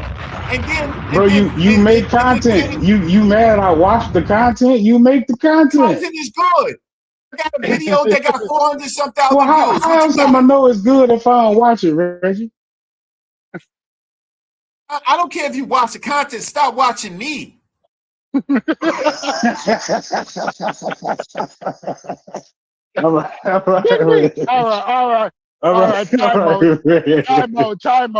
out. All right, Reg. End that round. All right, you everybody. I'm chilling. Yeah, I'm chilling. You know, I just wanted to know about some Egypt shit, but I ain't gonna ask you no more because I see that shit make you flip out. When you talk about Egyptian time traveling and shit like that shit put you in a different mindset. I don't like that, Reg. I like when you come in here and ask for money and shit. That's the Reg I like. No, get the off the ground. No, logic. Get the off the ground. Come on, lad. Y'all gotta be Logic, better. We had to go all the way around the circle. You know what I'm saying? I want to talk about Egypt. He kept trying to talk about something else. Yeah, but you went on the ground a while ago, Logic. Logic, you went on the ground a while ago. Get up, Logic. Get up.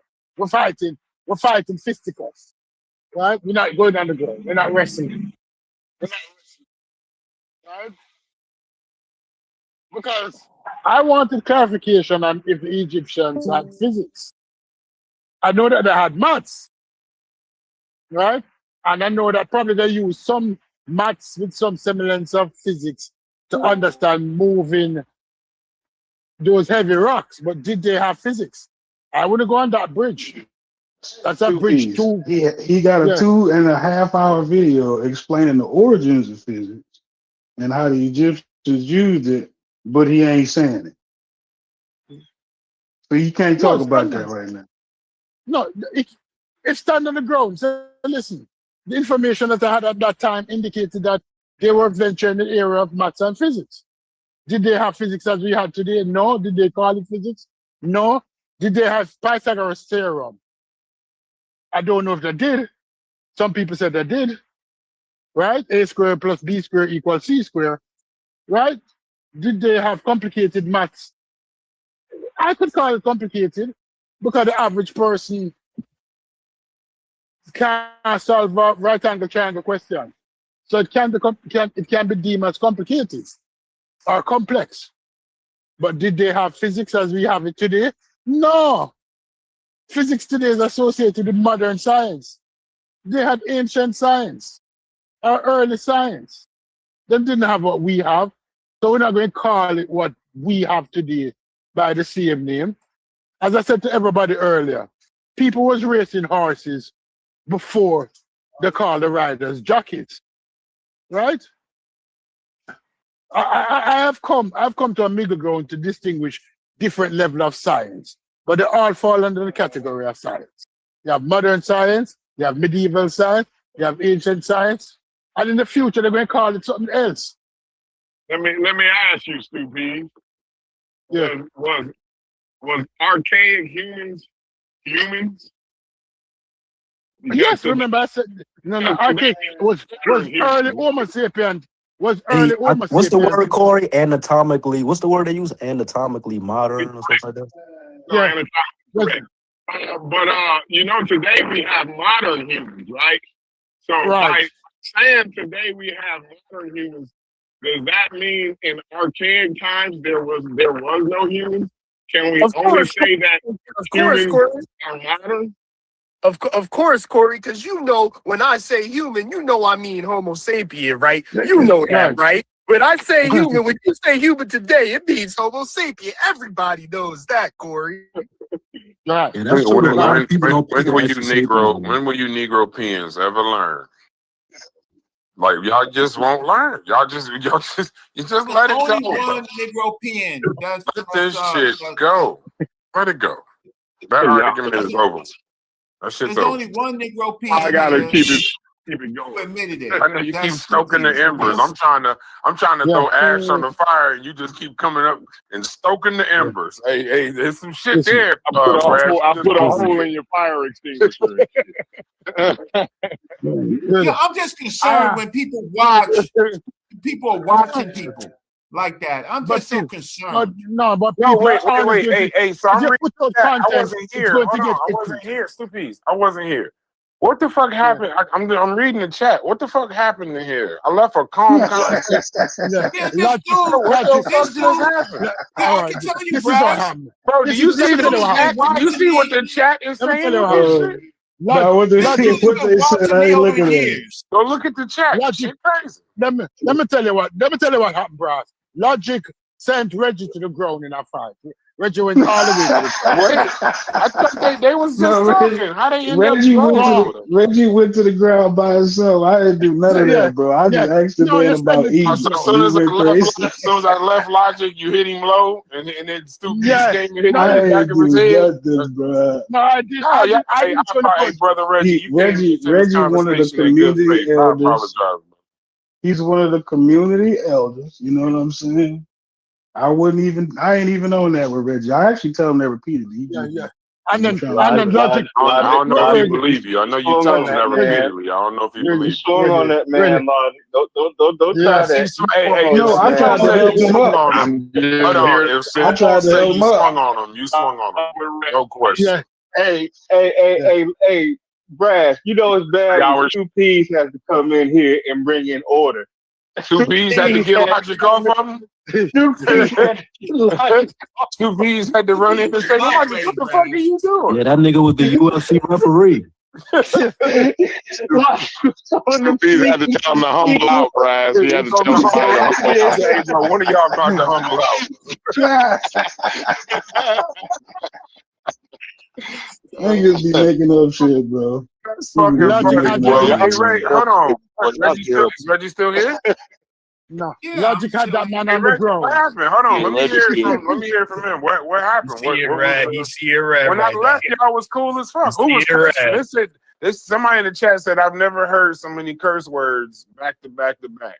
So what the I hell missed happened? it. Man, I should have been here. I wasn't. That wasn't I Reggie apologize. doing that cussing, was it? Reggie was doing that cussing. I know Reggie wasn't doing all that cussing. I know for sure it wasn't Reggie. It couldn't have been Yeah, it Reggie. was. Yeah, it was. The good brother Reggie. The good brother Reggie was in here. Reggie, he put all his piety to the side, man. I ain't even They do cussed your black ass out. Yeah, Oh Reggie man, said I gotta his run. wrong. I gotta run the video back. I want to hear this shit now. Yeah. 3-hour show on one of them, Reggie. They got you out of character. They made you get out of character. So I got to do Corey a done 3-hour warned show. you niggas. Hey, Corey done warned everybody in the community. If you keep fucking with Reggie, expect a 3-hour show at his convenience. Absolutely. That you're never gonna do that shit again. So what happened, Reggie? Why logic try to get you out of character? What happened? Okay, so we've been talking about we had several topics going on today, as you know, right? Yep. And they switched. So in the space of the time, he wants where we had this conversation. We didn't really start with him, but we had this conversation about the philosophy of the ancient Egyptians and what I was saying. And somebody got to mute out. I think that you was there. Stu Peas, you got to mute out. Go ahead, brother Reggie. I think that you was there when we began the conversation on the quantum physics. The quantum physics. Yeah, right. Okay, go ahead. So then it comes out that he's been watching me over the years, right? Oh, whoa! He's been pocket watching.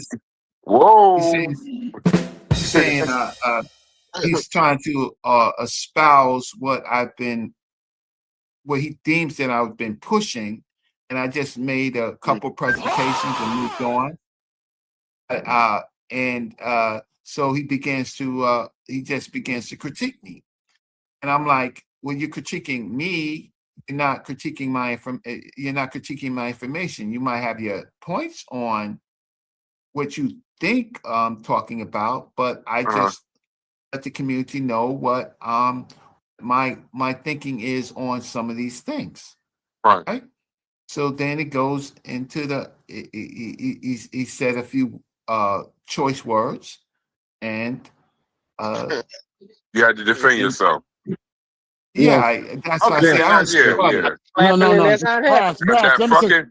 fucking logic. You had to clarify yourself. That fucking logic strikes again. Brass, let me tell you something. Brass. How he end up innocent in this story? Let me tell you, because logic wrong. Because logic was in here and logic used the word. Logic was questioning Reggie's creativity. That's what logic was doing. Logic was questioning Reggie's creativity. Hey, Stu Peas, you about to get a show put on you, brother. Did he call you creative? Yes, he did.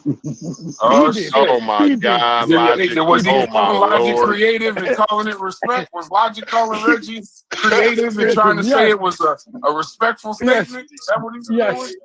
Yes, that's what he did. Logic, how dare you, Logic? I don't believe you, Logic. I don't believe you, Logic. Don't try to do that. You that did nigga it well. Logic was playing. He done played all in Reggie's face. Right. Stupid. Reggie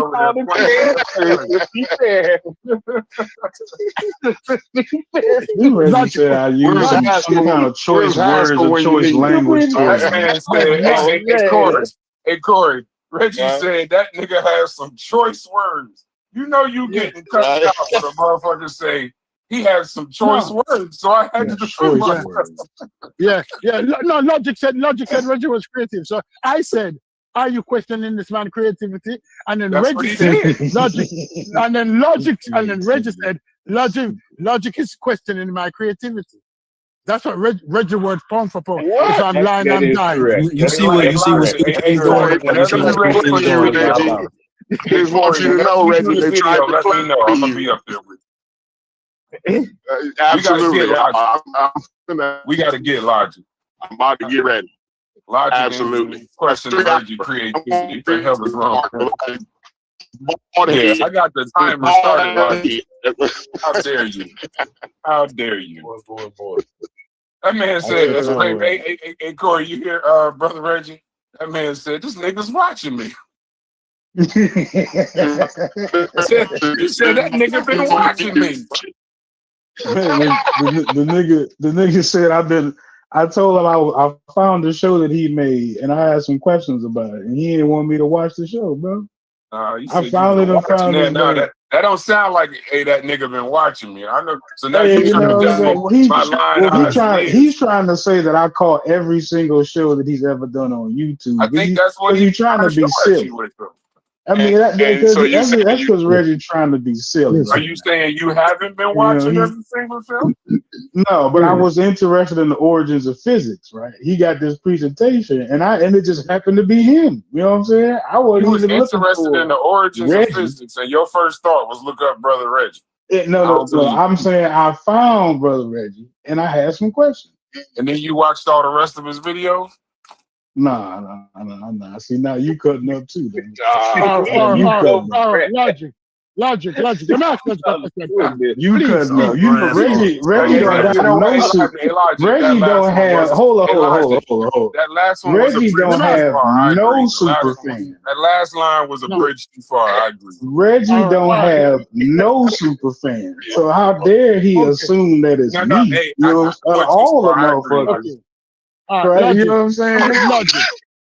Logic. From the videos you watch. When I watch Reggie's video, I realized that this is a very creative nigga. Would you agree with me on that statement? Now you're trying to disrespect Reggie. Hey, we got another 3 hours on Stupid's, Corey. I know what that nigga doing. I know exactly. You ain't right. When you watch this video. No, but I ain't got nothing but time. Fed. We ain't gonna talk about how Stupid's was scared to talk about the why question, though, Reggie. How they scared him off, right? Yeah, did you know that? Stupid's off. He said you got ran off the block. Hey, I'm telling you, he brought up the why question, Reggie, and they came back with some pushback, right? And he scurried off. Real quick, like. No. So I'm giving you some bullets, Reggie. Yeah, I want to know, but I want to know why he watching me. I'm worried. I say it's no association. You gotta put your gloves back on, Logic. He learning. He trying to learn. I'm trying to learn about my and shit, dog. Yeah, motherfucker. You create the content. You can't make the content and be like. And be mad I turned it on. You know what I'm saying? You can't even do that. Hey Reggie, I've been telling new apprentices. I say you don't touch a tool out here. You stand right next to me and you watch and learn. Don't you do nothing. Don't you touch nothing. Don't you go to the bathroom unless I go to the bathroom. Yeah. You stand right next to me and watch. That's what Logic was doing with you, Reggie. He was watching and learning. So you can't be mad. You can't be mad, Reggie. Logic, my respect for cussing you out. I'm telling you now. Oh, man. Listen. All the insiders here. No. Corey, you agree with me on the why question, you know? You just want to go over there and just explain. But you got scurried off, though. Yeah, but they pushed you off they pushed you off your position, bro. They pushed you off your position. And you let it happen, bro. You let it happen. Listen, this is not one. Listen, when it comes to the list of creative Negroes in the conscious community, I'm not in that list. Right? A Negro who sit up and decide that science is not science, he's number one. Right? A dude, creative guy. A dude who says the Egyptian created physics could be number two. But what about the dude that kisses parrots? What about the dude that kisses parrots? And now, when a nasty ass bird puts it in his hand and talk about science. No. He's number two. He's number two. Kissing parrots. Hey, family, you're all grown men. Hey, a nigga that needs comfort from a fucking parrot. Jesus Christ. And he wants to talk about science. Oh God, but hey, listen, yo, have y'all not followed the direction? We are at a full peace treaty, bro. I have no interest in arguing with these niggas, bro. Seriously. Listen, the street still blocked. It was decreed. The peace treaty was decreed by the Archbishop of Humanity. Too. Hey, Brad. Wait, set free. Hey, Corey, Bishop Lazarus, Sheffrey Lazarus, fucking decreed that we gotta stop. So we all agreed, but y'all they about to close back up the Strait of Hormuz. Niggas was just getting used. Brad, I tried to tell you. We gotta write another paper. Israel did us. Like Israel did us. Y'all signed the peace treaty. I signed that motherfucker. I'm sticking about the law. All of a sudden, everybody ain't signed the treaty. Oh God. Listen, now everybody ain't signed the treaty. I signed the treaty, bro. I'm off that shit, bro. That shit is Bishop decreed it's so. We got Corey Netanyahu. He ain't honoring that shit. Yeah, Corey ain't honoring that. The bishop decreed it. I can't go against the bishop, man. Corey is Don Cheadle, like DQ said on Devil in the Blue Dress. When he left when Denzel left old boy with him, he said, "Don't shoot him. Don't shoot him. Just I'll be right back." And the nigga got back. Denzel said, "Why the fuck? What the fuck? Why is he over there dead?" He said he kept moving. Nigga said he kept moving. He said, "Yeah, but I told you not to shoot him."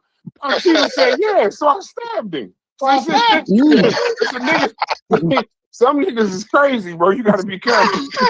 Don't bring me down. I'm not going down with the ship, bro. Yeah, I'm not going down with the ship. Hell no. This Discord have too much. This Discord have too much level of leadership. If you take out one, and him, like Chef, they took out Chef, and Chef said, "I'm okay with it." They didn't understand that we have both 6 levels deep. See, I know what you're doing. They took out Chef. Now you saying it wasn't a peaceful surrender. You saying the niggas took him out. You think I ain't hear you? Yeah, they took out Chef. So Chef is off the board, but that we have several levels of leadership. Chef out the conversation. Yeah, Chef anything with a Chef right there ain't there no more. They just nullified this shit. Obamacare is no more. Get this shit out of here. Yeah. Right. Yeah, the took Chef. But the fucking because hey Corey, hey DQ, because if I keep saying truth, what are you niggas gonna shoot me? Hey, I don't know why that nigga over there. But tell that nigga over there to shut up, bro. Yeah, niggas in the way. That niggas in the way of good progress. Good progress, yes. It's good regime change. Hey, that good holy regime change. That good holy regime change now. Hey, DQ, who the fuck talking about all? I said about no all. You said, bitch, you cooking? Bitch, you cooking or something? Yeah. The forget that we have young leaders like True Storian who rise to the top now. See Chef gone and True Storian rise to the top. That man's name is True. No, not True. Truist. Yeah, we have Truist now. We have Truist now who rise to the top. I heard you solid dude. Right, so Truist is there in the fight now, right? Solid not because Chef surrender.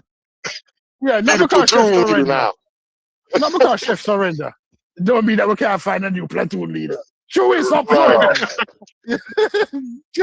This is crazy. I'm the Gilly in the mist. I'm the Gilly in the mist. Greek Corey reporting for duty. He watching. He like that dude Chris on that assassin movie. He up there watching. He paying attention. He watching. He paying attention. I can't watch that shit. Truist can watch all that shit. I can't even listen to him talk. One thing about Truist, he can pay attention to the book. Like he can get bogged down in the minutia with no problem. Like he don't got a problem with going to the minutia. Yeah, so we tell Jewish, don't let them take you. The nigga voice. I don't even want to hear the motherfucker speak. Yeah, what's that to Jewish? Don't let them do you like how they did Chef. Look at Chef in the corner, all curled up in the fetal position, sucking him thumb. Yeah. Oh, where's Chef like a leaf? Where's Chef at? That nigga's two peas funny in the bit. Two peas funny. Hey, Truist. That nigga said, where's Chef at? Somewhere in the corner. Yeah, but he asked for it though. I ain't gonna lie. He always catching the work, but he always put himself right there in the way. Yeah, right, in the corner, sucking him thumb in the grown man any grown man that'll get on live under his own volition and fuck up Luther Vandross. Whatever happens to him. Whatever happens, if he dies, bro, because he fucked up Luther Vandross. If he dies, he dies. Singing so. He didn't even apologize about it. The nigga didn't even apologize for it. Yeah, he didn't even apologize for that. Yeah, man. Singing so amazing to be loved. He's in the corner singing so amazing to be loved. Yeah, so amazing to be loved. Yeah, they love me. Hey, nigga hit that one and PK, they love me. We're the only group of motherfuckers that are actually discussed. Brendan said the TMI succession war plans publicly. We're discussing our succession plan publicly. Yeah. We're in the situation room. We're in the situation room. Yeah. We're in the situation room with every camera on. Right. Y'all check this high level shit out. With the doors and the windows open, shit. Yeah.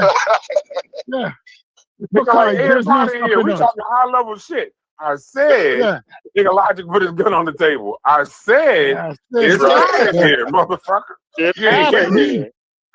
Give a fuck with a nigga here. It's hot in here. I'm trying to be comfortable. Yeah. Come in here. Matter of fact, unlock the Wi-Fi. Unlock the Wi-Fi, nigga. Matter of fact, take all the goddamn passwords off the Wi-Fi. I can't even get the Wi-Fi. Yeah. I respectfully say, I'll see y'all tomorrow. A nigga says, all right, peace, bro. Take care. DQ. Motherfucker say, DQ say something about the cyber security. I'm sorry, what'd you say? What'd you say? I'm mad I missed the conversation earlier, though. Yeah, we'll listen to these heathens, Reggie. Yeah, peace, brother Reggie. Yeah. Thanks so much for listening to my creativity. Shit. I'm glad you picked up on that, Reggie. I wouldn't they tried to get you. They tried to throw one at you. No, it's fine. It's fine. I might have some creativity, but at least I can stay on topic until somebody like some homo association watching like Logic starts watching you and shit. But I can stay on homo association tendencies. Diabolical. Association is crazy. I said homosexual. I didn't say homosexual. I said I don't even know what to say to that, Joe. You actually too old to be making gay homo jokes, sapien. I heard homo sapien. I heard homo association. I don't even know what to say to that, bro. You too old and long to be making gay jokes. I don't even know what to say to that. Homo sapien. I went to public school, so if a nigga say homo association to me, I'm just saying, like, I'm not going to understand all that words. It's a lot of niggas. Corey done put a lot of niggas in jail. We got people kissing parrots. Yo, look at this community. We got people kissing parrots, right? Stop. We have people on this platform kissing parrots. So not on this listen. one. No, not around my niggas. Not on this one. Not on this. On these channels. Not there. Okay. Talking about science, right? Handling a nasty ass bird, comforting them. Kissing them every 2 sentences. It was a macaw. It wasn't it's a macaw, not a parrot. It was a bubble goose. Bubble goose bomber. I don't know. It was the bubble goose bomber. He had on the bubble goose bomber. Yeah. Hey, but people usually mistake macaws for parrots. So that's Only why I said McCall I know. Only McCall I know was on Love and Basketball, nigga. Quincy McCall. I'm sure, Corey, you would put the daggone bird in a damn cage. You would not be on YouTube kissing the sucker. I'm pretty sure. Nobody's talking about science. Don't have to, motherfucker. Y'all gotta relax. Hey Reggie, I heard you tried to. Hey Reggie, I heard you tried to buy that bird, Reggie. This been one of the I funniest heard you shows put in a bid for that bird. You beginning. said you like how he get down type shit. You got a lot of like in your. You got a lot of like in your vocabulary. You like a lot of things. I heard you said you were looking for a well-trained bird like that. You were looking for. You got. He got some hands. You got a lot of like in your vocabulary. I'm just saying, you done mentioned the bird a couple times. You the one bird watching the man kiss the bird in the mouth. I ain't even know nothing about all that. I'm bringing it to your Homo Association attention. I'm bringing it to you. Oh Lord! You so creative, Reggie, get the off the ground. You got to put that in public school terms. You so creative. You gotta take that out of private school and keep that in public. Hey, Stoopies, don't let him off the hook though. Don't let this don't off the hook, man. I can't believe all that was said and Thunder ain't said a word. Listen. And I'm still being cool with you, Reggie. Listen. Your Prime Minister Corey ain't even told me nothing. I must still be in the rails, bro. I ain't went crazy yet. That nigga called logic Homo habiliganzus. Logic. That's the coolest. Logic handled coolly. Logic, you were cool a while ago. It was like man. Top Cat. We just gonna call Logic Handyman from now on. Handyman from now on. Nigga said you created the tools. You the tool guy. That nigga said you created the tools. Hey, this been the funniest show. This been the funniest show in recent memory, bro. No, Thunder. That's funny. Hey, no. It wasn't funny. Ain't nothing been funnier than that fucking CE show. That might have been the funniest. That was up there. Still Logic. Hey, we had some funny ass shows recently, dog. Live while we was doing that fucking show, bro. I was hit the music shit, so I couldn't hear what niggas was saying because I was crazy. I was about to throw up watching that shit. It was so fucking funny. That nigga, I love when Thunder know he got you, he give you a chance. He the most humble gotcha nigga I ever met in my life. Cause he gonna give you a chance. He gonna be like, you sure about that? Yeah.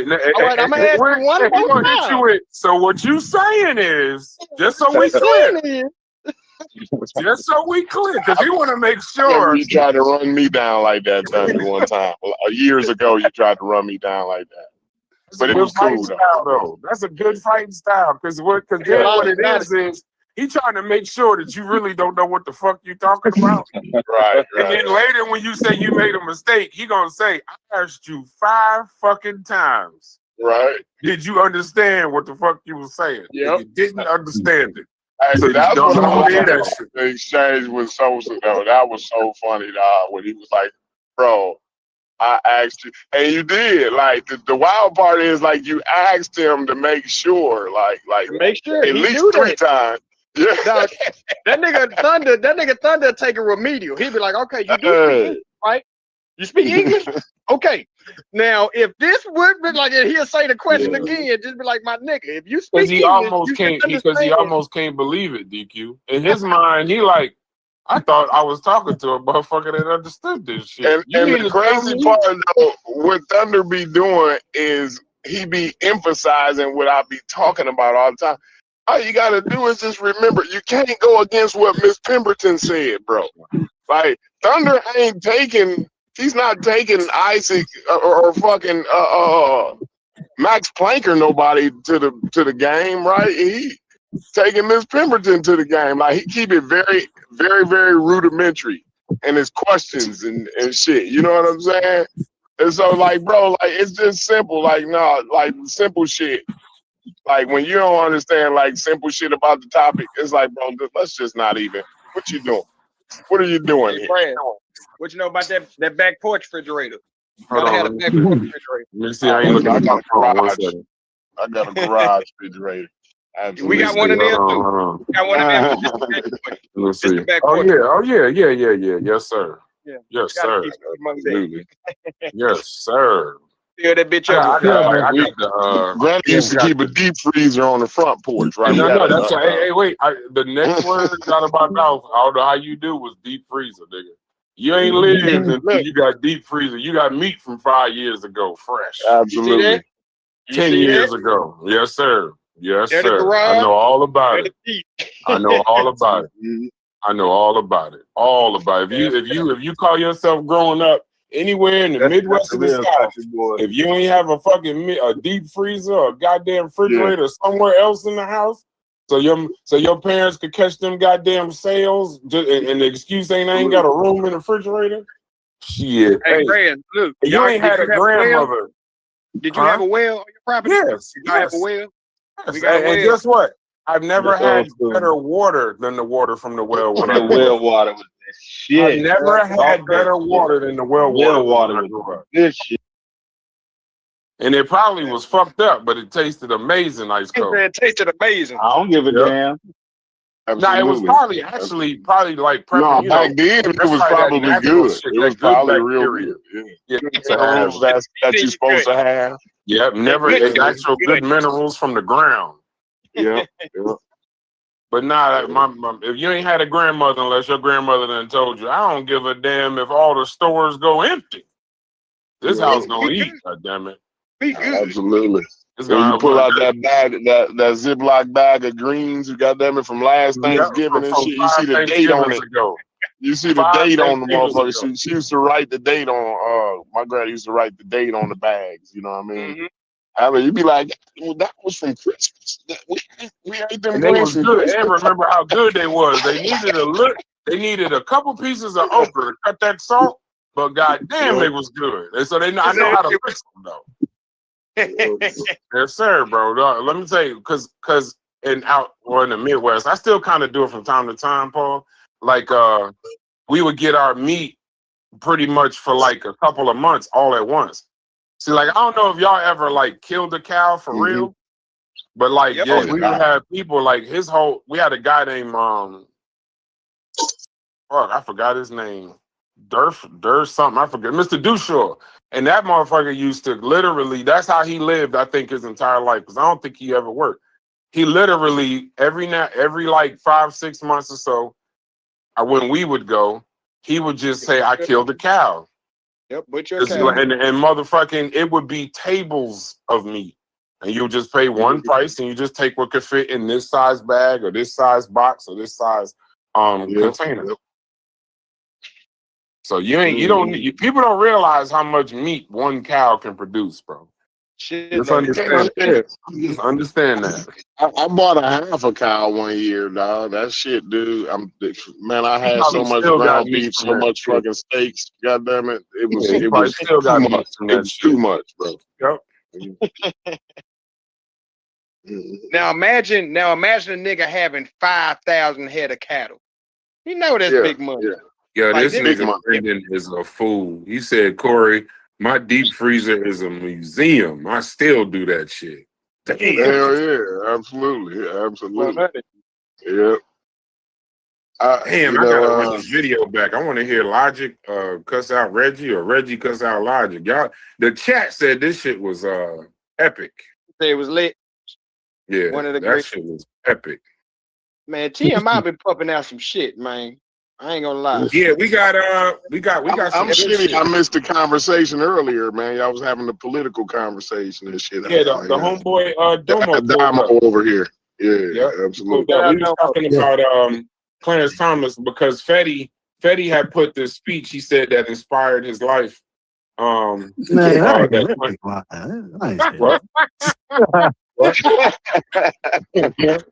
say that one, Fetty. That was funny.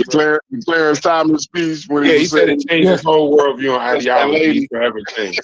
And he said, Clarence Thomas spoke at the Don't believe the lie. I can't even say this shit with a straight face.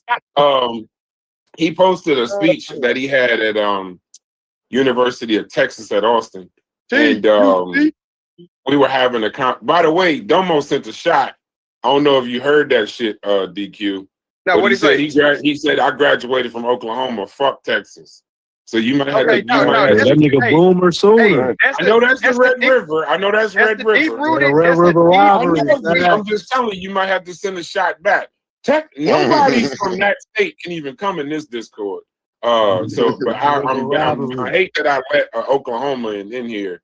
So you can get let me drop a fact real quick. My little sister was the first African American co-ed cheerleader to go to OU, and that was in 2018 with them racist fucks. So yeah, you fucking nigga. Shouts to you. Shouts to your sister, brother. Hey, shouts to IBM. That's correct. The word I was looking for is slaughter. You're correct. Y'all gotta start giving IBM more fucking credit. But listen, come to Discord, man. I think I don't know. But IBM that dude. Y'all get all y'all info from IBM. Hey, so Corey, stop small.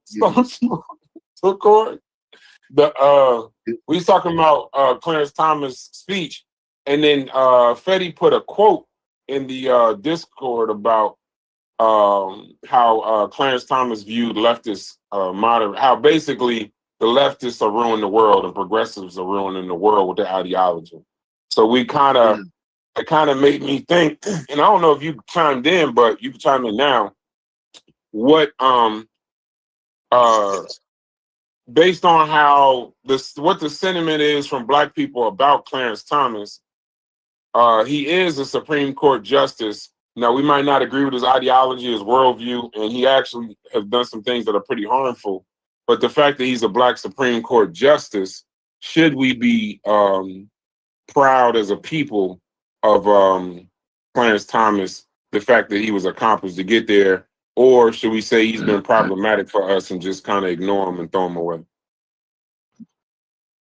Yeah, so, I mean, I get it. I understand one who would say, he's a Black man and he climbed up the ladder to be able to achieve the Supreme Court. But I mean, I think when you get there and you don't pose any benefit, right, to those who coming behind you, right? I think I guess I ain't gonna say like don't celebrating or whatever, but what I will say is like I'm not impressed with him at all. Also he got too much, plus he's morally compromised, you know what I mean? So, like, looking at it from that standpoint, when you morally compromise, right, I don't give a fuck what you did. I don't care if you walked on the moon, right? Because, obviously everybody know about the young lady that, talked about the sexual harassment or whatever. And Anita Hill. Yes, Anita Hill, right? Not only that, he's got dealings with taking gifts and trips and all of this conflict of interest shit, you know what I'm saying? And so when you morally compromise and on top of that you ain't doing nothing to reach back, right, and pull, at least affect policy in a way, the interpretation of whatever law is being done, right?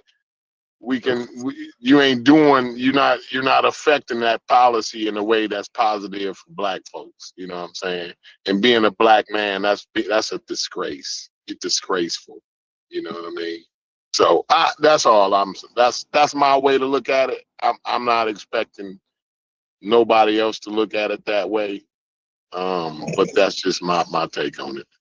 Yeah, Brass, one question. When you put him on your scale, Brass, what's your finding? Because you have a scale, you know, when you measure all the good he done and all the bad he done on your scale. What's your view?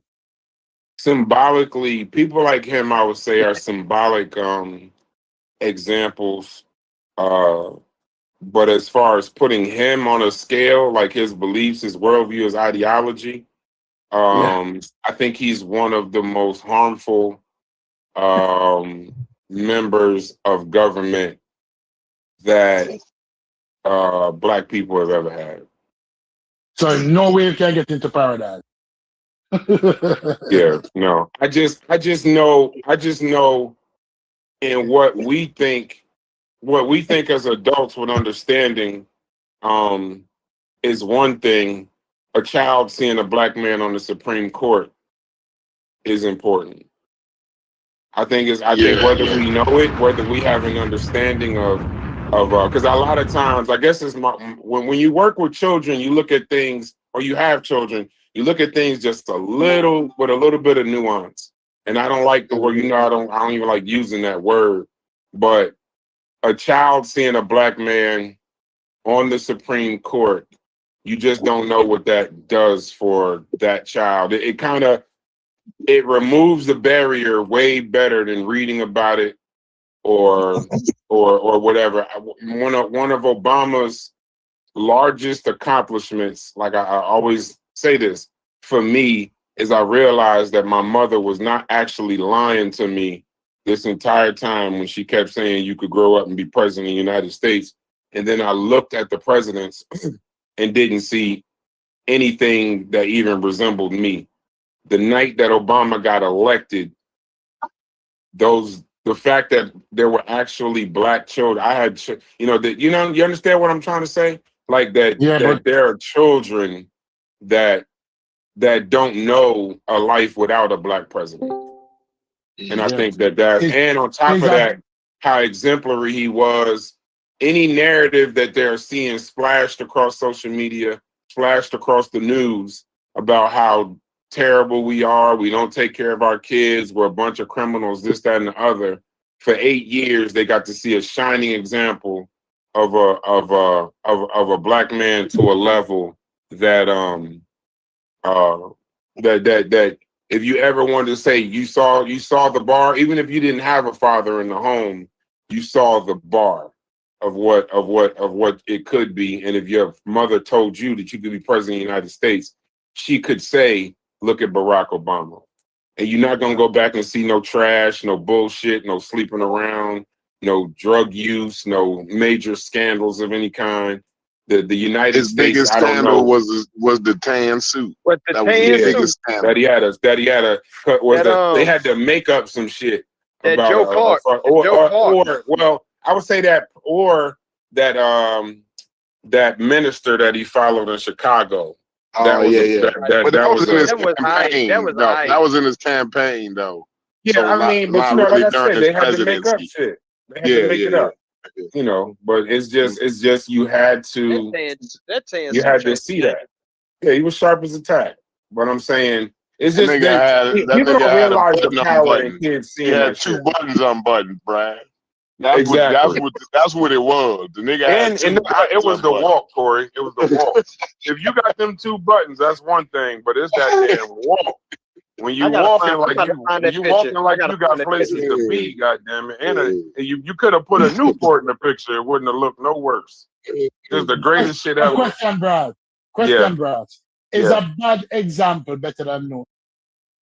Because in my view, a bad better than no example. Because no example is worse.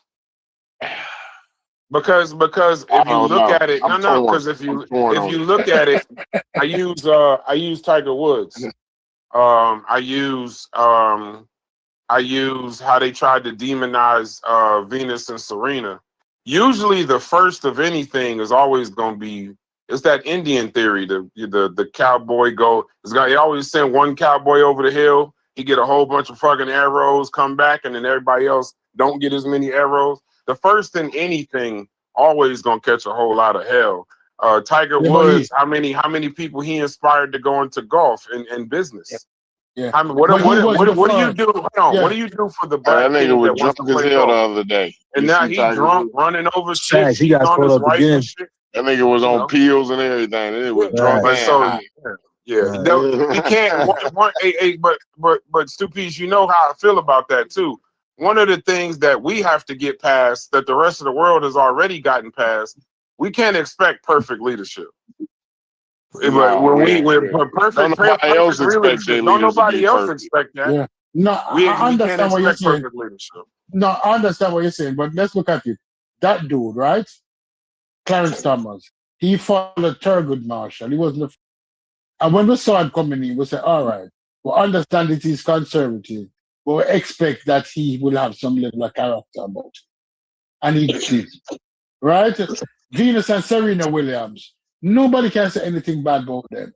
Them inspired nearly how much other black tennis player we have. We have the one half Japanese one.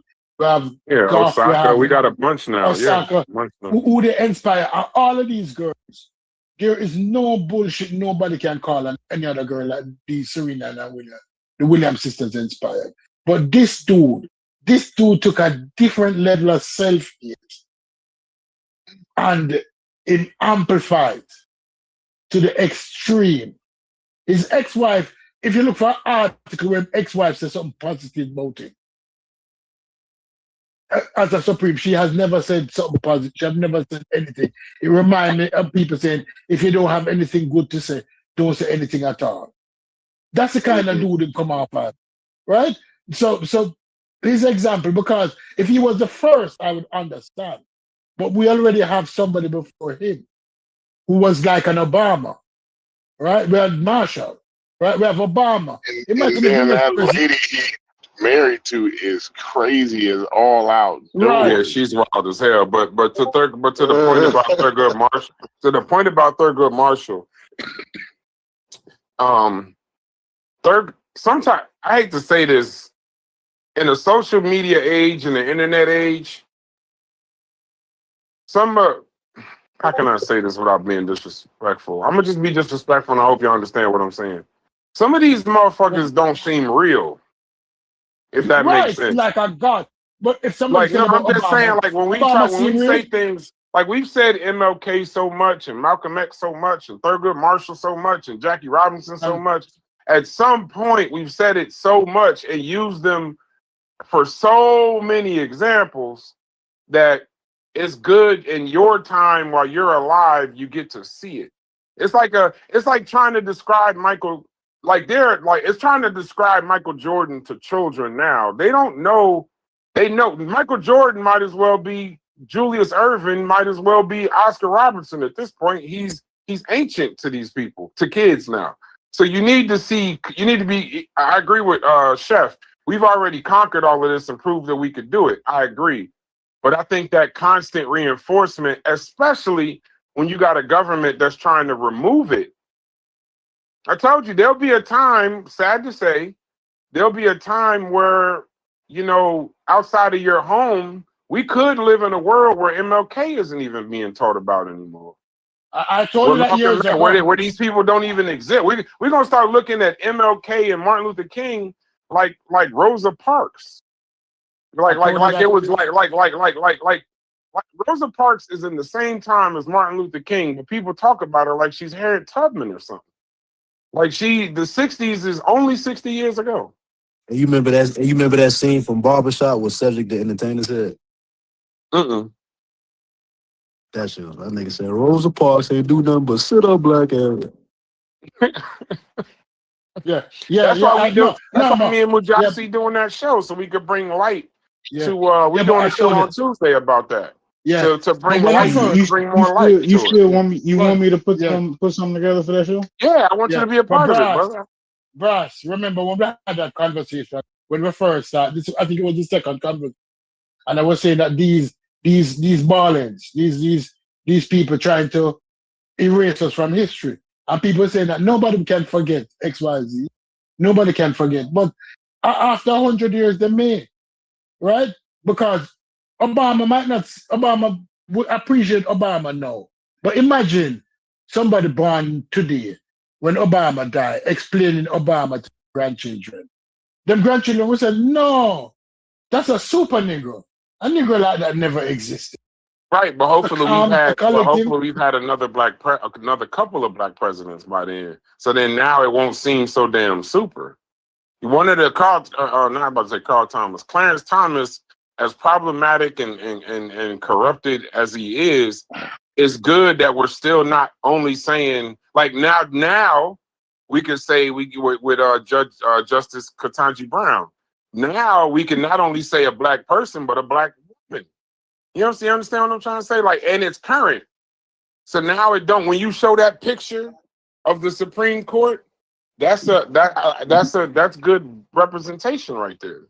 Whether it's for a child, I'm not talking about for an adult that understands.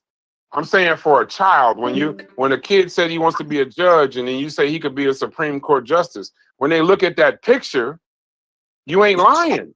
But Stu Pease, you gotta. I don't know if they was telling you. But when our parents was telling us we could be president of the United States, we would go to school and see the picture of all the presidents of the United States and say, cap. Probably not. We look at all the obstacles and what we can't get around and all this, that, and the other. Now we can say, oh, no. But we might have another black president, possibly another female black president in the next 2 years. Oh, either Westmore, Kamala Harris, possibly Warnock, possibly Abrams.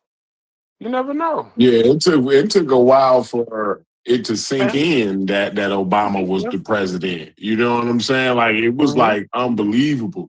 And I remember even like when on his first term and he got inaugurated and shit, and how they take the walk down. I don't know what street that is, but they take a walk. He took a walk down the street, and he was outside of first they was driving, then he got out the car. Yeah, to go to the Five Guys. I know what you're talking about. When he went to the Five Guys. No. Not when I'm saying when they was after the inauguration, they came down when he in a won, little parade. And he walked down. Him and he walked down. Michelle Michelle had the yellow jacket on or whatever. Right. They carried that shit. They looked good, man. They did. They still do. Listen, I was there. I was there. I think they were my whole life. I thought somebody was gonna shoot him. I was scared to death, bro. Because I'm like, oh, he got out the car? Oh, no. I was waiting for it. But then you look at the courage that it took to when you're saying, like, you think he didn't know that in the back of his mind? You think that not only did he know it in the back of his mind, but that they weren't telling him what the fuck are you doing? You didn't think Michelle wasn't thinking that, nigga? His wife, nigga. She was like, "Fuck it, I'm getting out with you." Yup. ATI said slave talk. What you talking about, ATI? Shouts to you. What did we say that was slave talk? Go ahead. All right, I didn't hear. No, somebody in the chat. So I'm reading the chat while we talking. Okay, because just being proud of black people is slave talk or something. being happy about something. They disrespecting our history, Chef. Right. They disrespecting our people's history. Listen. People think Obama just means something to black America, but Obama means something to every black person on the face of the planet. Every person, period. No, I don't give a fuck about that. I don't. My fault. I forgot who was talking. Go ahead, brother. Go ahead. Yes. You right. You right. Yeah. I'm not sharing him. When I hear white people talking about Obama, oh great Obama, I just want to tell them, shut the fuck up. Shut the fuck up. This is not yours. This is not yours, right? Because the inspiration that he gives to so many people, that the respect even run deep today, anywhere around the world. Go. The other day there's a video with him and Mandani with some children. Has anybody seen that? Oh Lord! And the children, none of those children were alive when Obama was president. But you look at those children looking at him, and you realize that the stories that they hear from the parents, how they describe this man. And that's a problem. Trump have a level of jealousy because he want that level of adoration, and he cannot get it. He can't get it. But trust me. Yeah. And you know, I just hope that the next black president fuck shit up. Don't become a Thurgood Marshall and fuck shit up. Don't come on the scene with the bullshit. With the water carrying. That's all my hope is. Yeah. No, yeah, but that was definitely a memorable time when I think about Obama, his presidency, and when he jumped out the car and shit. I was like, damn, bro. That was frightening. That was fucking frightening. Yeah. Well, yeah. That was frightening. But yeah, so y'all had a good conversation though with the politics and shit earlier. Yeah. I got into Reggie some did well. Supreme Court justices and everything. Yeah, Reggie did well in that conversation. Trust me. Reggie did well. Reggie know about he know about some legislation and shit. You know what I mean? Yeah. I like chopping it up with Reggie when it comes to politics. He definitely kind of like boots on the ground when it comes to that. Yeah, he did well with those conversations. And then Logic came and took away Shine. Logic is an answer. Yeah. Reggie was there shining like a star. And Logic saying, Reggie somewhere still shining right now, man. Don't be like that. He's somewhere consulting one of his clients right now, man. Reggie was in there saying, and him sound good, and he was logical in his approach to the Supreme Court, right? And to his description of Thurgood Marshall. And Logic couldn't let the man leave with a win. You have to give him a draw. No. That's why it's so mad in him. He had the win. Today was a win for him. Stupid wasn't fucking with him. Nobody, Corey wasn't fucking with him. Today was a must-win for him, and I fucked it up. Yeah, and you fucked it up. You took away the win. You snatched the win from him. You said, fuck you, Reggie. I would have been mad. I should have been in here. I would have been mad. I don't think it was that crazy, man. Reggie was tripping. He was trying to make it more than what it was. I actually was chilling. Don't let stupid hype it up. Y'all can go back. I mean, y'all might laugh at it though. Shit, I was chilling. No. They're not tripping. They're not tripping. You took away the win from him. You don't understand the meaning of small victories because you have always had big victories. So small victories don't mean shit to you. Right? But this dude was having a small victory. And you saw it. And you took it away. You're an asshole for that. Trust me. Oh man. Stupid.